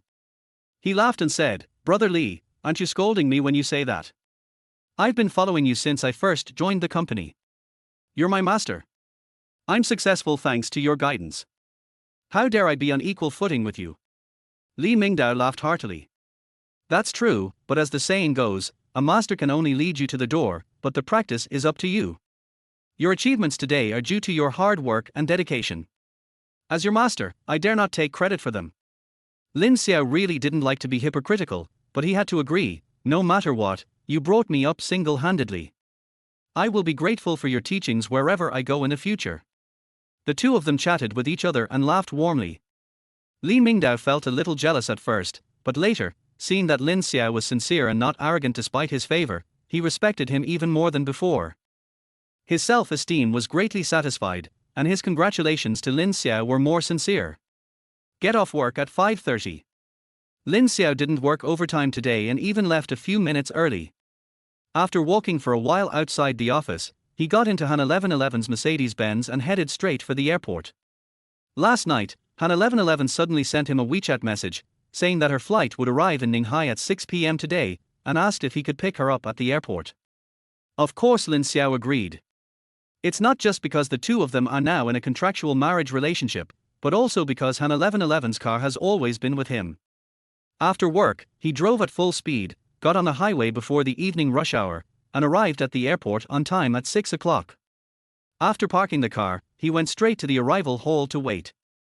After waiting for more than 10 minutes, Han 1111 finally came out pushing a suitcase. Although she was wearing a coat and sunglasses, Lin Xiao still recognized her at a glance. After all, she was so beautiful that she stood out in the crowd. The two did not exchange much and went straight to the underground parking lot. The car drove out of the airport. It was already dark outside and late autumn had arrived. Han 1111 looked tired. He sat in the passenger seat, leaned back in the seat, closed his eyes and took a rest. Seeing that she was unhappy, Lin Xiao knew what to do and didn't say anything. Out of the corner of his eye, he saw the warm yellow street light shining down, forming a halo of alternating light and dark on her chubby little face. It was not until they entered the city that Han 1111 sat up straight and opened his eyes. "Brother Lin, I heard you got a promotion," she asked. Lin Xiao was stunned for a moment. He didn't expect her first sentence to be this. "Oh, yes," he admitted. Han 1111 nodded without any expression. "Very good, congratulations." Lin Xiao smiled awkwardly. He could tell that Han 1111's tone was not like that of his colleagues at work, which was filled with disdain, sarcasm, or a strong sense of jealousy, but it was definitely not a blessing from the heart. As the saying goes, your own failure is terrible, but your friend's success is even more heartbreaking. Han 1111's current mentality is a little unhappy because his recent situation is very bad, but his friend got a promotion and a raise. Lin Xiao understood, and after hesitating for a moment, he asked, "Have you been busy with work recently?" "Not bad," Han 1111 said in a low voice.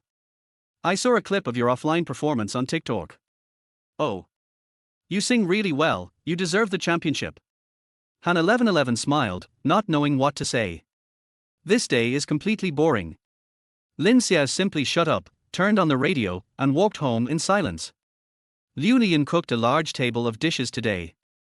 Han Haijun was also at home, and the couple were very happy. No matter how unhappy Han 1111 was, she still forced herself to put on a smiling face the moment she entered the house. A family of four sat down. Han Haijun took the lead in raising his glass and said with a smile, "Today is a double celebration for our family. The first is that Xiaolin has been promoted to deputy section chief, and the second is that 1111 is back. Come on, let's all have a toast together." Seeing Han 1111's forced smile, Lin Xiao hurriedly said, "The main thing is to welcome 1111 home. Cheers." The four of them clinked their glasses. After sitting down, Han 1111's expression looked better. This was originally a reunion dinner, but its meaning changed because of Lin Xiao's promotion.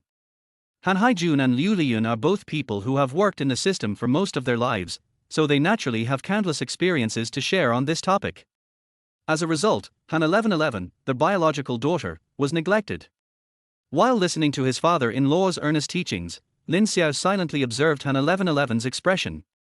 He tried to steer the topic to her several times, but was pulled back by Han Haijun without exception. Lin Xiao was so angry that he almost rolled his eyes.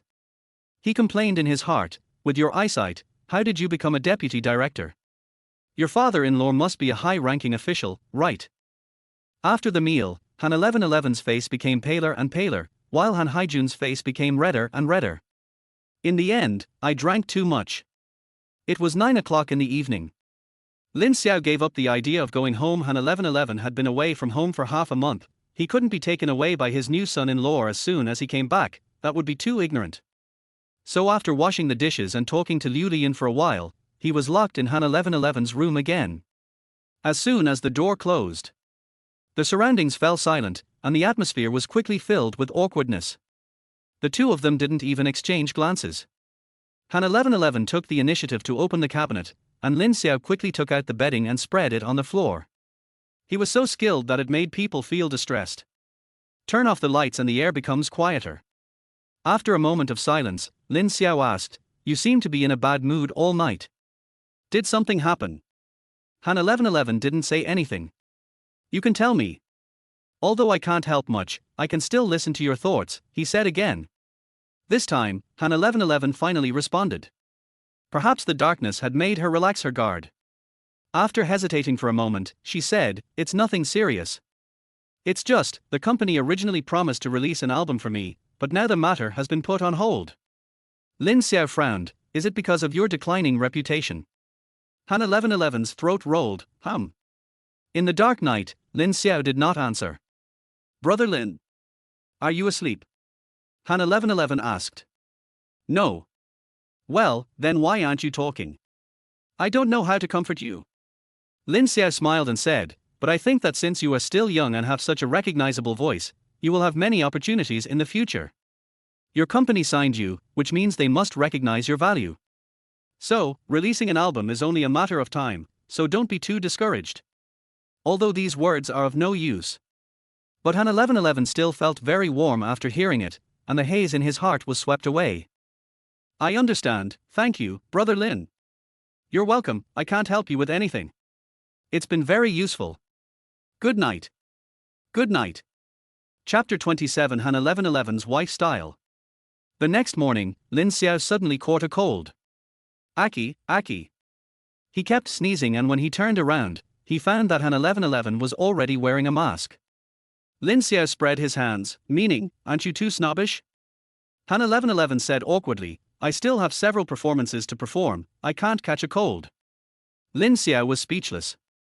Liu Lian specially made ginger soup for breakfast, but she was still puzzled. "It did get a little cold yesterday, but I changed the quilts in your room in advance." "How come 1111 didn't catch a cold, but you did? Are you too tired from work lately and haven't rested well?" What can Lin Xiao say? You can't say that you slept on a cold floor, so the thick quilt and the person inside it were both asleep, right? So I can only admit awkwardly that I have been feeling a little weak recently. Han 1111 knew that he caught a cold because he slept on the floor, and felt ashamed, so after dinner he said directly, "Dad, Mom, let's go to Lin Xiao's house tonight, to sleep." Han Haijun was very surprised. "Why do you have to go?" Liu Lian understood immediately and smiled happily. "Okay, you guys go, the young couple still needs their own world, why do you always have to get together with us old men and women?" Han 1111 and Lin Xiao's faces turned red due to the teasing. Liu Lian thought they were shy, but in fact one was guilty and the other had a fever. After finishing their meal, the couple packed up and left. Han 1111 sent Lin Xiao to his workplace, then took the house key he gave her and went directly to Qianlanyuan, waiting for Lin Xiao to come home from get off work. Because the key was given to Han 1111, he could only knock on the door. He knocked for a long time before the door opened. Then Han 1111 stood at the door with a panicked look on her face and messy hair.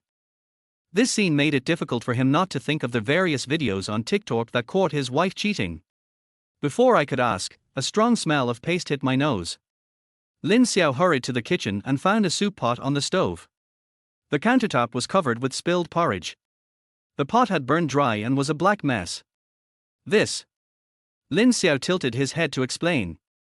Han 1111 said apologetically, as if she had done something wrong, "I'm sorry, Brother Lin, I saw that you had a cold, so I wanted to make you some porridge, but I was so engrossed in listening to music that I forgot something was still cooking in the kitchen. When I smelled the burnt smell, it was already like this." After listening to this, Lin Xiao felt a little touched and funny. "Well, at least this heart is worth affirming. Go out and eat later," he said. Han 1111 stood at the kitchen door and originally wanted to ask if there was anything he could do to help, but when he saw the horrible stove, he swallowed his words and went out obediently.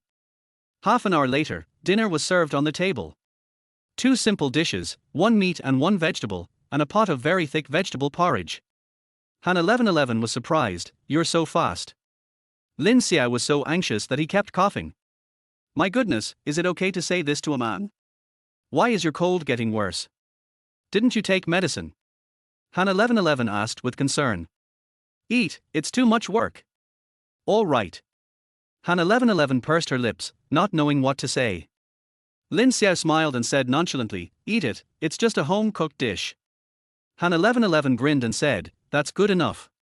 I didn't help you at all and even caused you trouble." Lin Xiao waved his hand, poured himself a bowl of porridge, and ran to the living room. "What's wrong?" Han 1111 was puzzled. "Oh, it's okay, I was afraid of infecting you." Han 1111 thought he was making fun of her for wearing a mask in the morning. But seeing his serious expression, I believed that he was really thinking about me, and I felt inexplicably good. The two of them finished the meal quietly, one in the living room and the other in the dining room. After dinner, Lin Xiao quickly put on a mask. Han 1111 offered to wash the dishes, but he refused. At night, the two of them lived in peace. When it was time to go to bed, Lin Xiao still insisted that Han 1111 sleep in the master bedroom and wanted to change her bed sheets. "You have a cold, let me change." 1111 offered. "Can you?" "Won't." Han 1111 admitted it honestly, and then said, "Then don't change it, let's just leave it like this." Lin Xiao was very surprised. Han 1111 added, "It's okay, I'm not that picky. And I slept in the afternoon," she said silently in her heart. Lin Xiao wanted to persuade her again, but he felt a little dizzy at the moment, so he could only let her take the quilt and spread out in the second bedroom, then turned off the lights and went to sleep. Master bedroom. Han 1111 lay on the bed and confirmed that the sheets had not been changed for 2 weeks because they were still the same ones he slept on when he left last time. The quilt and pillows already have a little smell. The smell couldn't be called stinky, but it was very special. If you smelled carefully, you could smell Lin Xiao's scent. Han 1111's mood was complicated. "I took a nap in bed in the afternoon without changing into any outer clothes or covering myself with a blanket, so the feeling of shame was not that bad." But now, she was lying in bed in her pajamas, smelling Lin Xiao's scent, and the scene of Lin Xiao hugging her inexplicably emerged in her mind. She didn't know why she thought this way and felt ashamed, but the picture just wouldn't go away from her mind. Then, consciousness began to slowly fade.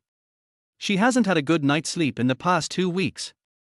"I'm used to sleeping in a different bed, and after finally getting used to the apartment arranged by the company in Haicheng, I had to perform everywhere, so I had to stay in hotels.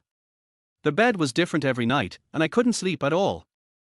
And now, this bed where she slept soundly is still the same as before, with the addition of Lin Xiao's scent, which makes her feel even more at ease. She falls asleep in an instant, just as if she had taken a knockout drug. In the middle of the night, there was a sudden rustling sound beside me. Han 1111 woke up in a second. I plucked up the courage to reach out and touch it, and then I felt something warm, and the air froze for a moment. The next second, screams echoed throughout the house. "R." Han 1111 jumped out of the bed. At the same time, the hot thing also woke up and quickly turned on the light, its face even more frightened than Han 1111's. "It's Lin Xiao." "Don't shout, don't shout." "Yes, I'm sorry. I just went to the bathroom and walked here in a daze. I forgot you were still here. I'm sorry, I'm sorry." Han 1111 stood in front of the window, holding onto the wall, with a look of shock on his face. Seeing Lin Xiao's panic-stricken face, after hesitating for a moment, I still believed him. Why is your face so red? Do you have a thermometer at home? She asked.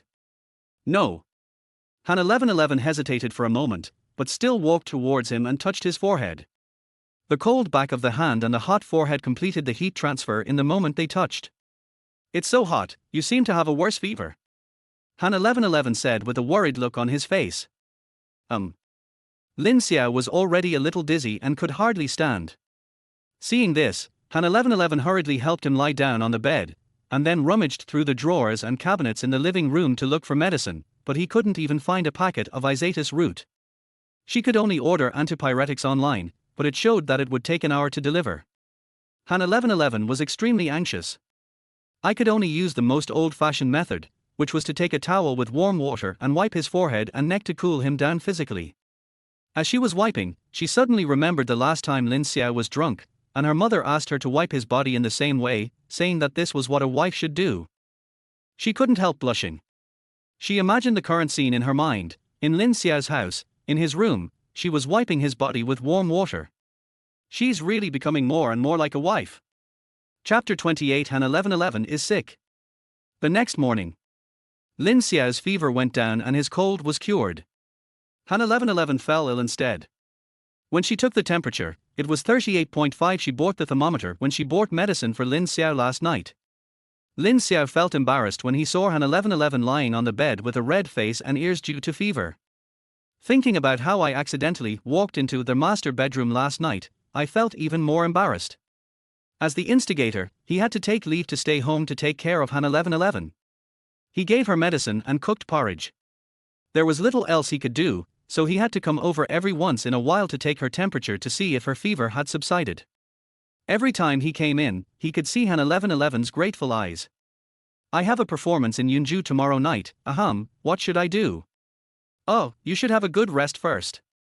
Lin Xiao scratched the back of his head, looking embarrassed. Maybe it's like me. It will be fine after tonight. It won't affect my performance tomorrow. Han 1111 looked at him resentfully and took a deep breath. I hope so. But she knew in her heart that this was unlikely. I have had a weak constitution since I was a child. Every time I catch a cold or a fever, it takes at least a week to recover. Not like Lin Xiao at all. Last night I had a fever as if I was about to die, but when I woke up this morning I was full of energy and was completely fine. Han 1111 really wanted to doubt, was his sudden appearance in the master bedroom last night really an accident? Slept on and off all day. By the evening, Han 1111's fever finally subsided, but she began to cough incessantly, and her tonsils swelled up like basketballs, making it difficult for her to swallow, let alone speak or sing. Han 1111 looked at Lin Xiao with an even more resentful look. At this time, Agent Zhu Hui called. 1111, why don't you drive directly to Yunju tomorrow morning? It's not far from Ninghai anyway. We'll meet at the hotel at 11 o'clock and go to the gymnasium for rehearsal in the afternoon. Okay. Han 1111 said with difficulty. What's wrong with your throat? Zhu Hui pricked up in an instant. What follows is a long period of communication. Han 1111 endured the severe pain of swallowing and explained that he had a fever, then said that he would go to the hospital for drip in the evening, and he should be better tomorrow after the inflammation was gone. Zhu Hui was still worried, and the person on the other end of the phone couldn't help but get angry and scolded her, as if as an artist she had to be able to precisely calculate and control even a cold or fever. The call was on loudspeaker and Lin Xiao was listening on the side. He was very unhappy. After hanging up the phone, he frowned and asked, do you really want to get antibiotics? Han 1111 said helplessly, then, what should I do? Lin Xiao was helpless. In the current situation, apart from antibiotics and anti-inflammation, there is really no way to guarantee that her throat will be better tomorrow. He wanted to persuade her that at worst she could just not attend tomorrow's performance. But as a top star in his previous life, he knew that artists did not have much autonomy in such matters. Especially since Han 1111 is still a newcomer, and his reputation has declined a lot compared to the early days. It's good enough to have a job opportunity, there's no need to be picky and act like a big shot. So when the words came to his lips, he swallowed them back. I'll go to the hospital with you, he said. Han 1111 had no choice but to agree. That night, she was fully armed and went to the hospital for emergency treatment accompanied by Lin Xiao. Fortunately, everyone in the emergency room was anxious at night and had no time to observe whether there was a big star here, so Han 1111 was not recognized. Soon, she was given in 4. In order to ensure that she would be well by tomorrow, she specifically asked the doctor to increase the dosage when prescribing the medicine. So the drip lasts for 3 hours. By the second half, Han 1111 was already cold all over, even though she was wearing a thick coat. Just when she felt like she was going to freeze, Lin Xiao took out a hot water bottle from somewhere and placed it under the palm of her right hand where she was receiving the 4 drip, then took off his flight jacket. You should wear it. Your fever has just subsided. Han 1111 refused. I'm fine. Tomorrow and the day after tomorrow are weekends. If I get a fever again, I can just lie down at home. Han 1111 had nothing to say and could only let him put the loose coat on her. The warm feeling instantly swept over my whole body, carrying a little bit of the smell of the pillowcase at home. My sense of taste has returned. Han 1111 lowered her head and pursed her lips, and it seemed as if there were little ants crawling on her ears. The infusion continued until 11 o'clock. The effect was immediate. Han 1111's fever completely subsided and his tonsils became less inflamed. But she still didn't dare to be careless. After returning home, she kept drinking hot water, as if doing so could expel all the remaining viruses in her body. It was getting late, so everyone went back to their rooms to sleep. The slight sense of blame Han 1111 had in her heart for Lin Xiao infecting her with her depression had long since disappeared. Good night, she took the initiative. Good night. Lin Xiao smiled and said, have a good sleep, I'll take you to Yunju tomorrow. Han 1111 was stunned for a moment, you'll take me there? Lin Xiao said as if it was a matter of course, of course. You're already in this state, how can I trust you to drive for 3 hours? After saying this, he felt a little ambiguous and quickly added, if your parents knew about this, wouldn't they scold me to death? Han 1111 then nodded. Although I felt embarrassed, I chose to accept his kindness in order to ensure a smooth performance tomorrow. Then, thank you for your help. Don't be polite. Go to bed, good night. Good night. The two of them returned to their rooms and slept soundly. Early the next morning, when Han 1111 got up, Lin Xiao had already prepared breakfast, including boiled eggs and white rice porridge, which was very suitable for patients. Good morning. How's your throat? It's not swollen anymore, right? Lin Xiao asked. Han 1111 shook his head. That's good. Before he could finish his words, Han 1111 spoke with a look of pain on his face, and said in a very magnetic voice, but I'm mute. Lin Xiao was stunned for a moment. Oh, was the Donald Duck voice just now made by Han 1111? He almost laughed out loud. Seeing Han 1111's panicked expression, he quickly pretended to be serious and said, eat first. I'll buy you some throat lozenges later. Use them on the way. I hope your throat will be better by the time we get to Yunju. At this point, there is no other way. Han 1111 could only nod in agreement. After breakfast, the two drove to Yunju. Because Han 1111's voice was unable to speak, the two of them remained silent all their way. In order to avoid embarrassment, Lin Xiao turned on the radio all their way.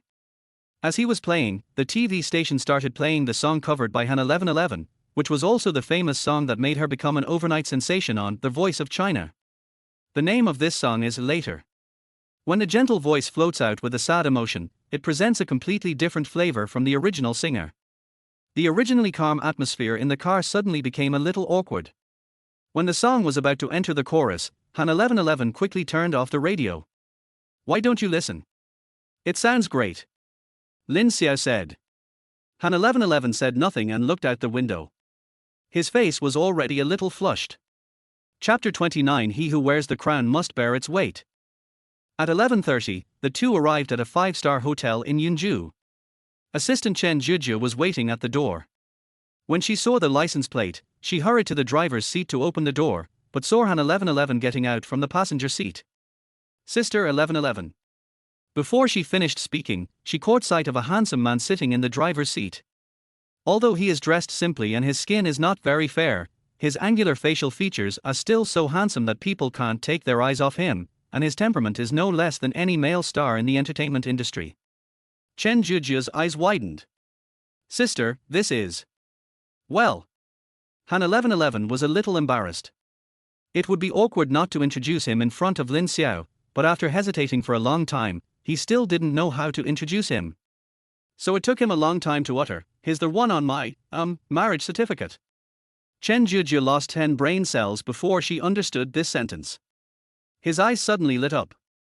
"Oh, it's my brother-in-law," she shouted loudly, and her whole body became clear. Before she was hired as Han 1111's assistant, she was just an ordinary junior college student and also a fan of Han 1111. As a die-hard fan, she was quite unhappy when she heard Han 1111 officially announced her marriage. However, this emotion instantly disappeared after seeing the official photo full of atmosphere. She instantly went from being a fan of Han 1111 to a CP fan of her and her newlywed husband, even though the man didn't even show up. But the more this happened, the more Chen Juju, who was deeply in love, could use her imagination. Just by looking at a picture, she became dizzy and unable to extricate herself. Because I was too involved. So when they learned that Han 1111's so-called official announcement was just a whitewashing operation devised by the company, and her husband was just a contract worker, Chen Juju's heart was broken. However, now, a handsome guy appeared in front of her, even more handsome than she had expected. Chen Juju immediately sat up in shock from her dying illness and felt that she was able to recover. The word brother-in-law came out of his mouth.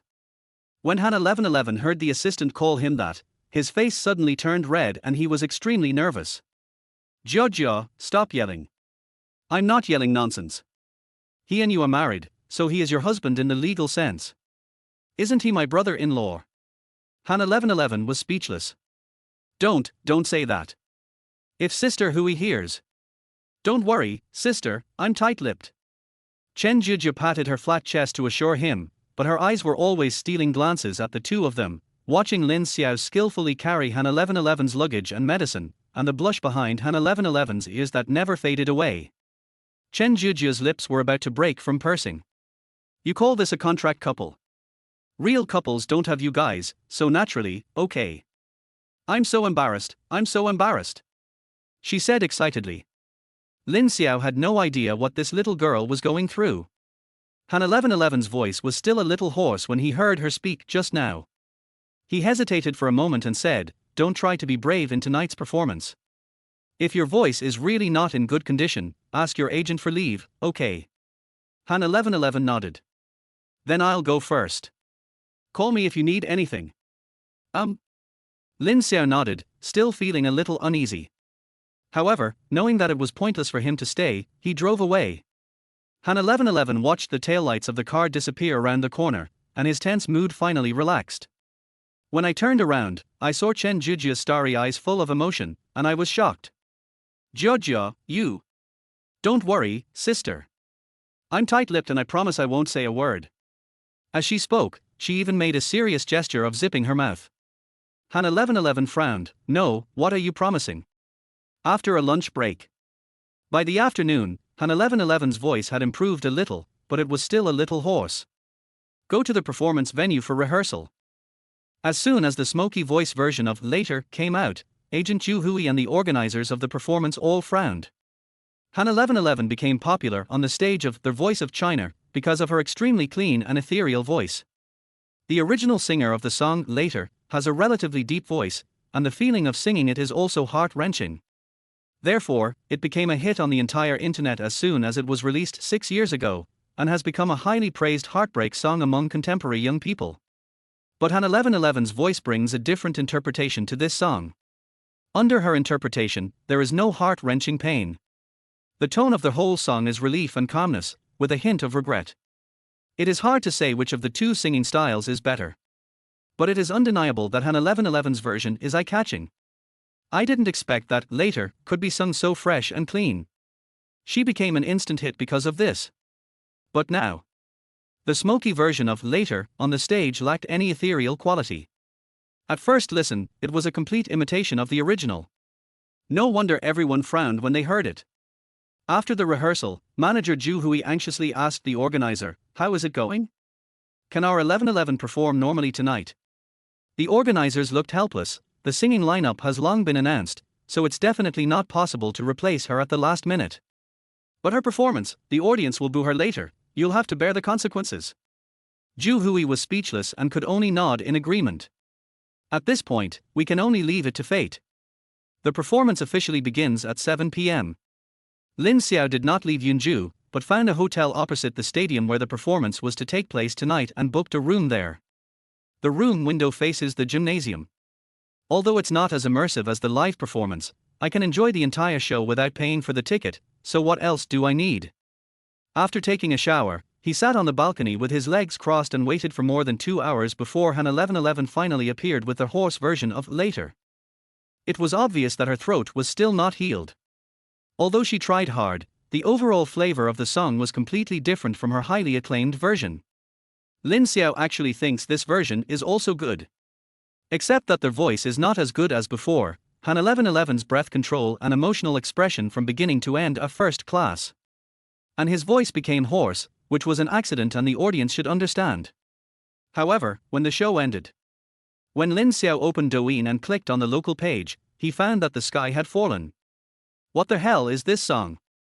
The harder some people work, the more it proves that their championship title is undeserved. This is the strength of the champion.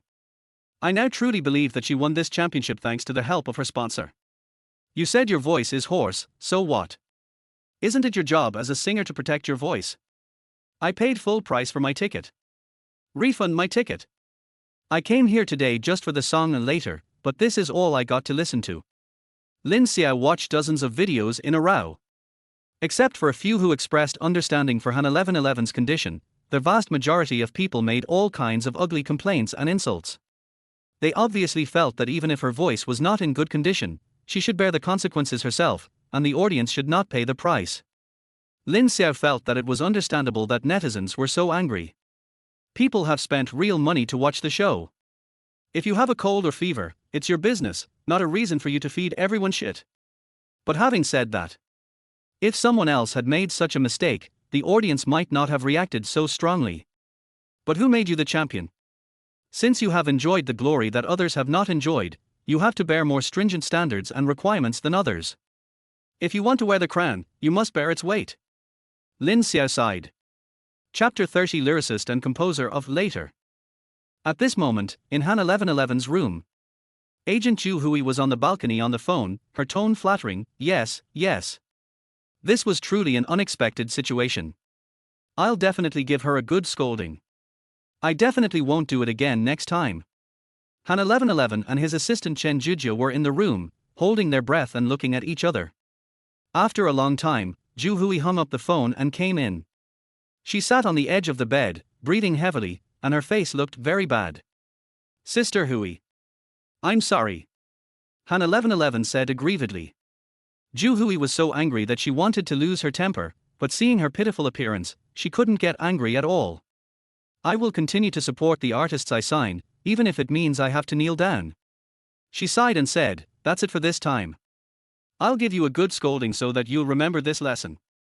Han 1111 was speechless.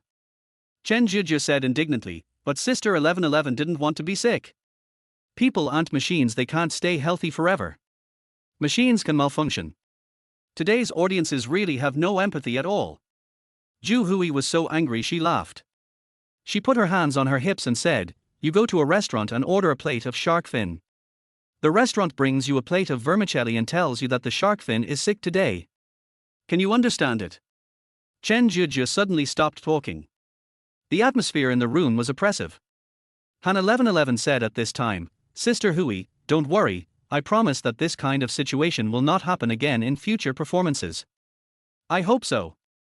Ju Hui sighed and said helplessly, the company was already very unhappy about your scandal and shelved the plan to release an album for you. I went to their boss and talked him into it, and he finally agreed to release a single for you first. But after this incident today, the single plan has also been ruined. Han 1111 felt mixed emotions after hearing this. Single, she asked tentatively. Yes, I went to great lengths to get in touch with teacher Ma Yao, hoping to ask him to compose a song just for you. But now. Ju Hui didn't say anything else. Han 1111 was startled. Ma Yao. She paused, her face full of disbelief. Sister Hui, are you talking about Ma Yao, the composer of Later? Ju Hui nodded. On the side, Chen Jujia finally understood what the two were talking about. Her eyes lit up, but then her face became full of suspicion. But Sister Hui, I remember the author of Later only wrote this one song, and there haven't been any other work since. Could he have retired from the entertainment industry? Why would I quit the industry? I'm just a songwriter and I don't do any front stage work, so how can I be in the industry? Chen Jujia stuck out her tongue. But Sister Hui, since this guy hasn't released any new work in 5 or 6 years, it means he must have run out of ideas. Asking him to write a song, will it really work? Ju Hui said calmly, give it a try. I always feel that someone who can write a work of the caliber of Later wouldn't run out of talent so easily. Maybe he already has several excellent works in his hands, but just hasn't found a singer he likes to sing them. She paused and looked at Han 1111 with eyes full of admiration. Ju Hui continued, I also think 1111 sang Later in her own style. If teacher Ma Yao heard it, he would probably be very satisfied with her. So I tried to see if I could contact him. If I could convince him to create a new song tailored for 1111, then 1111's position in the company would definitely be stable, and she wouldn't have to worry about resources in the future. When Chen Jujia heard this, she immediately admired Ju Hui very much. Sister Hui, you really think long term. Sister 1111 is so lucky to have a manager like you. Stop flattering me. Ju Hui rolled her eyes at her and said helplessly, that's a good idea, but I'm not sure if I can contact Ma Yao. Even if I do, I'm not sure if he'll agree. The most important thing is, 1111 sang Later like this today. I'm really embarrassed to contact him again.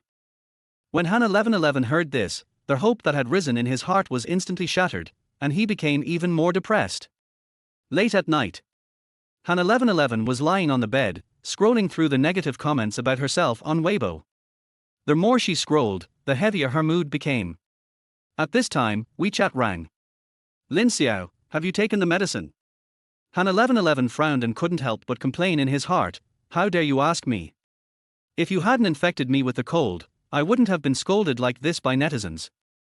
But it's okay to just think about these words in your heart. She knew in her heart that she was the one who took the initiative to take care of Lin Xiao. If what happened last night happened again, she would probably do the same thing again. So what happened today was her destined disaster. She tapped the screen to reply. 1111 buck 60, eat it. The other side responded quickly. Lin, then why haven't you slept yet? Xia, just fell asleep. Lin, are you sad about tonight's performance? Han 1111 sent back a pitiful emoticon. Lin Xiao paused, feeling depressed. Lin, I'm sorry, it's all my fault. I gave you my cold. Xia, I don't blame you. Silence.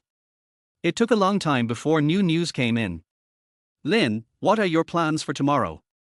Going home, or doing other work? Go home, my agent told me to heal my voice. Lin, oh. Then I'll wait for you in the hotel parking lot tomorrow morning.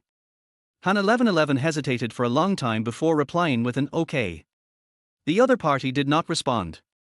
The next morning at 9 o'clock, Lin Xiao picked up Han 1111 and drove directly onto the highway back to Ninghai. Of course, his presence was not noticed by his agent Ju Hui, who thought that Han 1111 drove back by himself. On the way. In fact, Han 1111's voice has almost recovered, but because of what happened last night, her mood has become very bad. Lin Xiao chatted with her and learned about the failure of the single. The author of Later. He looked incredulous. Sister Hui just has this idea. It's not certain whether we can get in touch with her. Han 1111 said this deliberately, but her face still showed disappointment. What if we get in touch?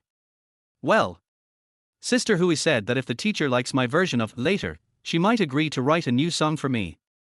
Han 1111 sighed dejectedly, then mustered up the courage to ask Lin Xiao, Brother Lin, do you think, will the composer of Later like my version of the song?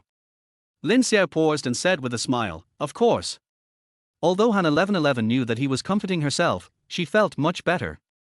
Thank you, Brother Lin. You're welcome, and I really mean it. At noon, the two returned to Qianlan Garden. Han 1111 didn't tell her parents that she was back.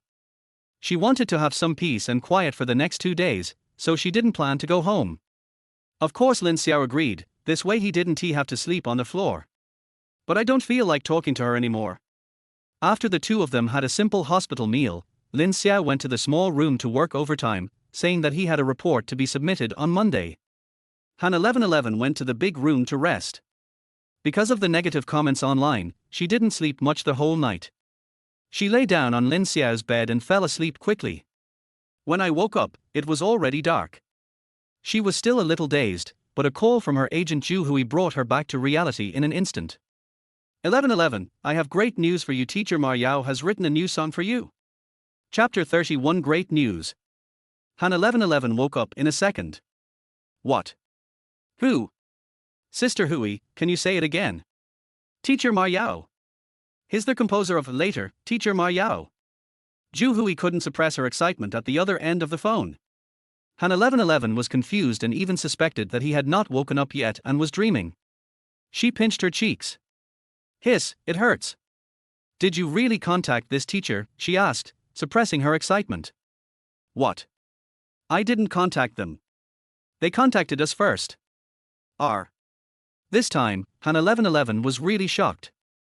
Zhu Hui said excitedly, when Director Xiao of the company called me to tell me about this, I couldn't believe it. How could it be such a coincidence? We just mentioned him yesterday. I wouldn't dare to do this in my dreams.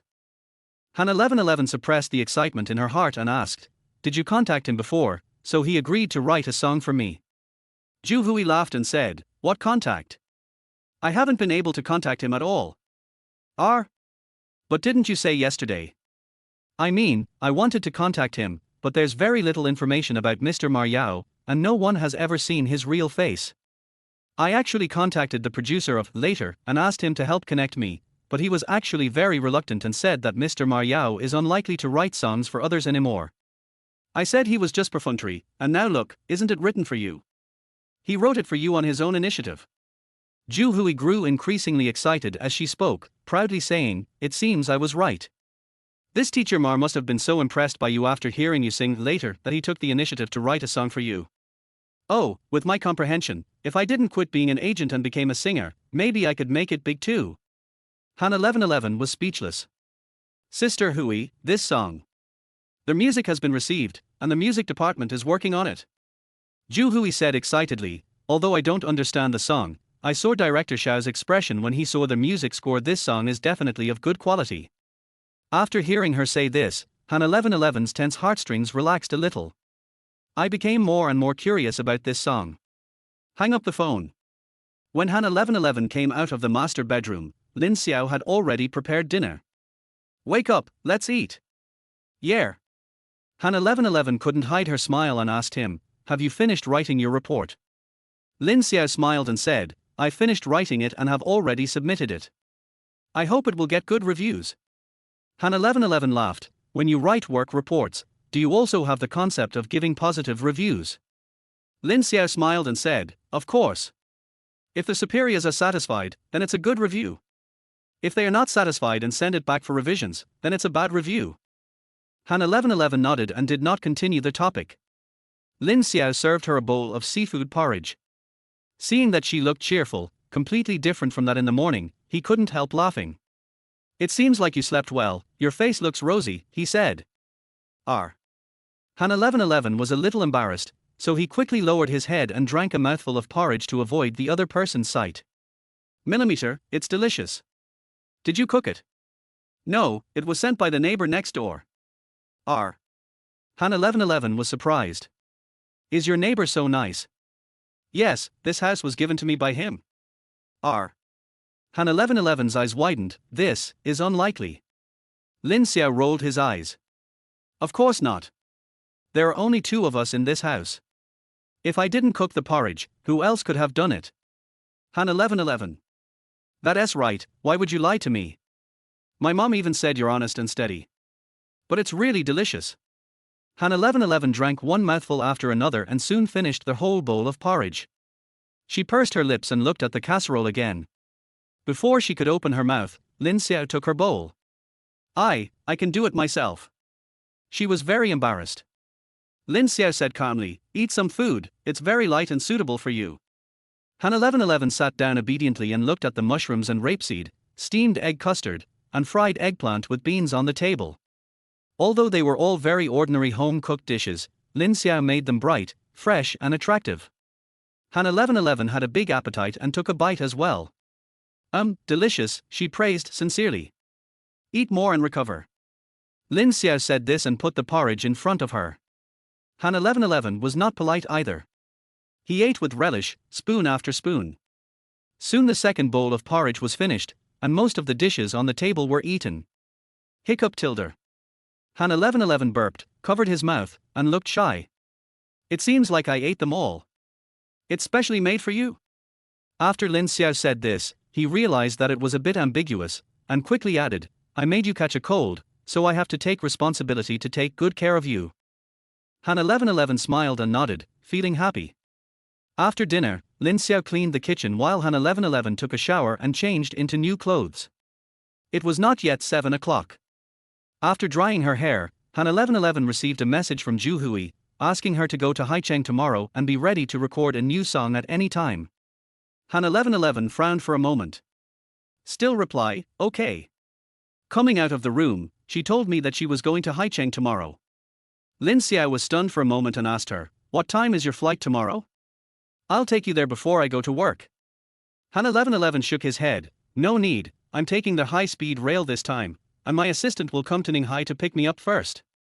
Lin Xiao nodded, that's good. There was no conversation for a moment, and the two were silent. After a long while, Han 1111 asked tentatively, well, do you want to go out for a walk? Lin Xiao was a little surprised. Both of us.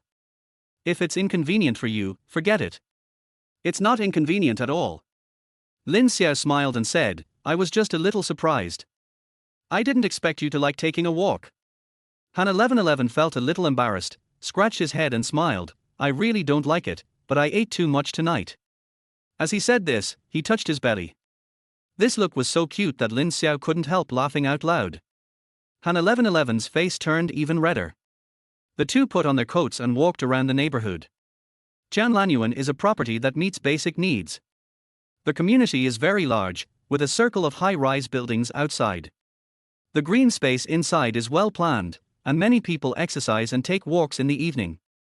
The lights in the community were dim, and Han 1111 rarely did not wear a mask. The two walked side by side. Han 1111 got excited and invited Lin Xiao to go out for a walk together, but now that they were out, he didn't know what to say. After walking for a while, Lin Xiao took the initiative to speak. I see you are in a good mood now. Is there any good news? He asked. Is it so obvious? Han 1111 said with a smile. Yes, I felt like you wanted to laugh all the time during dinner. Hey. Han 1111 smiled playfully, finally no longer having to pretend, and told him that the author of Later wanted to write a song for her. I originally wanted to scare Lin Xiao, but I didn't expect him to be so calm after hearing it. Yeah, that's great. I told you that since you sing so well, someone would definitely notice you. Really? He. Han 1111 couldn't hide her happiness at all and couldn't help but say, however, I'm really happy to be recognized by such a respected senior. Lin Xiao lost his balance and almost fell down. Old senior? How do you know that teacher Ma Yao is very old? I guessed it. Han 1111 smiled softly as she analyzed, look, he hasn't written a new song in 6 years since he wrote Later. Generally, songwriters have a strong desire to express themselves. No matter how uninspired they are, they wouldn't go 6 years without writing a song unless they are very old and their life is very quiet. After saying that, she rushed towards Lin Xiao with a playful look on her face. Do you think my analysis is correct? Lin Xiao swallowed and smiled very reluctantly. Yes, your analysis is correct. Chapter 32 Han 1111's first single. That night, Lin Xiao and Han 1111 took a walk until after 10 o'clock. The two chatted idly and talked about many interesting things about each other's growth. However, the topics of conversation were very broad. But both of them were very sensible and kept the boundaries of ordinary friends, and did not ask questions such as whether the other had been in a relationship before or how many times. Go back upstairs. Han 1111 went straight to bed and slept soundly. Early the next morning, Lin Xiao got up, prepared a simple breakfast for Han 1111 as their host, and then went to work. It was Black Monday, and as expected, I was extremely busy and had to work overtime. It was already 8 o'clock when I got home. Han 1111 had already left with her luggage, and the house was empty. The master bedroom and living room were tidy. Lin Xiao raised his eyebrows. The little sister is quite sensible. I was too lazy to cook, so I just ordered takeout and took a shower while waiting for it. After taking a shower, the takeaway arrived. I took a bite and it was so fucking disgusting. He would have to wait half an hour to order another one, so he gave up and went to the kitchen to see if there was any instant noodles left. Only then did I see a pink paper bag on the dining table. He was stunned for a moment and leaned over to take a look. The bag was printed with the words Uncle Seabird, which looked like the name of a bakery. But he clearly remembered that he had not bought bread recently, let alone from this shop. Open it suspiciously. Inside was a piece of cranberry toast, a matcha-flavored towel roll, and a box of cream puffs, all unopened. Han 1111 bought it. As soon as this question came up, it was immediately confirmed. Who else could it be besides her? It couldn't be a ghost, right? Lin Xiao took a photo, sent it to Han 1111, and asked, "Did you buy it?" The other end responded quickly.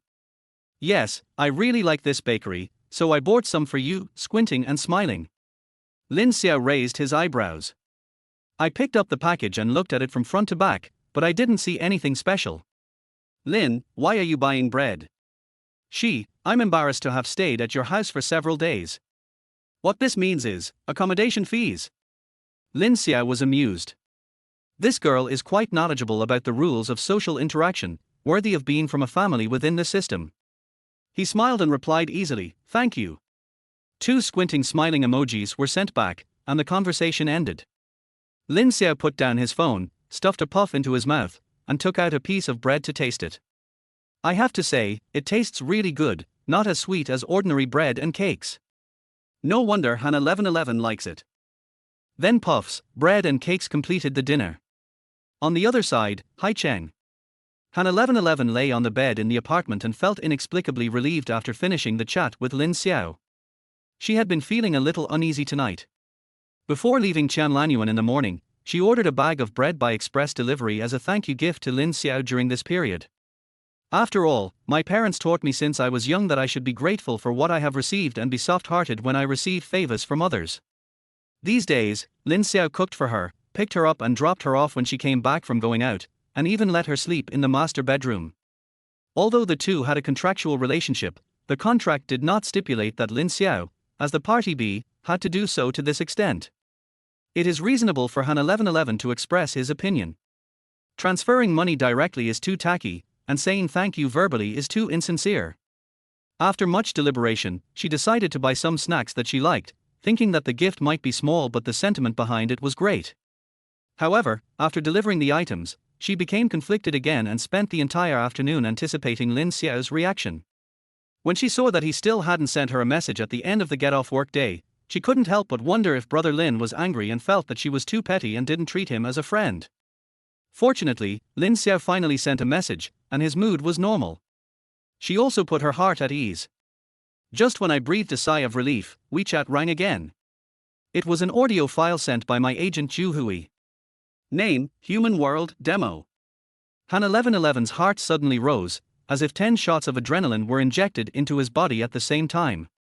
This is her first single since her debut. It was written by Yao, the composer of Later, and tailor-made for her. This morning, she had seen the music score of Human World with lyrics. She simply hummed the melody and liked it from the bottom of her heart, and the heavy stone in her heart finally settled down. In fact, last night, after she learned that teacher Yao had written a song for her, she felt more nervous than excited.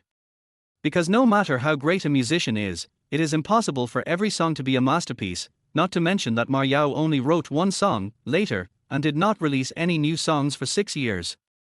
To put it bluntly, who knows if he can still write songs? And what kind of quality will his songs be? However, these concerns. After Han 1111 saw the music score of Human World, all of his worries disappeared. She finally believed that teacher Yao was still as skilled as ever and was really good at tailor-made treatments. The melody and lyrics of this song are particularly suitable for her. Then, she spent the whole day waiting for the people in the company's music department to make the demo, just like waiting for a crush on her netizen. Now, as soon as she receives an audio file, she can't wait to open it. A melodious violin melody came out, fresh and pleasant, instantly brightening people's eyes. After the storm, there may not be a beautiful sky. The singer specially hired by the company to record the demo sang the entire song with a simple accompaniment. Han 1111 listened attentively the first time, afraid of missing any note. The second time, I started trying to sing along. By the third time, she had already covered the demo singer's voice with her own voice, fully interpreting her understanding and conception of the song. After singing the whole song, I was sweating all over and felt indescribably relaxed and comfortable. Han 1111 is not a conceited person. His parents taught him to be humble and low-key since he was a child, so he never dares to affirm himself easily. But this time, she is very confident that she can sing the song Human World well. With such excitement, she slept well and went straight to the company's recording studio early the next morning. Recording is a very cumbersome process. The producer will constantly adjust the original arrangement according to the singer's voice and performance, and finally present a good work in which the singing and accompaniment complement each other. Of course, some big-name singers are unwilling to cooperate, so the producers can only make a complete program based on their own understanding, and the singers only need to record the songs in half a day.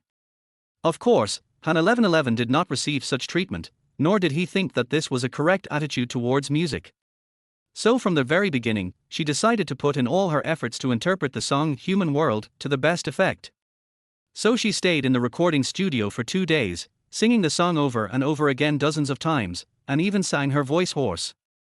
The company's music director Xiao Yun highly appreciates her professionalism. But after changing the arrangement again and again, I always felt that something was missing.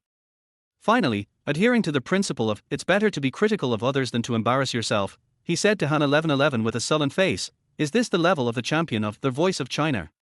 Do you even understand the connotation of the song Human World? Go home and figure it out before recording. You're wasting my time." Han 1111's voice was hoarse and he was exhausted. When I heard the producer's comments, I felt like the sky was falling. Chapter 33 Asking Lin Xiao for help. Han 1111 returned to the recording studio with a depressed look on his face. Along the way, she was thinking about what the music director Xiao Yun had just said. He said that he did not understand the connotation of human world, which simply means that he did not fully understand the lyrics, so the emotional expression was biased. But in the car, she looked at the lyrics over and over again, but didn't think the song was very profound. I have no idea where to start. Return to the apartment. Han 1111, who was extremely inconfident, no longer dared to do reading comprehension blindly. After much thought, he decided to seek external help. But she was troubled again when it came to choosing reinforcements. Of course, classmates and friends outside the circle cannot be contacted, because Human World has not been released to the public yet, and rashly transmitting and discussing it may easily lead to leaks. It's even more difficult to find friends in the circle. Han 1111 is simple but not stupid. Her upbringing has taught her that she should always be on guard against others. Most of the teammates I met during their China's Good Voice competition have now entered the music industry. To put it nicely, they are teammates, but in fact they are already competitors. If you ask others for their opinions on a new song that was tailor-made for you by a great artist, anyone will think you are showing off.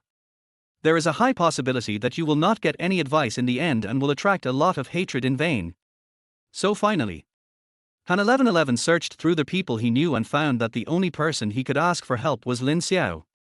Of course, she had good reasons to think of Lin Xiao, and it was not a last-ditch effort. First, he knew that Ma Yao had composed a new song for him. Second, the two have a contract, and all content related to career development cannot be disclosed to the outside world. The third and most important point is that Lin Xiao studied Chinese, so his ability to understand words should be of great reference value. After the above complicated mental journey, although Han 1111 was a little embarrassed, she still gritted her teeth and sent a WeChat message to Lin Xiao. 1111-60, are you there? Ninghai, hundreds of kilometers away. Lin Xiao had just finished dinner, changed into his sportswear and put on his sneakers, ready to go out for a run. Han 1111's WeChat message surprised him. He subconsciously thought that she had encountered some accident and squatted down at the entrance. Lin, yes, what's up? Xia, I have something I want to ask you. Is it free for you now? This made Lin Xiao even more curious. Lin, it's convenient, you decide. There was a pause of more than 10 seconds on the other end, and then an audio file was sent over, titled The Demo Version of Human World. XH, this is a new song I recorded today. Can you give me some suggestions? Lin Xiao didn't expect this to happen.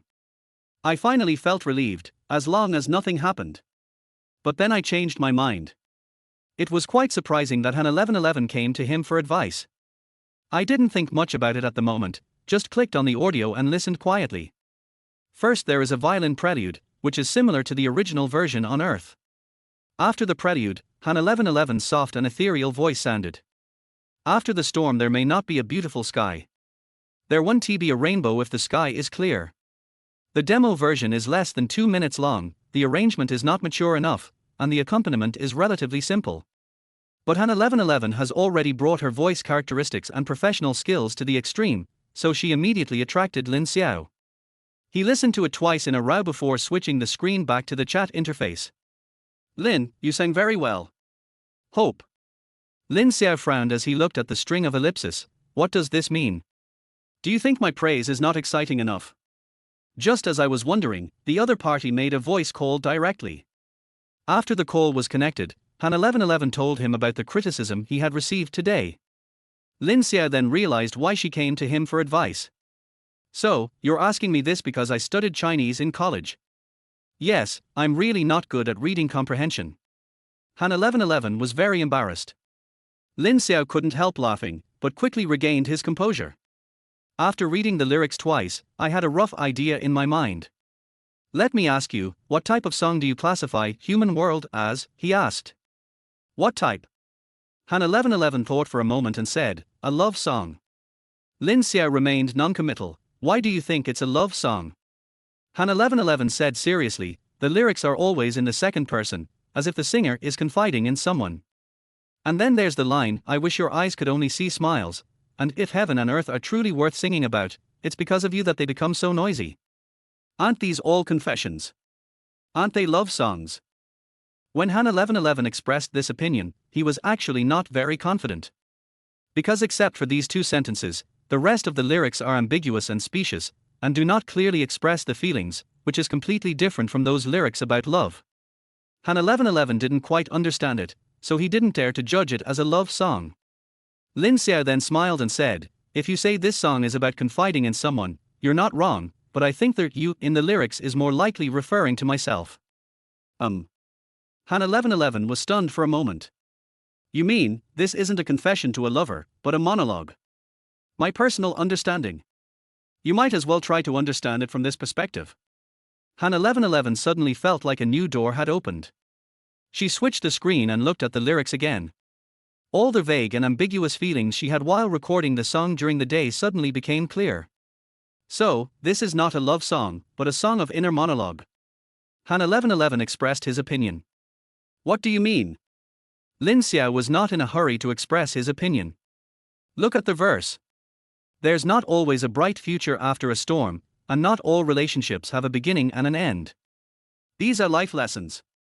Telling them to others might sound preachy and difficult to accept, but telling them to yourself is like a form of self-comfort after experiencing hurt, and your emotions instantly change. Han 1111 was now very excited and continued, in the chorus, I hope your eyes can only see smiles, and I hope that every dream you have in the future will not be in vain. These are completely impossible wishes, representing the ability to maintain a yearning for life after experiencing pain. Do you think I'm right? This end of the phone. Lin Xiao had known Han 1111 for a month, and it was the first time he heard her talk so much at once, so he laughed. That's pretty much what I got from the lyrics. But what? Guess why this song is called Human World? Lin Xiao asked. Han 1111 was stunned for a moment. Isn't it because the lyrics contain the words, heaven on earth? Lin Xiao asked, then why not call it, heaven on earth? Han 1111 frowned, and it was hard not to suspect that Lin Xiao was deliberately arguing. I don't know.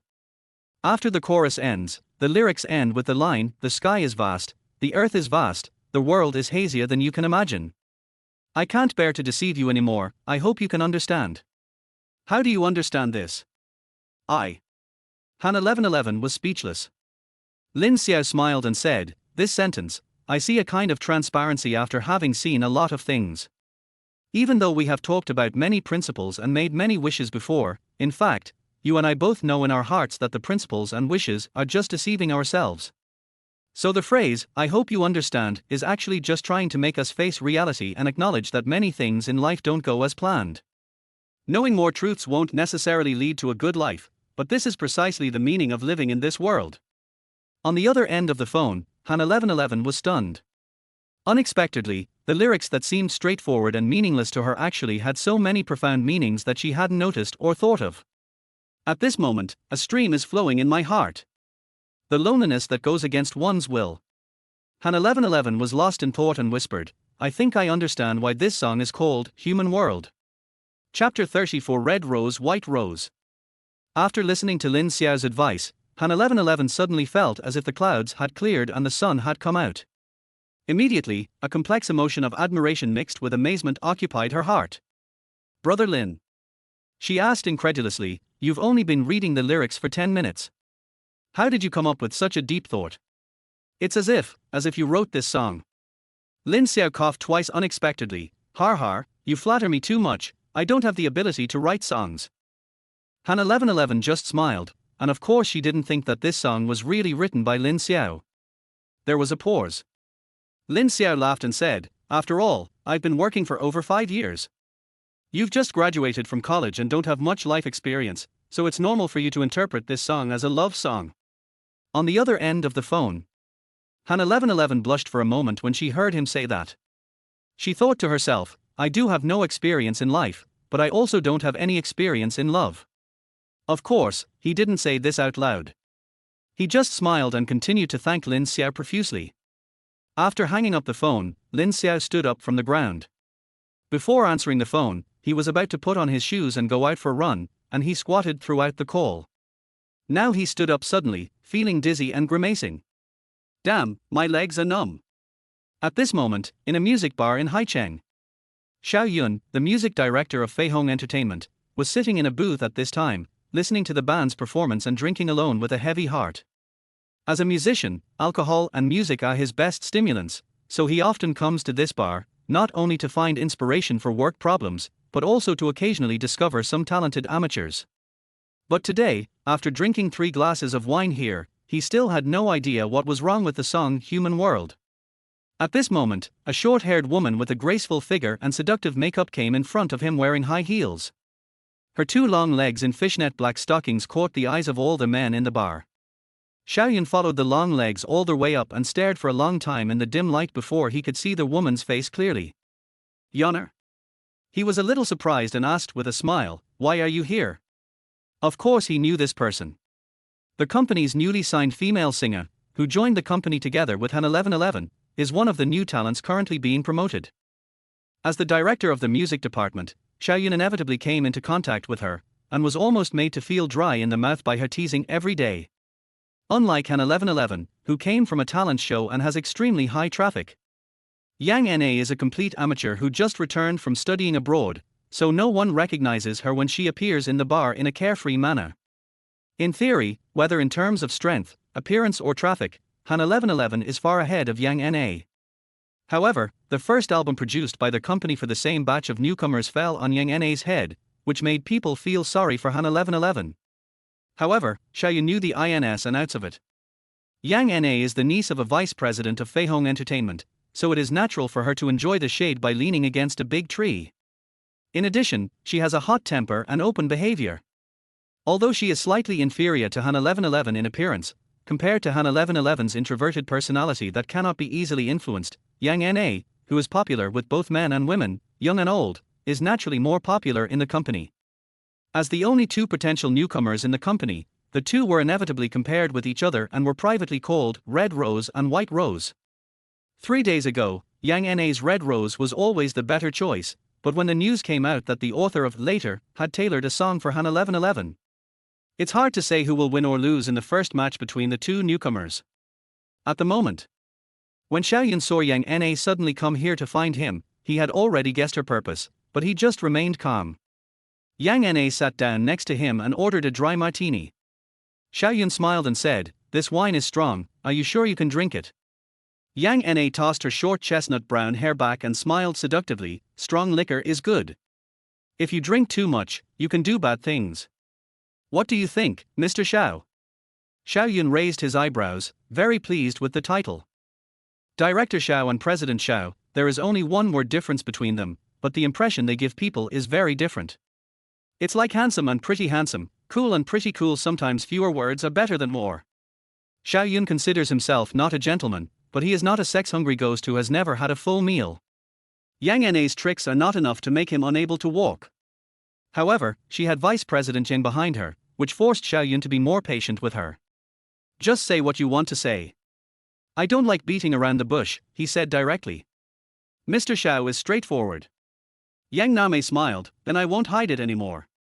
I heard that the company is recording a new song for Han 1111, and it was written by the same composer of Later. Xiao Yun nodded, that's true. The whole company knew about this, so there was no need for him to hide it. Yang Na's face darkened and she asked directly, can you give me this song? Xiao Yun was stunned for a moment and almost burst out laughing. Good boy, I want it alive. Does Vice President Yang know that you are here to steal the song? He asked. I know, but he doesn't agree. Yang Na was also frank. Then why did you come to see me? Xiao Yun now thinks this is quite interesting. Yang Na sneered, opportunities are earned by oneself. How can you know if you don't try? If Mr. Xiao rejects me, I won't lose a piece of meat, but what if you agree? Xiao Yun asked back, why do you think I will agree to you? Yang Na said confidently, I found out everything. Han 1111 auditioned for 2 days, and Mr. Xiao wasn't satisfied with her performance, so I came here to take advantage of the situation. As she spoke, she deliberately leaned forward to hold the wine, proudly showing off her snow-white skin. Xiao Yun couldn't help swallowing. This woman has made no secret of her ambitions and will surely achieve great things in the future. Xiao Yun smiled and said, if it were a song written by one of these musicians, I would definitely give Vice President Yang a favor. But unfortunately, this song was obtained from outside, and they specifically asked Han 1111 to sing it, otherwise they wouldn't even sign the copyright agreement. He spread his hands, indicating that he could do nothing to help. Yang Na's face showed disappointment for a moment, but she soon regained her composure, lowered her crossed legs, and a gloomy look appeared under her short skirt. I know all this, and I'm not here to embarrass Mr. Xiao today. She smiled seductively, however, although Ma Yao specifically designated Han 1111 to sing Human World, he certainly wouldn't mind having another choice, right? Xiao Yun's brows jumped, you mean? Yang Na said proudly, let me also record a version of Human World. I believe that with my ability, I will definitely be recognized by that weird old man. When he specifically asks me to sing, the company can't object anymore, right? Xiao Yun raised his eyebrows and wondered who gave you the courage to be so confident? He was not very satisfied with Han 1111's performance. But to be honest, her singing was already 90 points, and he was not satisfied only because he always strives for perfection. If someone else were to sing, he was sure that among all the newcomers in the company, no one would sing better than Han 1111. Including Yang Na. But now, all she wants is a chance to compete fairly, which is not too much to be honest. There was no need for Xiao Yun to keep people at a distance, so it was not worth it to offend Vice President Yang. He thought for a moment and said, come to the recording studio tomorrow and let me see your skills. Yang Na achieved her goal. She touched the man's thigh with her toes and smiled swayingly, I still have a lot of skills. Mr. Xiao, you can learn from me slowly in the future. Chapter 35, Get ready to become famous. The next day, Han 1111 came to the recording studio full of confidence, ready to bring a completely different version of Human World. As soon as I went upstairs, I saw a familiar face sitting there from a distance. Beside him stood an assistant who looked like a human-shaped storage rack, holding a bag, a kettle, coffee and some miscellaneous things in his hands. She suddenly had a bad feeling. Yonner? She walked closer and greeted her. Oh, you're here. Yang Na smiled provocatively, and did not stand up, but continued to mutter to the 2 pieces of paper in her hands. This attitude made Chen Jiujia, the assistant following behind Han 1111, very angry, but she didn't dare to say anything more. After all, although Yang Na is a newcomer, she has the support of her uncle, who is their vice president, and this is known to the whole company. Within the company, even many well-known artists didn't dare to mess with her, let alone her, a small assistant. Han 1111 didn't take her arrogant attitude seriously. With a quick glance, I saw that she was holding a music score with the word Human World written on it. Her heart suddenly tightened. After hesitating for a moment, he asked, "Yonner, where did you get this score?" "Director Xiao gave it to me." Yang Na said with a matter-of-fact look, sneering, "Director Xiao is not satisfied with your performance, so he asked me to give it a try." "Don't you know?" Han 1111 frowned. Considering Xiao Yun's dissatisfaction with him yesterday, he didn't know whether to believe this. "But this was written specifically for me by teacher Ma Yao," she said calmly. "So what?" Yang Na looked disapproving and sneered, "Songs are just commodities. They've been sold to the company, and it's the company's right to decide which singer to sing them. You don't really think you can sit back and relax just by climbing a big tree, do you? How naive." Yang Na spoke in a voice that was neither too high nor too low, just loud enough for the employees coming and going in the corridor to hear. Everyone couldn't help but feel scared, and at the same time felt sorry for Han 1111, such a talented, good-looking and popular young talent. "I'm afraid that he will be severely suppressed by Yang Na, a member of the royal family, in the future, and will never have a chance to stand out in his life." Opposite Yang Na, Han 1111 was indeed choked by her words. But her expression did not change, still that soft and indifferent expression. After a moment, she said coldly, "When it comes to climbing a tree, I'm average, and you, Yang Na, are the master. If you didn't have a background, you wouldn't be able to steal someone else's album. Do you mind me saying this?" "You?" Yang Na was defeated in a second. She never expected that Han 1111, who looked weak, could be so tough. "I was just about to teach her a lesson." At this time, music director Xiao Yun came over and understood everything when he saw the tense atmosphere between the two. He acted as if nothing had happened, briefly told Yang Na that she was coming to try out recording Human World, and then arranged for her to enter the recording studio first. Only after the two of them went in did Han 1111's tenseness relax. Chen Juju quickly came over with admiration on her face, very excited. "Sister 1111, you were so brave just now. I always thought you were the kind of person with a calm and quiet personality, but I didn't expect you to be so tough. I was really afraid that crazy woman would just attack her." Han 1111 smiled awkwardly. "I was pretending, my hands were actually shaking just now." Chen Juju said, "It's impressive that you can pretend. With Yang Na's presence, how many people in Feihong are not afraid of her? The fact that you can withstand her aura is truly impressive."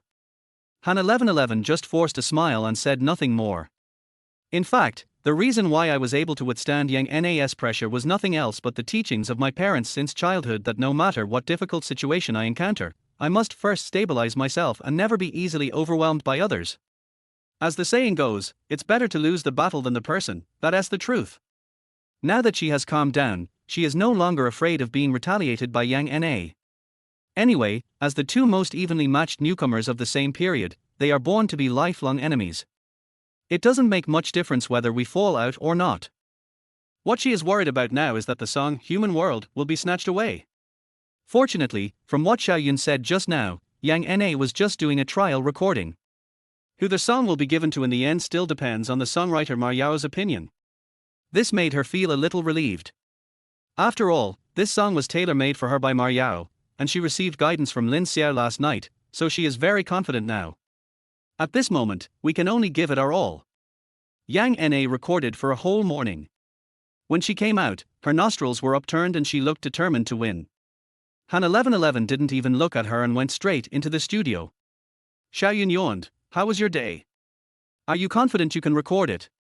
Han 1111 smiled calmly, "Yes." Xiao Yun was surprised by this determined look and calm attitude. "I thought that with my harsh criticism yesterday and Yang Na's disruption today, Han 1111 should be scared and crying out of anxiety. But I didn't expect her to be so calm, and her confidence was more convincing than Yang Na's mysterious confidence." Xiao Yun couldn't help but look at her with admiration. "Then let's get started." Han 1111 nodded, entered the recording studio and put on headphones.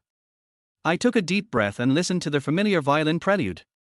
The tone was gentle, the mood was low, and it was like crying and complaining. After the storm there may not be a beautiful sky. There won't be a rainbow if the sky is clear. The song slowly flows out. Xiao Yun's eyes lit up after hearing the first sentence. The lyrics are the same, but the emotions are completely different from yesterday. Yesterday, Han 1111's ethereal singing voice was so vague that it seemed a bit sticky. The whole song feels like a cheesy love song. But today, her mood was obviously more subdued, and her ethereal voice also fell to the ground, closer to the theme of human world. She seems to be singing, but more like telling a story, calmly depicting her understanding of the impermanence of the world. I hope you will know what to do when the last note disappears. For some reason, Xiao Yun's eyes became moist. He was very sure that Han 1111's performance just now had fulfilled all his expectations for this great song. Moreover, just now when he was listening to it, he had a burst of inspiration and finally knew what was missing from his arrangement. There's only one symphony missing in the interlude. The violin at the beginning is plaintive and brings out the helplessness of life. But the world should not be just about helplessness, it should also have ups and downs, twists and turns, storms and waves. Therefore, a rich symphonic feast automatically emerged in his mind, which was just right to enrich the color of human world. For a musician, he is very happy at this moment.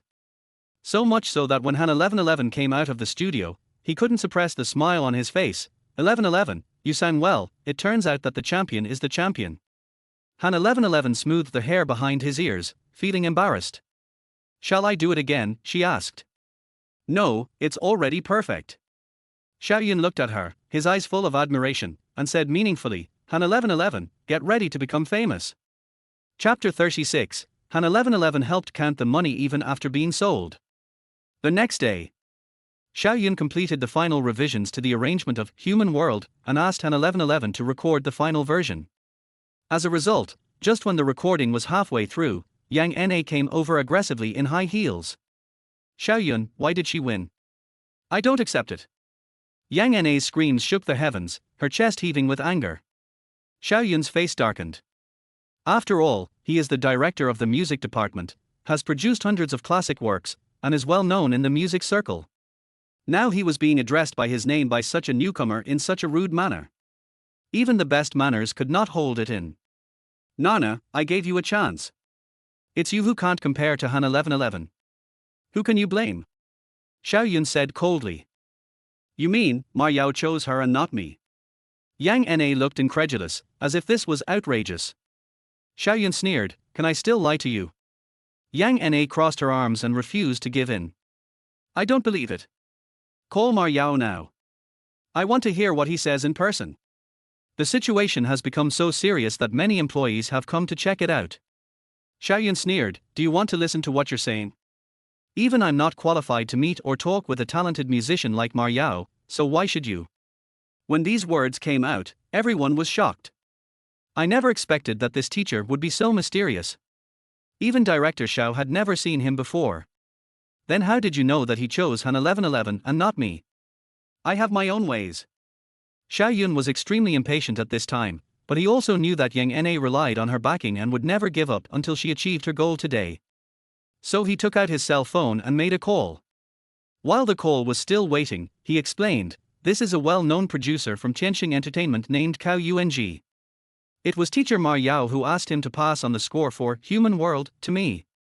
I also passed on the trial recording you two made yesterday to teacher Ma Yao through him, and he told me that teacher Ma chose Han 1111. After saying this, Yang Na's face turned even worse, but she still refused to give up. The call was connected at this time. Hey, Lao Xiao, what's going on? Yung, let me ask you, have you let teacher Ma Yao listen to the two versions of Human World that I sent you yesterday? Xiao Yun said. I gave it to you. What's wrong? Teacher Ma Yao definitely chose Han 1111, right? Of course. He wrote this song specifically for Han 1111, so why would he choose anyone else? But Ma Yao also said that Han 1111's performance far exceeded his expectations. She sang very well, and he was very, very satisfied. Hearing Cao Yung say this, Han 1111 was excited and a little shy. Yang Na was so angry that she was gasping for breath. Xiao Yun hurriedly asked, what do you think of the other version, teacher Ma Yao? Cao Yung laughed. Speaking of the other version, you said you could just send Han 1111's version, so why did you send the demo as well? Are you trying to highlight Han 1111's singing prowess by comparing the two versions? There's absolutely no need. In the studio, all the staff were dumbfounded. No way. Did this musician just now use Yang NA's version as a demo? It's not so discouraging, is it? At this moment, the small recording studio was so quiet that only Yang NA's gradually boiling breathing could be heard. Come to think of it, your Fei Hong is getting worse and worse. The level of the demo singers has obviously dropped. What kind of crap are they singing? Cao Yuanji was still chattering on the other end of the phone. Xiaoyun quickly hung up the phone. Then he shrugged at Yang Na, meaning, you see, I didn't lie to you, it was you who insisted on humiliating yourself. Yang Na's face turned red, and now she looked more like a red rose. R. With a hysterical scream, she rushed out of the door in her high heels, and glared at Han 1111 fiercely before leaving. The next day, Friday.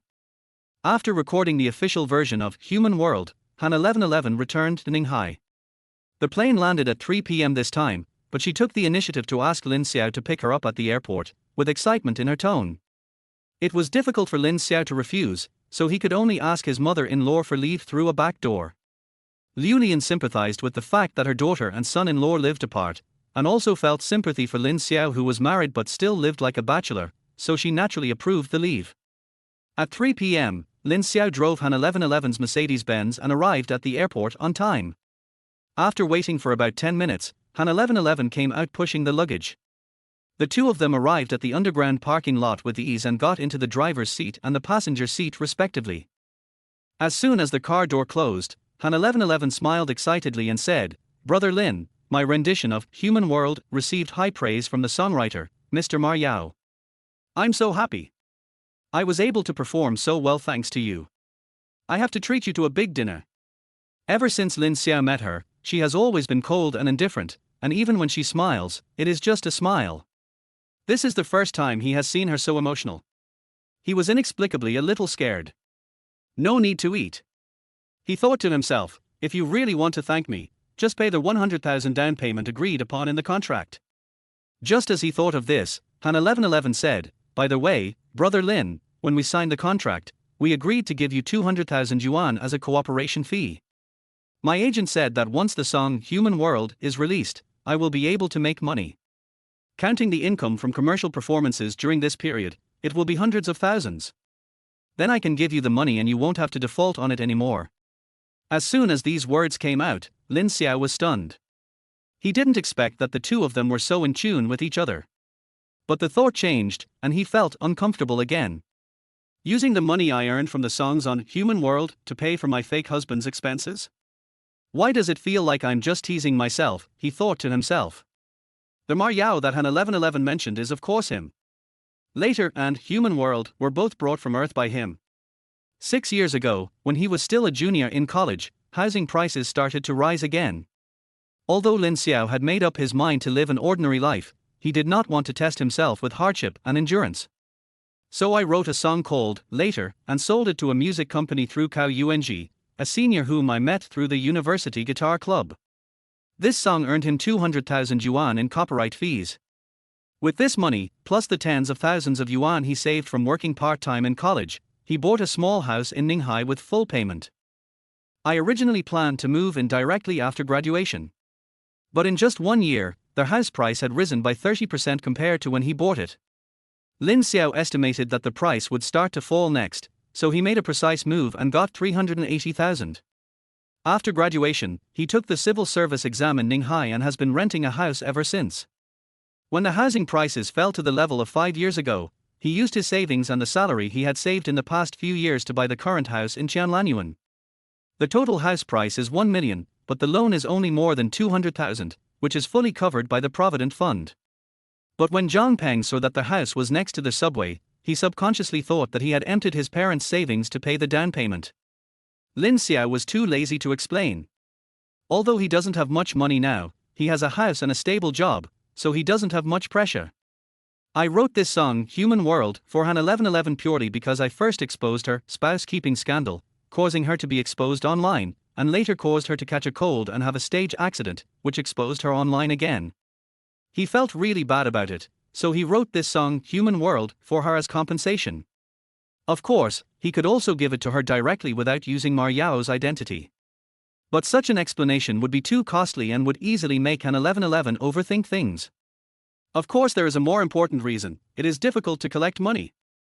After all, later has been popular for so many years, and the name Ma Yao has already gained quite a status in the circle even though no one has ever seen him. The same song, sung by the famous Ma Yao and by Lin Xiao, has completely different prices. Lin Xiao, apologizing is one thing, making money is another, they are two different things. Now I hear that Han 1111 is going to use the money she made from the song Human World to pay for his contract as her fake husband. And that he wrote Human World, the song that could revive her career, and secretly earned 300,000 yuan from it. He was also the one who took the scandalous photo that caused her to fall into a slump, and earned 100,000 yuan from it. Lin Xiao's conscience felt a little bit painful. I couldn't help but complain in my heart, now in this situation, it seems like she has been sold out by me, and she is still counting money for me. Chapter 37 Lin Xiao, I really just want to lie down. Faced with Han 1111 who was enthusiastic about treating him to a meal, Lin Xiao hesitated for a long time, and then gently reminded her, "You've been away from home for half a month, and your parents at home are looking forward to your return. Isn't it a bit inappropriate for you to invite me out for dinner alone?" What Lin Xiao didn't say was, girls are said to be extroverted, so doesn't this mean that she has forgotten her mother after finding a husband? Han 1111 felt embarrassed when she heard what he said. "You're right. Let's go home and eat." Go home and eat. Lin Xiao frowned, remembering the last time she cooked porridge at home and almost blew up the kitchen, and asked suspiciously, "You mean, wait for your mother to come home and cook?" Han 1111 tilted his head, "No. Is it not possible?" Lin Xiao was speechless. But on second thought, it seems reasonable. Han 1111 grew up in a spoiled environment. It wasn't that she had everything provided for her, but it was almost the same. Her mother would prepare all her meals for her when she came back from school. Now that she has a job, she naturally enjoys the care of her parents with greater peace of mind. But Lin Xiao comes from an ordinary family and has been taught since childhood that children from poor families should grow up early. So now at 3:30 in the afternoon, if he returns home, he will definitely take the initiative to cook dinner so that his parents will have something ready to eat when they get home from get off work. At this moment, both of them had subconsciously formed ideas about tonight's dinner, and there was no right or wrong. The difference is simply due to the environment in which they grew up. After hesitating for a moment, Lin Xiao said, "How about this, it's still early. I'll go to the market to buy some vegetables, then go home and cook. We can eat directly when my uncle and aunt get home from get off work." Han 1111 was a little surprised by his suggestion. But after hesitating for a moment, he nodded and agreed, thinking that at worst I could just help him. At 4:30, the two bought some groceries and returned to Jilly Garden. Lin Xiao went straight into the kitchen and started working. 10 minutes later, Han 1111 appeared at the kitchen door wearing a set of home clothes. "Is there anything I can do?" she asked sincerely. "Need not." Lin Xiao's voice stopped abruptly and his eyes fell on Han 1111. As the weather turned colder, she wore a white woolen home suit, which made her look fluffy and like a playful snowball. Lin Xiao stared in amazement. Seeing his expression, Han 1111 thought something was wrong with her outfit and felt embarrassed for a moment. What happened?" "Fine." Lin Xiao quickly regained his composure and said with a smile, "If you want to help, please help me pick the beans." "Do you know how to pick beans?" Han 1111 almost rolled his eyes. "Of course, it's not like I haven't done anything before." The more he spoke, the softer his voice became, as if he felt that this was nothing to be proud of. The two of them were busy with each other in the kitchen. Lin Xiao washed, cut, and boiled water, busy and orderly. Han 1111 huddled in a corner, quietly pinching the heads, tails, and tendons of the beans. Neither of them spoke, but they didn't feel awkward. Smoke rose from the kitchen. More than an hour later, the 4 delicious dishes and 1 soup were ready, and Liu Liyun and Han Haijun arrived home just in time. Liu Liyun was holding some dishes in her hands, and she was surprised to see the delicious food on the table. "Xiaolin, please sit down." "Really, why don't you wait until I get home to do it? You've worked so hard," she said with a wrinkled face and a relieved smile. Lin Xiao smiled and said, "You and Dad have worked hard all day. I've taken a leave this afternoon and I'm just sitting around doing nothing. I'll make dinner so you can have a rest." These words were said naturally, without any flattery, but they touched the hearts of Liu Liyun and Han Haijun. The couple looked at each other and saw an expression of great satisfaction in each other's eyes. They really chose the right son-in-law. Okay, then we are lucky today and can have a ready-made meal, Han Haijun said with a smile. Liu Lian rolled her eyes at him.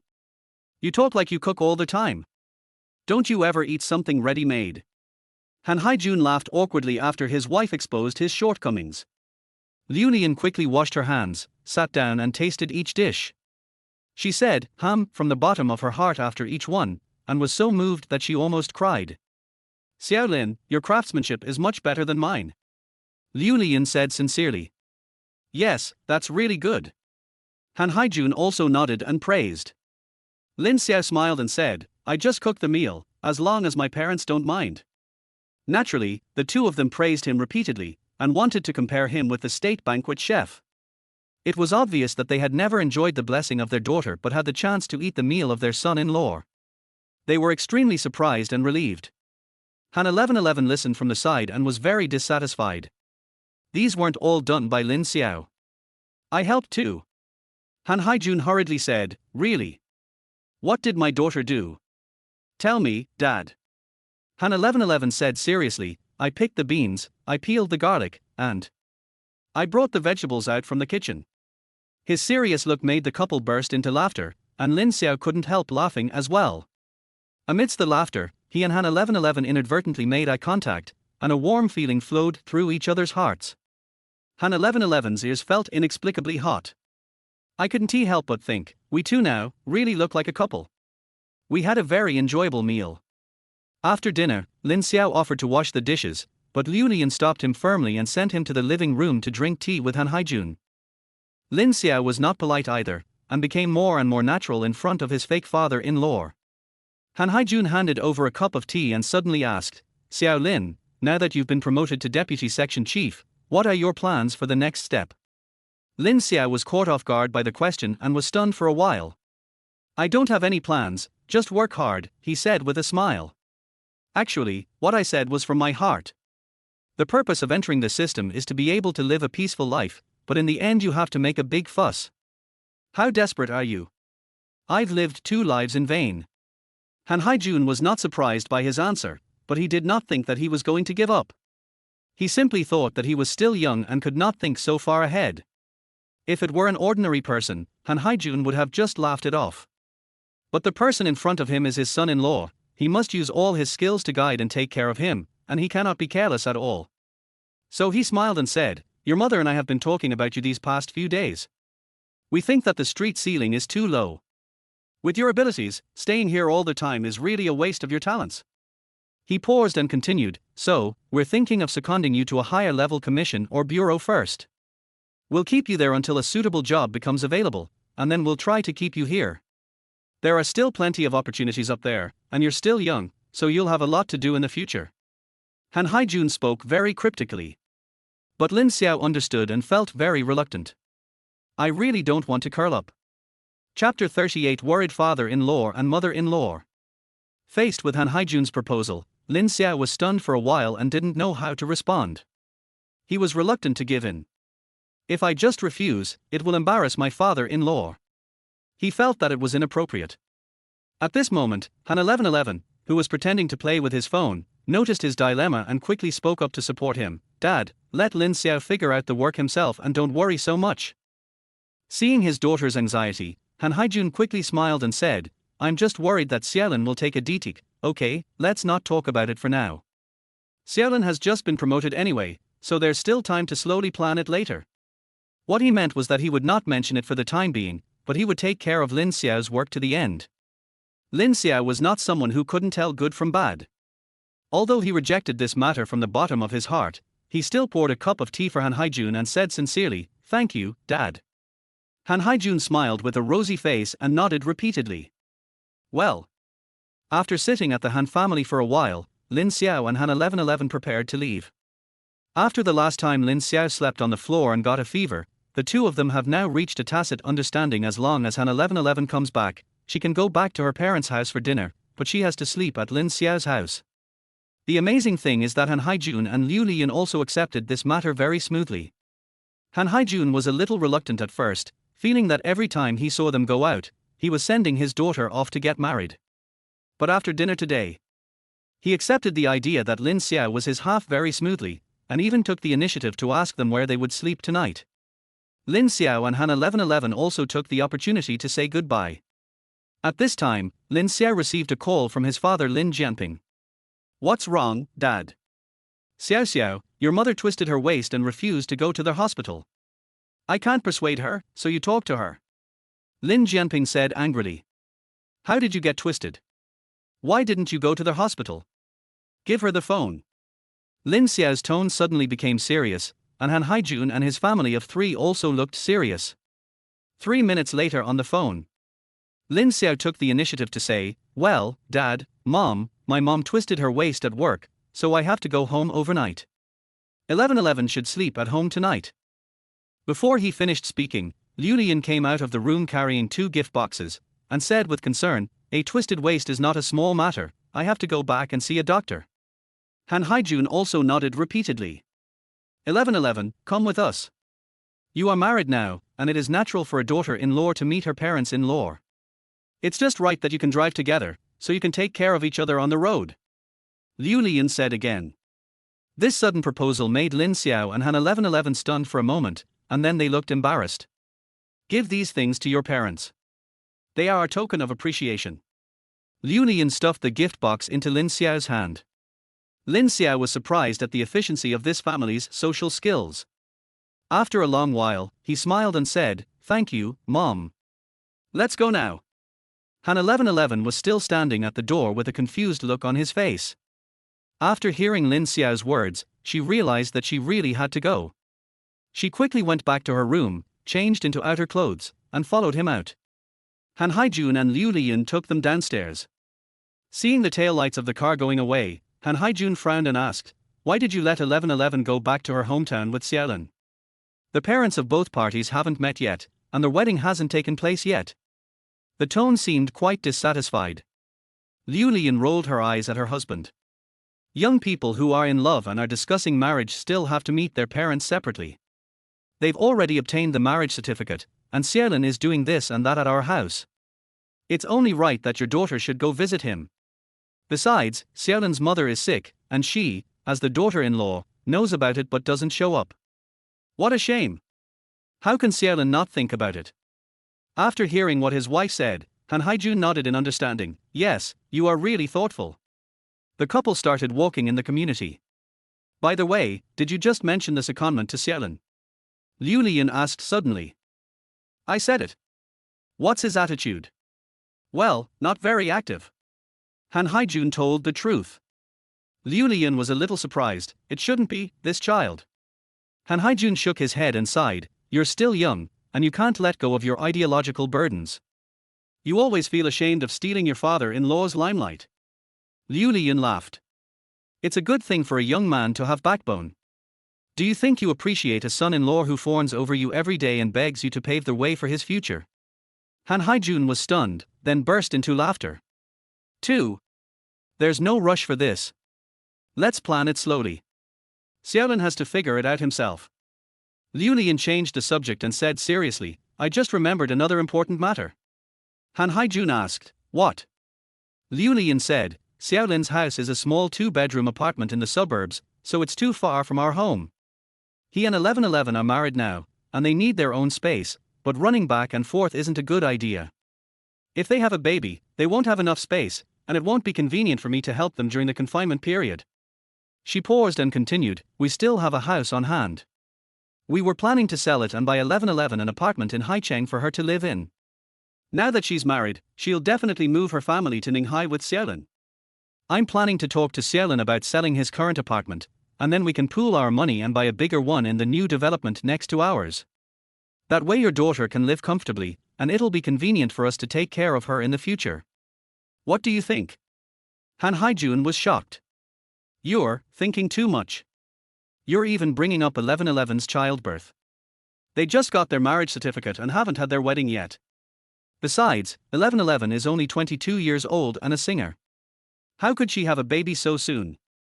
Quick!" Liu Lian rolled her eyes. "A month ago, your daughter didn't even have a boyfriend, and now you're trying to transfer your son-in-law. Isn't that too fast? Han Haijun was speechless for a moment and had no answer. Liu Lian smiled and said, besides, look at how sweet this couple is. They are even reluctant to spend the night at her parents' house. That shows how much they love each other. Young people are so in love, and it's not uncommon for them to have children. Han Haijun was speechless. Although he doesn't reject the idea of being a grandfather, he even looks forward to it. But his wife's fabrication of her own daughter still made him, as a father, feel very embarrassed, and he didn't know what to say. Liu Lian became more and more excited as she spoke, and added, also, as the father-in-law and mother-in-law, we should buy a car for our son-in-law. That red Mercedes-Benz Xiaolin drives is really eye-catching. Besides, 1111 is now being picked up by Xiaolin when she goes home, and she can't drive this car anymore, so we might as well sell it. We can add some money and buy a domestic electric car. It will be convenient for Xiaolin to go to work, and he can pick 1111 up openly when she comes home. That's great. This proposal was approved by the South Korean Navy. Although he held a high official position, he still knew the marriage customs, and the most basic requirement was to give a car as a dowry to a daughter. In theory, buying a house is the man's responsibility. But considering Lin Xiao's family background and the fact that he works in Ninghai, Han Haijun didn't think it was a big deal to prepare a wedding house for his daughter and son-in-law. The couple only let him sell his current house and get involved out of consideration for their son-in-law's face.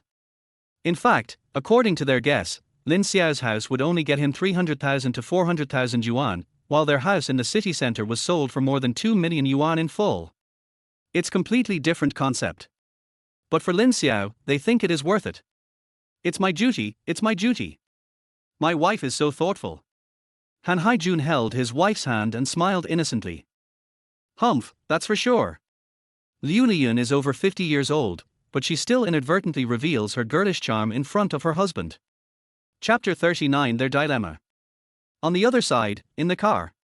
In the evening, Lin Xiao accompanied Han Haijun for a drink, so Han 1111 was driving today. Take me to their high-speed rail station. Lin Xiao suddenly said. Han 1111 was surprised, aren't we going there by car? Lin Xiao frowned and turned his gaze from the phone screen to the person in the driver's seat. Us. Yeah, right, didn't you say I'd go with you?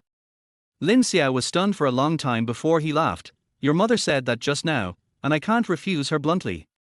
But once we leave that house, we don't have to act anymore, so you can stay at my house for the next 2 days, I can go back by myself. Han 1111 blushed, realizing what he meant. Oh. She pursed her lips, a little embarrassed. I was so proactive just now, as if I really wanted to go back with him and play the role of daughter-in-law. But he's been performing with me for over a month, so it's not impossible for me to go and perform with him. It's almost 9 o'clock now. Are there any high-speed rail tickets left? Han 1111 changed the subject. Yes, I just bought it and will be in Anyang at 10 o'clock. Oh, that's good.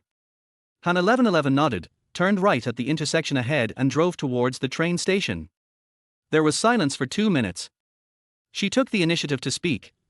Why do you look reluctant about my father's proposal just now? Lin Xiao didn't expect her to ask this and was a little surprised. You mean, he used his connections to get me transferred to the district organization department? Well, how can I put it? Lin Xiao smiled and said seriously, 2 reasons. First, I really don't want to go. I don't have such big aspirations. I just want to lie down in my current position and live a stable life. I'm not cut out to be an official. Do you think I'm useless if I say this? Han 1111 smiled and said softly, no.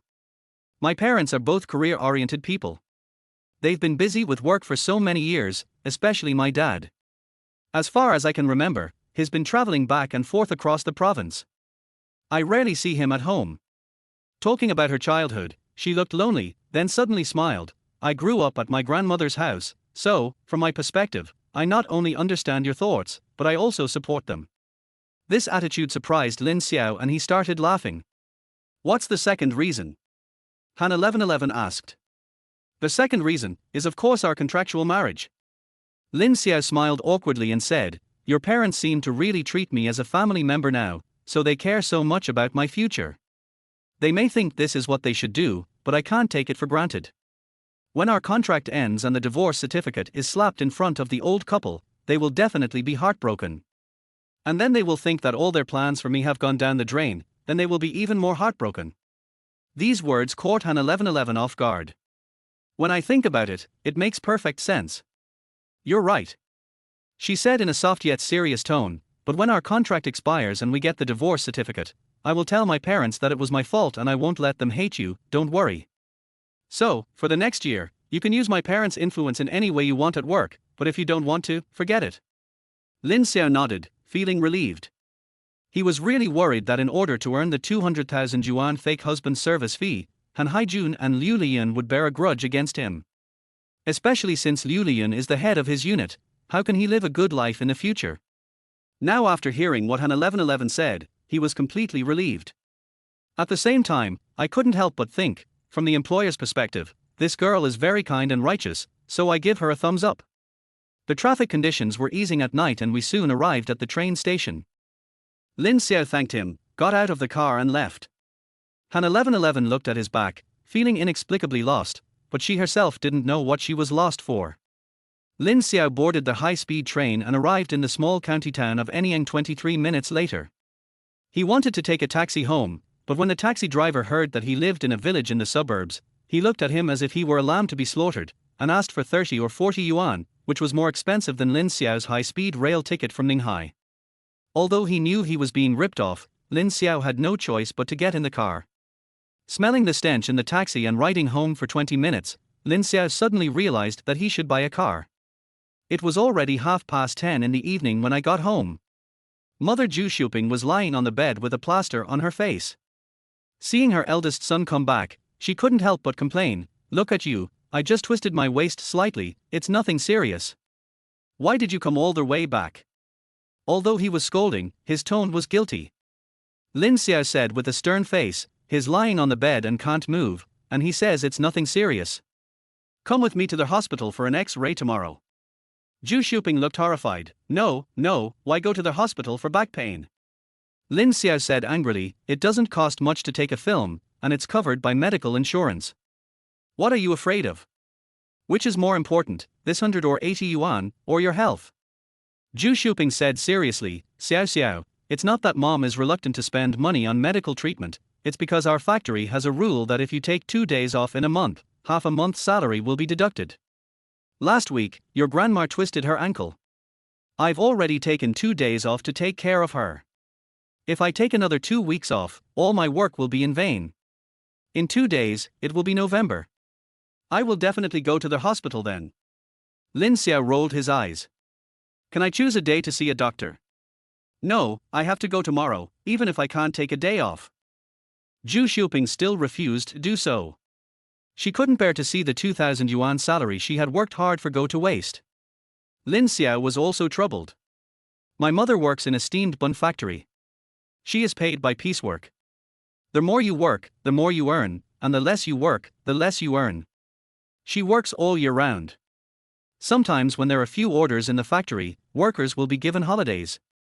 But now that winter has arrived, orders for semi-finished steamed buns have surged, and the factory's assembly line has to run for more than 16 hours a day, and the supply still cannot meet the demand. There is no possibility of taking a holiday. Of course, the workers in the factory don't want to take a holiday either. After all, their wages are piece rate, and the more orders they have, the higher their wages will be."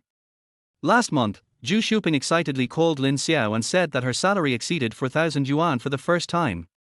This is very impressive for a rural woman with only a primary school diploma. No wonder she is sorely in back pain but refuses to take a leave. Lin Xiao was helpless and stood there with his hands on his hips, looking very angry. Of course, this anger is not directed at my mother, but at the unscrupulous factories in these towns. As a person with higher education, Lin Xiao certainly knew that the factory's practice of operating without holidays all year round and deducting half a month's salary for employees who took leave for more than 2 days was a violation of the labor law. But today, the marketization process is advancing rapidly. In remote towns like Anyang County in an underdeveloped central province, labor laws simply don't cover some sweatshop. Of course, calling it a sweatshop is a bit of an exaggeration. After all, these factories provide a livelihood for many people, so these unfair terms have become a mutually agreed upon conflict between the bosses and the workers. But it wasn't supposed to be this way. Uneducated middle-aged female workers like Zhu Shuping earn their money through hard work, and they should be grateful to themselves, not the factory owners. Naturally, their basic rights and interests should also be protected rather than ruthlessly exploited. But no one cares about them, and they themselves don't think there is anything wrong. In fact, Zhu Shuping twisted her waist because she fell off her electric bike on her way home from get off work, which was definitely a work-related injury. But she had no idea about this at all, she just felt that she was unlucky. So in the end, only Lin Xiao was left fuming to death as he watched his mother lying on the bed screaming in pain yet insisting on going to work. "Go to the hospital tomorrow," he said coldly. "I'll find someone to help you with the salary deduction." Chapter 40. A piece of cake. I heard Lin Xiao patting his chest and promising that he would take care of the salary deduction issue. Zhu Shuping didn't believe it at first. After all, although her son was an excellent person, it was impossible for him to give orders to their boss of a steamed bun factory. Lin Xiao knew that if he didn't give his mother a reassurance today, she would be grumbling all night. So I could only say, "Mom, did you forget that I told you last time that I was on a blind date with our leader's daughter?" Zhu Shuping became excited when she heard it, and even her father Lin Jianping, who was watching the game, pricked up his ears. "Yeah, how are you getting along with girls?" "Not bad. The girl's mother is the top leader in our unit." "What do you think the rank of the girl's father is?" "How could we guess that?" Zhu Shuping was silent and frightened. It was obvious that she felt that even thinking about such a high-ranking official was an insult. Lin Xiao said vividly, "It's not convenient for me to say anything else. I can only tell you that he works in the provincial government." When Zhu Shuping and Lin Jianping heard this, their eyes widened and they looked at each other in surprise. Lin Xiao said seriously, "This is my future father-in-law. I visited his home last time and he likes me very much. I want to ask him to pass on a message to our county magistrate. Do you think your factory dares to deduct your salary?" Hearing this, Zhu Shuping's face was already full of excitement, and the stone hanging in her heart finally fell to the ground. But on second thought, she became anxious again. "It's not appropriate to trouble such a high-ranking leader for such a small matter like mine, right? Aren't you the one who keeps nagging about whether it's suitable or not?" "No more, no more." Zhu Shuping waved her hands repeatedly. "Xiao Xiao, I'll listen to you. I'll go to the hospital for an X-ray tomorrow. Don't beg them for such a small thing. It's not worth it. I'll have to get my salary back later. If the boss thinks you have such incompetent and petty parents, it's not enough trouble. They won't marry their daughter to you. Then I'll be so sorry for you." As Zhu Shuping spoke, tears were about to come out and her face was full of self-blame. Lin Xiao was shocked. He had never thought of looking for Han Haijun. "I brought him out just to scare my mother and make her feel at ease." Unexpectedly, this triggered such emotion in her, and he suddenly felt a little guilty. "Fortunately, my mother finally agreed to go to the hospital tomorrow." Early the next morning, after breakfast, Lin Jianping went to work at the construction site as usual, and Lin Xiao took his mother to the hospital in a taxi. After a round of examinations at the hospital, it was confirmed that Zhu Shuping's waist was accidentally stretched and the ligament was sprained. She just needed to rest at home for a few days to recover. They prescribed some ointment and let me go home. The doctor specifically advised not to do physical work in the next few days. When Zhu Shuping heard this, she knew that she would not be able to go to work in the factory for the next few days and her entire month's salary would be gone. She felt even more upset. At that moment, the factory manager suddenly called her and said, "Lao Zhu, you hurt your back, didn't you? I've consulted the factory director. You fell off your electric scooter on your way home from work. It's considered a work-related injury, and the factory will subsidize you 3,000 yuan. You should rest well these few days, and your piecework wages for this month will be paid as usual. Don't worry." Zhu Shuping was stunned and couldn't believe it was true. After hanging up the phone, he asked his son, "Xiao Xiao, you still called the girl's family? Didn't I tell you not to contact them? How embarrassing." Zhu Shuping was almost crying out of anxiety. "I didn't look for him, and I'm not stupid." Lin Xiao was speechless. "That factory. I did look for someone, but it wasn't my future father-in-law, it was my high school classmate." "High school classmate?" Lin Xiao told the truth. "A classmate of mine from high school is now working as a secretary for the county magistrate in Anyang County." After graduation, he worked in a big city for 2 years. Later, he wanted to take the civil service exam. Knowing that I had just graduated and started working, he added me on WeChat to ask for advice. I was the one who helped him pass the exam. I called him while you were getting the inspection just now. He's only the county magistrate secretary, but all the businesses, big and small, in the county have to give him face. A small matter like yours would be just a matter of a word to him. Zhu Xiuping was stunned when she heard this. And this matter, wouldn't this be too much trouble for me? What's the trouble? Lin Xiao said helplessly, even if I didn't help him, we were high school classmates. Now we are both in the system. I am in the provincial capital and he is in the county. We can exchange information more in the future. It's only natural for us to help each other. Don't mind the trouble. Zhu Xiuping felt a little dazed when she heard her son say these words with a calm expression. Only then did she realize that the little boy who had hidden behind her when he encountered wild dogs had now grown into a towering tree that could shelter her from the wind and rain. In an instant, she felt sad and relieved.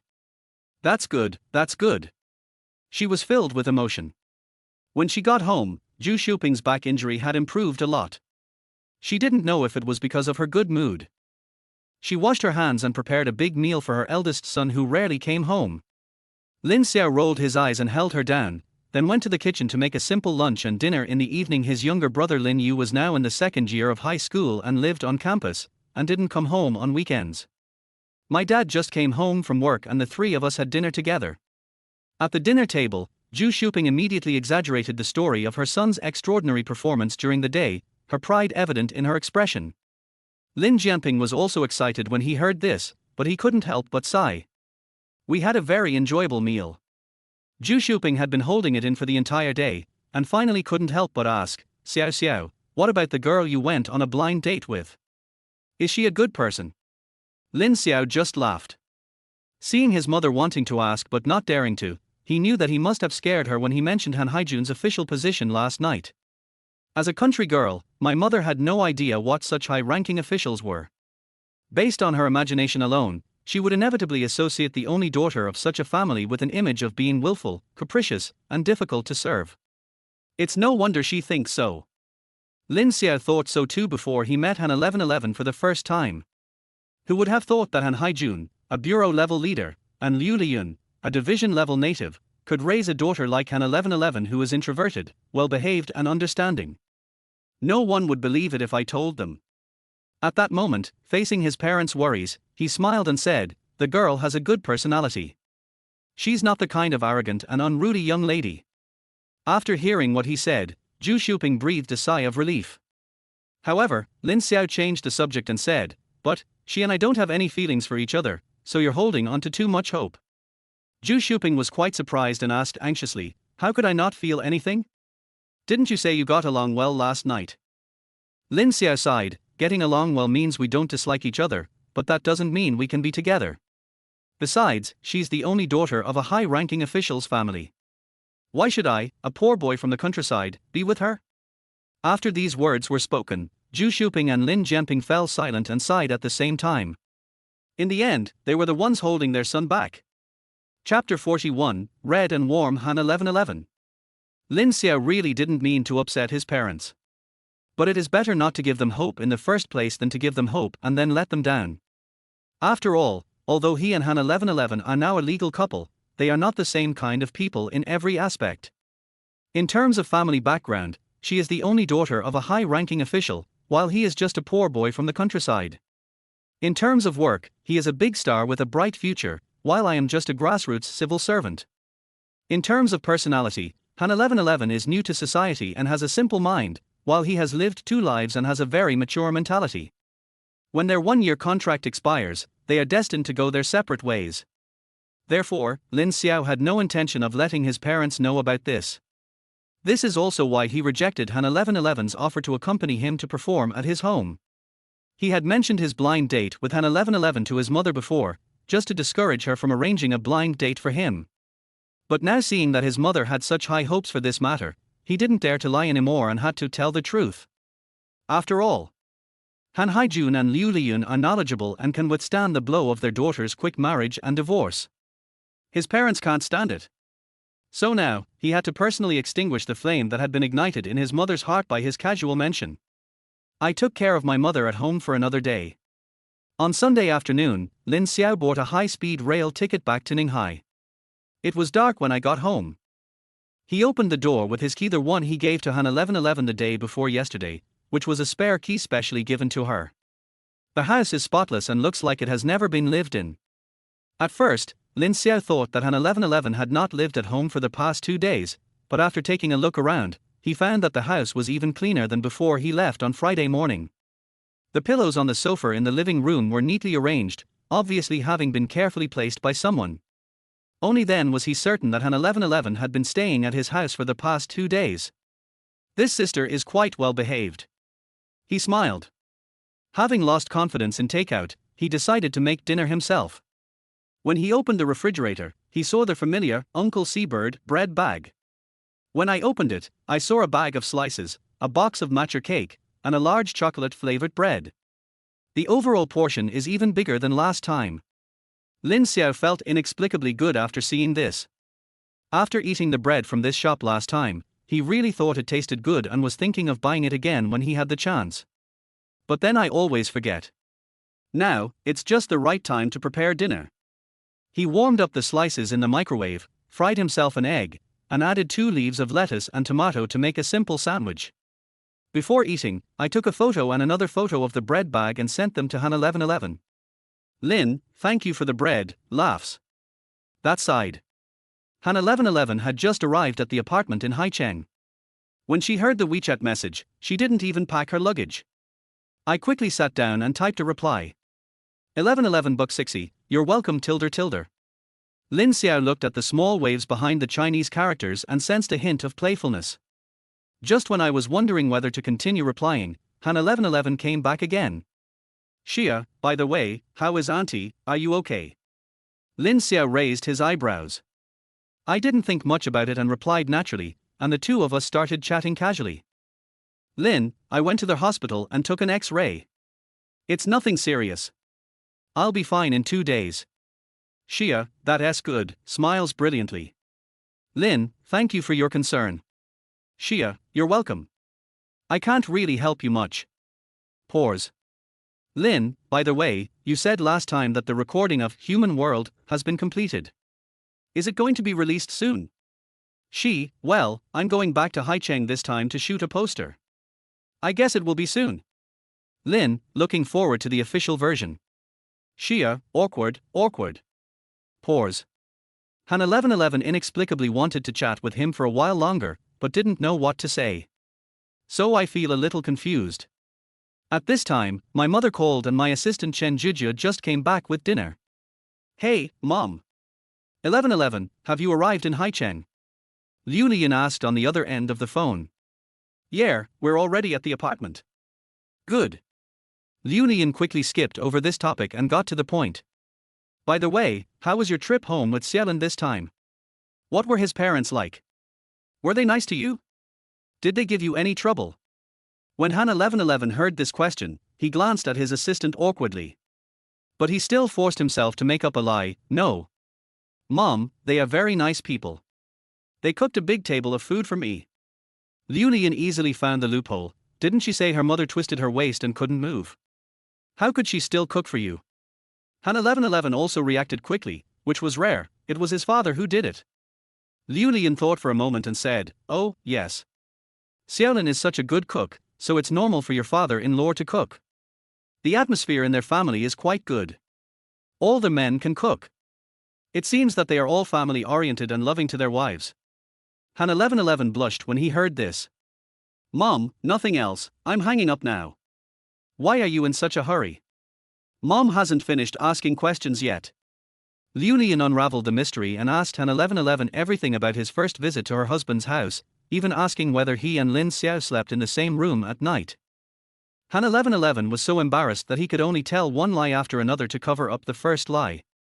In order to reassure her mother, she kept saying good things about Lin Xiao's family.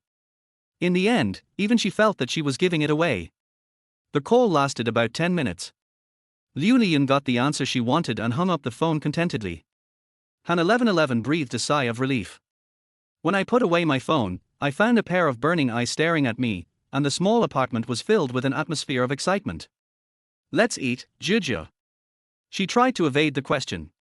Chen Zhuzhe, however, refused to let go of such a good opportunity to eat melons. With twinkling eyes, she excitedly asked, "Sister, did you go to my brother-in-law's house? Did you even meet my parents-in-law?" Han 1111 felt even more embarrassed when she heard the terms brother-in-law and parents-in-law.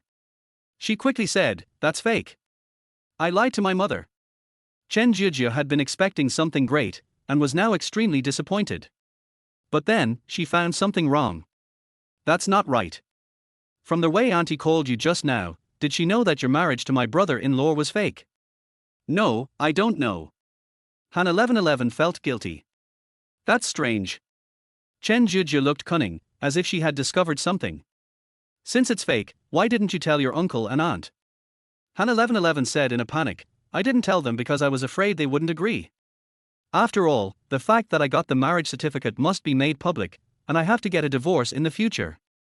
If I tell them in advance, they will definitely not agree. I understand. Chen Zhuzhe interrupted, her smile enigmatic.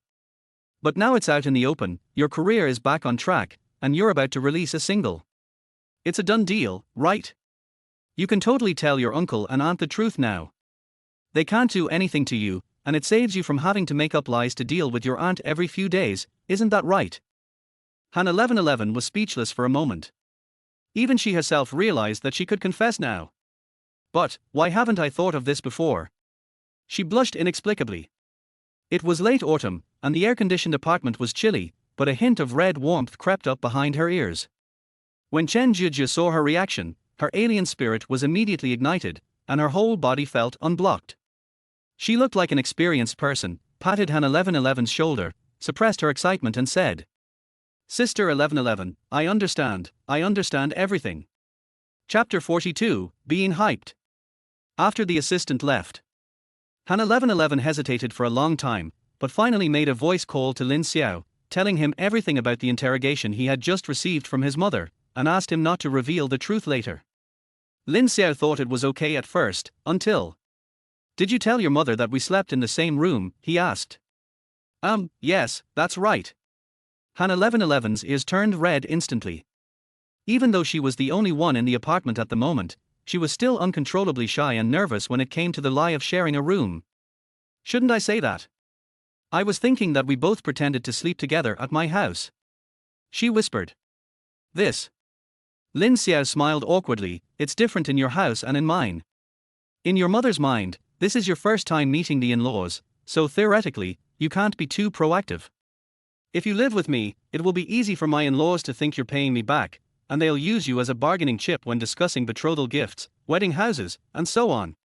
The more they talked about this topic, the more awkward it became. The fake husband teaches his fake wife how to deal with the fake parents-in-law. I always feel like something is wrong. Lin Xiao laughed, but it's okay. After all, we are just in a contractual relationship, and it won't get to the point of a betrothal gift or a wedding house.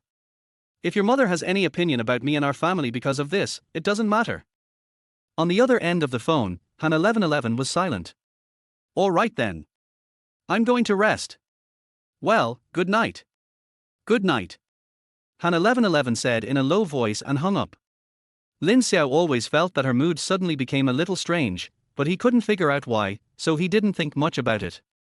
The next day, a new week began. Lin Xiao and Han 1111 were separated and each of them was immersed in a busy and tense life. Before Lin Xiao was promoted to deputy section chief, as the only backbone of the office, section chief Li Mingdao had to paint a rosy picture for him and do some work for him when assigning him tasks. Now that he has become a full-fledged deputy section chief, Li Mingdao simply stopped pretending and handed over all the department's work to him, even including all important matters that required the signature of the department head in meetings. Li Mingdao himself is late and leaves early, fishing for 3 days and drying the net for 2 days, living a very leisurely life. Lin Xiao looked at the mountain of materials on the table and felt overwhelmed. It's not that there is no gain. His current work status completely confirmed his initial guess. Once he embarked on the path of promotion, he would be like a beast of burden who could be exploited at will in the eyes of his superiors, and he would not even have the right to complain. Looking at the rising salary, Lin Xiao could only grit his teeth and throw himself into the daily work of plowing the fields and grinding the mill with oxen and horses. The other side. Han 1111's work also became extremely busy. For 2 consecutive days, she was in the studio shooting the promotional posters for Human World. Since she was a complete novice in this area, even though she was naturally beautiful and had an extraordinary temperament, she still couldn't let go when facing the camera, so it took 2 days to achieve the effect the photographer wanted. In addition to shooting posters, the company also arranged many offline announcements for her. These tasks are not entirely centered around the new song Human World. After all, it has not been officially launched yet. The company's attention to her has skyrocketed. It's entirely because I know the power of Human World, and I'm also very satisfied with her performance of this song. The new song will be absolutely unstoppable once it is released. Han 1111's popularity and influence will skyrocket, and she may even be able to get over the impact of the sponsorship scandal. Seeing these prospects, the company naturally paid more attention to her and arranged higher standards for her performances. Han 1111 didn't feel anything about this. Anyway, she likes to sing, so it doesn't matter to her where she sings or how many audiences there are. This made manager Zhu Hui beam with joy, and she couldn't stop sighing, "Oh, this teacher Ma Yao is really a benefactor to our 1111. You see, you became popular after participating in The Voice of China and sang later, written by him. Now your reputation has been damaged and the company no longer pays attention to you." But he relied on the song Human World to directly turn the situation around. TSK, not only is Mr. Ma an amazing songwriter, but he's also incredibly helpful to you. It's just that he's a secretive person and never shows up. Otherwise, I'd definitely take you to visit him and solidify our relationship. Han 1111 saw Sister Hui so excited, but she didn't feel that much in her heart. She was also grateful to teacher Ma Yao for writing the song Human World for her, but she felt that doing her best to sing the song well was the greatest reward to the songwriter. She didn't think much about the rest. Under the operation of the company's publicity and promotion department, Human World will soon be released on Penguin Music at 8 p.m. on Friday, November 1st. Han 1111 didn't expect it to happen so quickly. She was extremely nervous for a moment, wondering what netizens would think of her performance. But along with the good news comes bad news. I'm so pissed off. Manager Zhu Hui blushed as she said, "That Yang Na is really haunting us. Last time, she tried to steal Human World from you behind my back. Even after failing, she still didn't give up. Now she's trying to ride on our popularity again. What's wrong?" Han 1111 asked. "I just found out that Yang Na's debut album's title song will also be released on Friday night, and it will be in the same recommended spot as yours." "Same recommendation position, what does that mean?" Han 1111 looked confused. Zhu Hui sighed, sat down, and said, "Do you know that Yang Na and you are called Red Rose and White Rose in the company?" Han 1111 nodded, although she didn't like this title. That Yang Hebo might have been inspired by this name and planned to release Yang Na's hit song and Your Human World together. He even combined the promotional posters into one. "She's the Red Rose, and you're the White Rose." Zhu Hui said this, opening a poster from WeChat and handing it over. Han 1111 took a look. The exquisite poster is divided into 2 parts by a diagonal line. The upper part is a charming red. Yang Na has an exquisitely made-up face and is charming and seductive. She holds a gorgeous red rose in her hand. Written next to it is the title of her hit song Dream. The lower part is pure white. Han 1111 has light makeup, her eyes are closed, and she is holding a white rose bud in her hand. Next to it is written Human World in the same font as in Dream. One red and one white, one desire and one purity, dream versus the world. I have to say, just looking at the poster, it is very tense and attractive. Only then did Han 1111 understand why the photographer insisted that she hold the white rose when taking the poster and why the dress she prepared was also pure white. She didn't think much about it at the time, thinking it was just the photographer's design.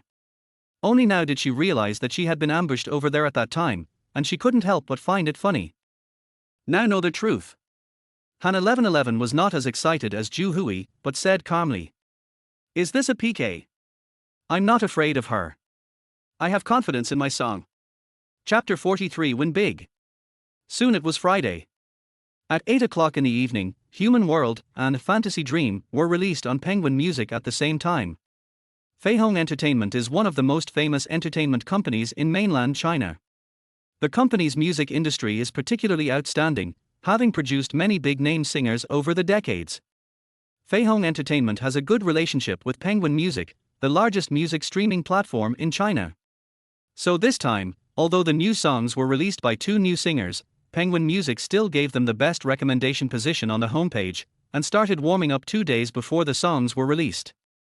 Therefore, the news that Han 1111's new song will be released tonight was already known to the entire network 2 days ago.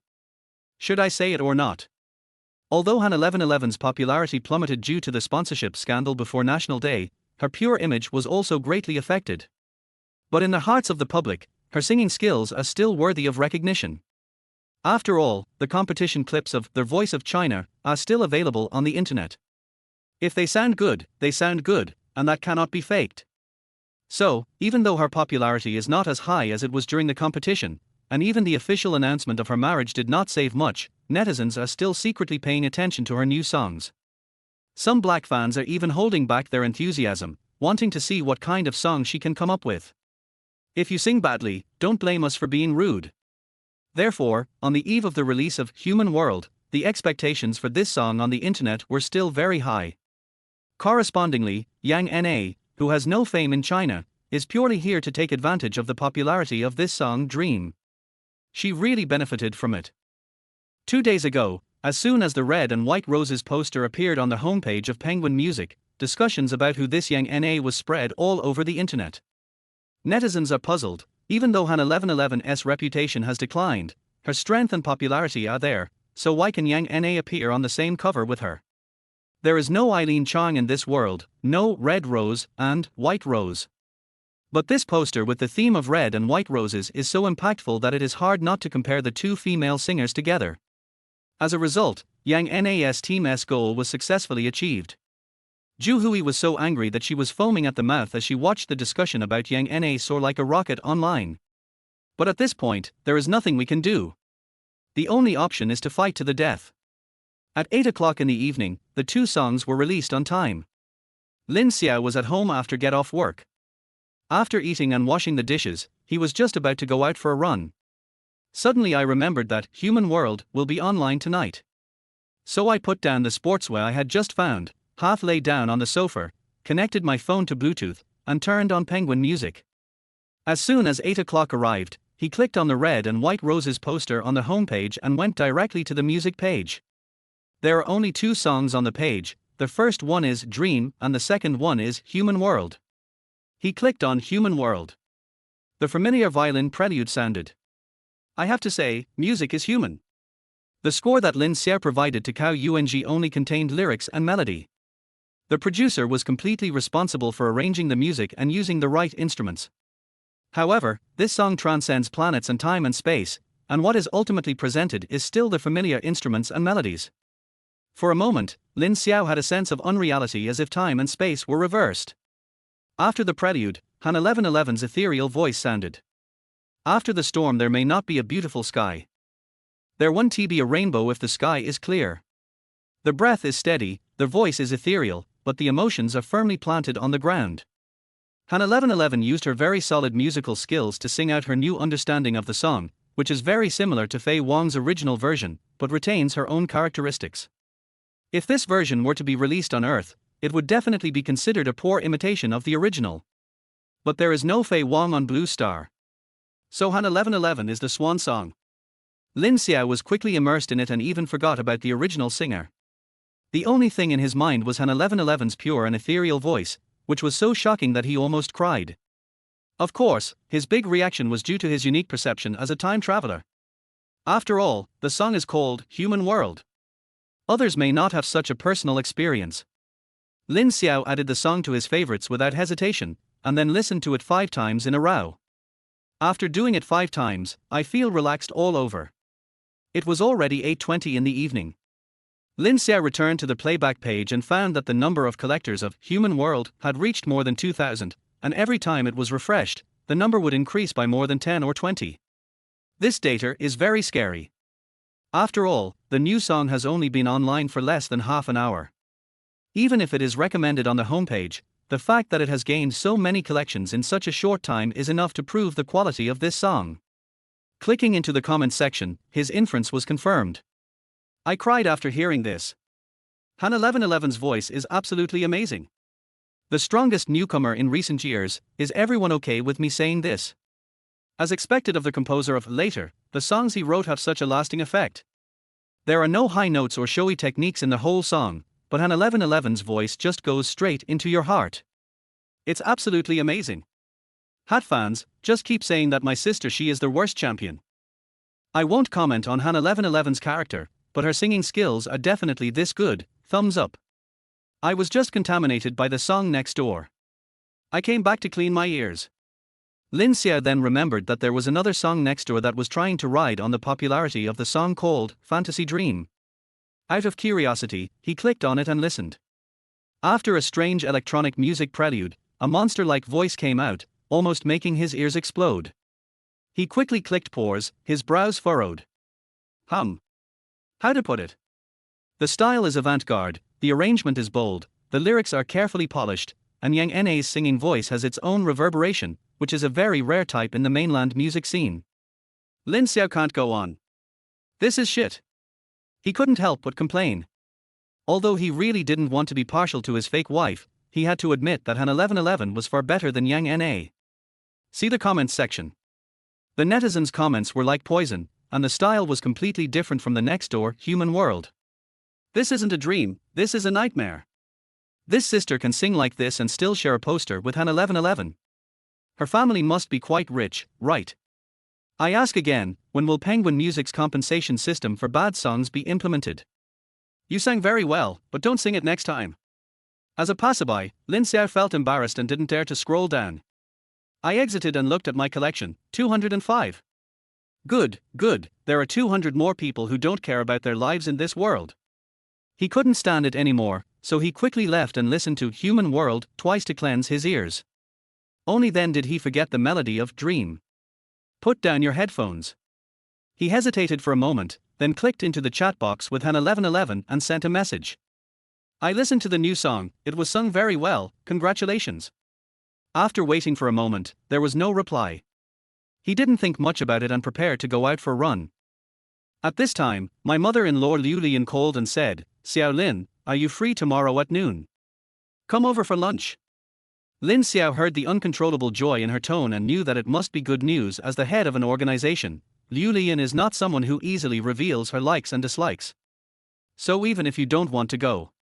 But he still didn't want to spoil the fun, so he agreed, okay, Mom. Chapter 44, Chosen Son-in-Law Lin Xiao. The next day, Saturday. Lin Xiao slept until he woke up naturally, had a quick breakfast, and then simply tidied himself up from head to toe. He left home at 9:30 and arrived at Han's house at 10 o'clock. Although Liu Lian asked him to come for lunch, it would be too ignorant if he really came at lunchtime. Lin Xiao brought a bag of fruit and a bottle of camellia oil to the door. Liu Lian saw this and complained, why are you buying so many things again, kid? We're a family, why are you still going through all this trouble?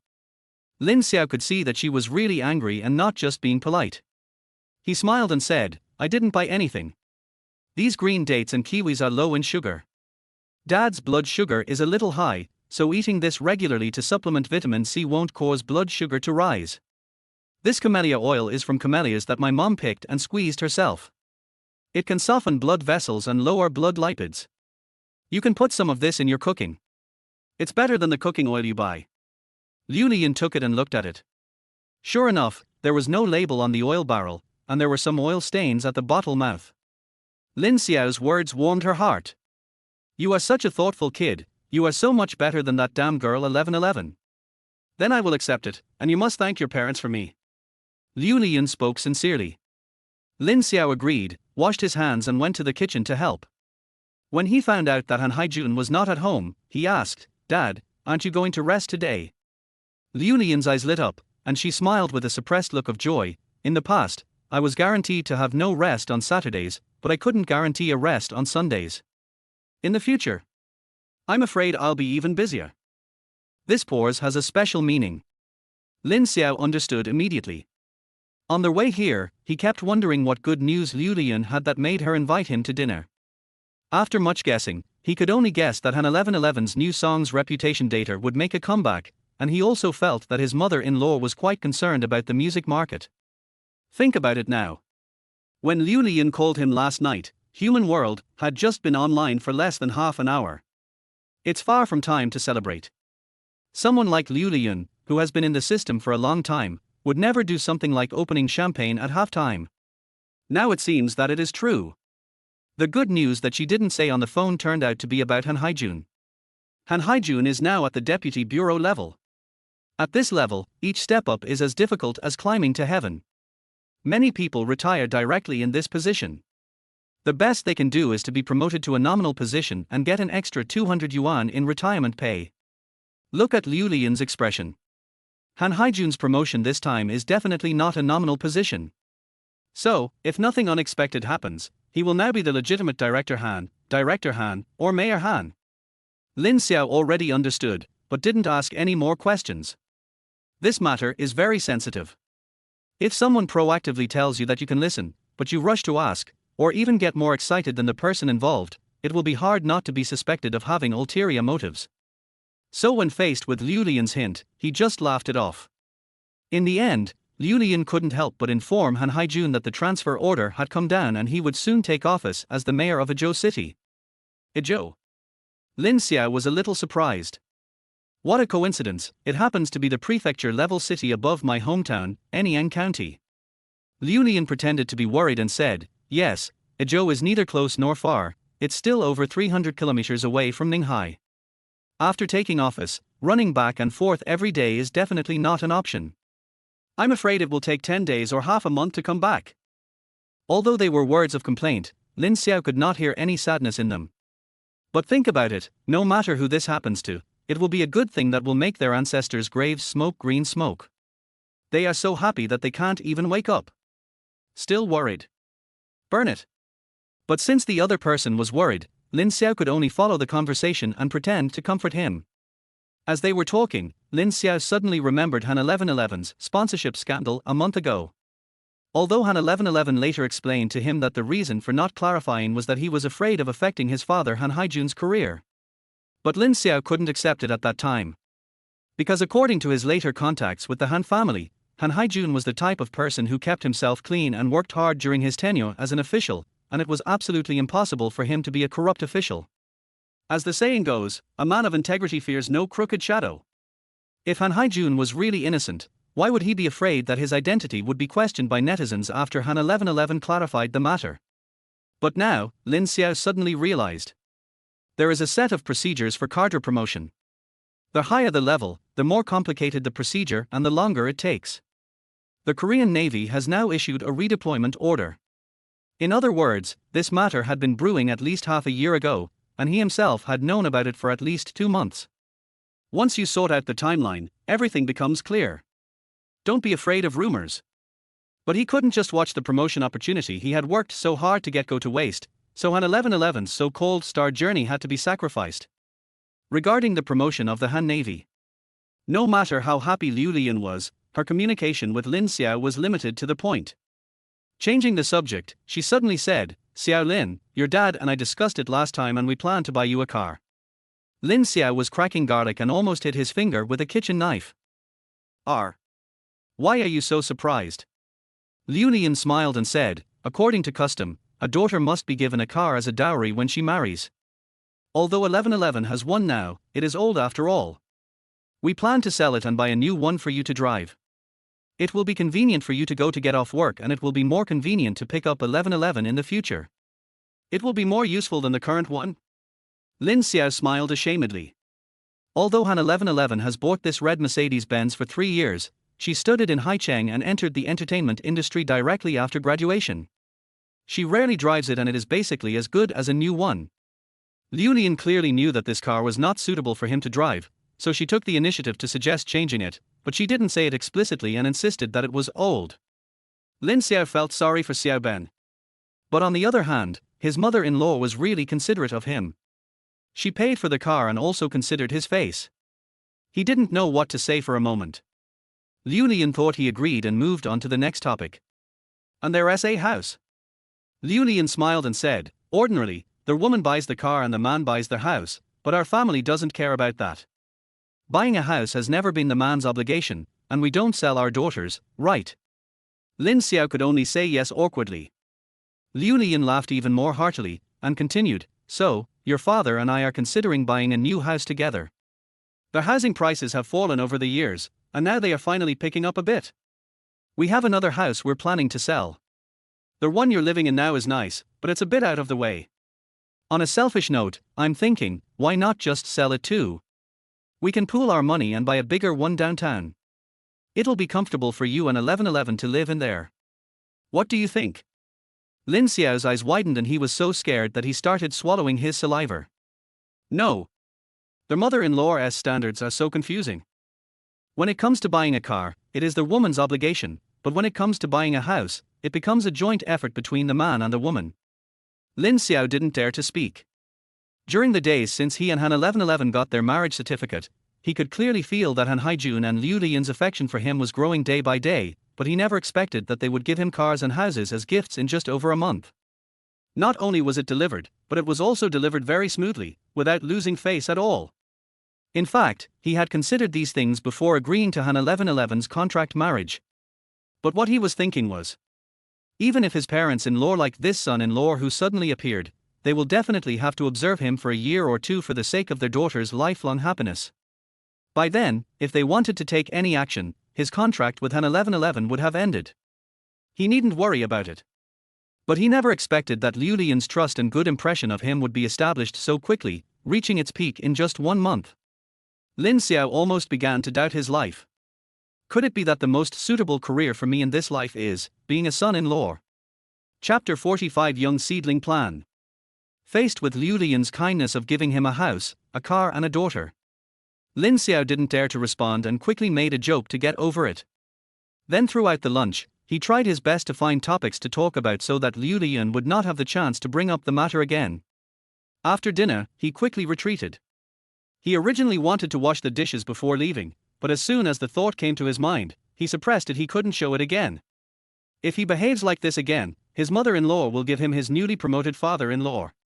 After escaping from Jilly Garden, Lin Xiao breathed a sigh of relief. Looking at the scene, those who didn't know would think that he had just been nearly robbed. Who would have thought that he almost earned millions? On the subway on their way home, Lin Xiao calmed down. There is only one answer in my mind: no, absolutely not. His contractual marriage with Han 1111 will expire in 11 months. At first, they thought that all they needed to do was maintain their marriage and not let Han 1111's career be affected. But now, Lin Xiao discovered that there should be another clause added to the contract. Both parties should act like a good couple and not arouse the suspicion of their parents, and at the same time, they should avoid letting their parents invest too much emotion in this marriage, so as to avoid that if they divorce, it will be the parents who will be hurt. As for Lin Jianping and Zhu Xiuping, Lin Xiao has already prepared to keep the matter secret, so there is no risk. But on Liu Lian and Han Haijun's side, they saw that the old couple was getting more and more immersed in the play. If Lin Xiao doesn't cut it off in time, I'm afraid that they will end up losing both their daughter and their soldiers. Their daughter cannot be compensated, and their soldiers are so badly lost that their house is almost emptied. Of course, this is not the most important thing. The most important thing is the affection that Liu Lian and Han Haijun have for him as their good son-in-law. Lin Xiao never thought of being a scumbag. What I didn't expect was that in this life, before I had the chance to cheat on my wife, I ended up cheating on my father-in-law and mother-in-law first. I have to go to the Han family less often in the future. If you ask me to go to dinner again, I will pretend to be sick. And you can't even take the car and the house. Lin Xiao made up his mind. When I touched my forehead, I was surprised to find it was covered in sweat in early winter. It was amazing. After 2 days of one-sided slaughter, the collection volume of Human World has exceeded 100,000, and it even became a hot search, and it has widened the gap with Yang Na's Dream in all aspects. Victory can already be declared. The next competition will be between Han 1111 and other well-known singers, and Yang Na will not even be qualified to sit at the table. From midnight on Saturday, Human World officially entered the top 50 of the Penguin Music New Songs chart and continued to perform well, entering the top 10 by Sunday night. This result is undoubtedly excellent. After all, Han 1111 is just a newcomer. No matter how popular he is in the early stages, he is still a newcomer. What's more, almost all of the singers in the top 10 of the new song list have a certain reputation in the music circle, and there are even 2 first-line singers. These songs all climbed into the top 10 after a week or even half a month of climbing. However, Han 1111, a newcomer, achieved this achievement in just 2 days. This shows how great the song Human World is. At Feihong Entertainment, although they were unwilling to accept the failure of Yang Na's debut single, the entire senior management was happy to see Han 1111's success. There is no contradiction between the two. After all, the company has no grudge against money. So, when the company saw the impressive data of Human World, it immediately decided to spend money. Buy hot searches, appear on shows, and do publicity. It is imperative to move Human World from the new song list to the hot song list. The top management knew very well that this leap could not be achieved by relying solely on the singer and the song itself. In this era, traffic volume influences people's preferences. Many songs become popular for no apparent reason. The reason is not because of the quality of the songs, but because of the strong capital behind them. Han 1111's song Human World is of good quality and received good initial market feedback. The company has no reason not to continue investing money and resources to make Human World a hit song and to make Han 1111 a new leader in the music industry and a benchmark for the new generation. So, Han 1111 became extremely busy. She didn't reply to the WeChat message Lin Xiao sent her on Friday until Saturday afternoon, and then she completely disappeared. Lin Xiao didn't pay much attention to it. He has his own work to do. When Black Monday came, he, the deputy section chief of the office, continued to work in a daze. Only when he went to the toilet would he think briefly, did I work so hard to pass the civil service exam, just to be buried in this meaningless mountain of documents and meetings? But it's useless to think about it. When it was almost time to get off work, the head of the personnel department, Xiong Kai-yuan, suddenly called him and asked him to come over. Lin Xiao frowned. Why is the personnel department looking for me? Haven't the promotion procedures been completed? He was too lazy to think about it, so he put down his work and went over. Xiongku, you're looking for me. Lin Xiao knocked on the door. As a grassroots unit, even the head of a section does not have an independent office. At most, he has a seat at the innermost part of a large office. The privacy is greater than that of ordinary clerks, but it is also limited. At this moment, everyone in the personnel department had gone off work, so Xiong Kai-yuan was the only one in the room. Come, Xiaolin, sit here. Section Chief Xiong pulled a chair and placed it next to his desk. Lin Xiao didn't hesitate and sat down directly. Xiong Kai-yuan smiled mysteriously. Can you guess what I want to talk to you about? Lin Xiao shook his head. I can't guess it. Xiongku, stop keeping me in suspense. Xiong Kai-yuan burst into laughter. Don't be nervous, it's not a bad thing. He paused, then calmed down and said, Look, last week the district sent us a document about the selection process for their Young Talents program. Lin Xiao raised his eyebrows. Young Seedlings Plan. Xiong Kai-yuan nodded. Yes. As the name suggests, it means to select some young cadres and plant them in broad and fertile soil.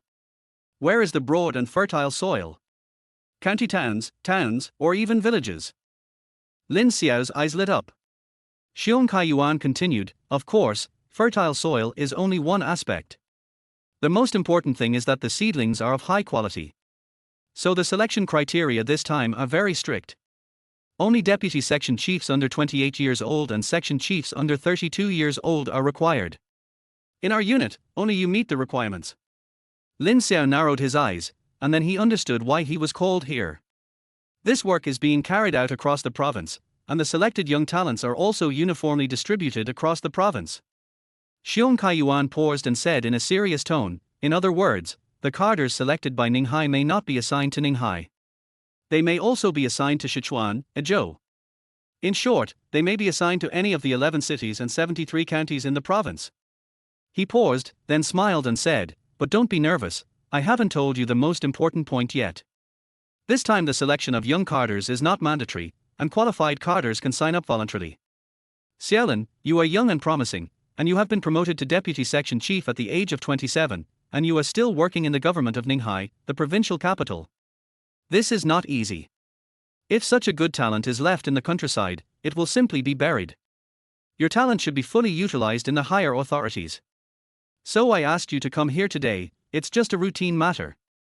After all, the documents have been issued, and we still have to notify you. If you don't want to go, just tell us directly. Chief Xiong. Before Xiong Kaiyuan could finish his words, Lin Xiao suddenly interrupted him with a very calm expression. When is the latest time to register? He asked. Xiong Kaiyuan was stunned for a moment and narrowed his eyes. He said, sign up.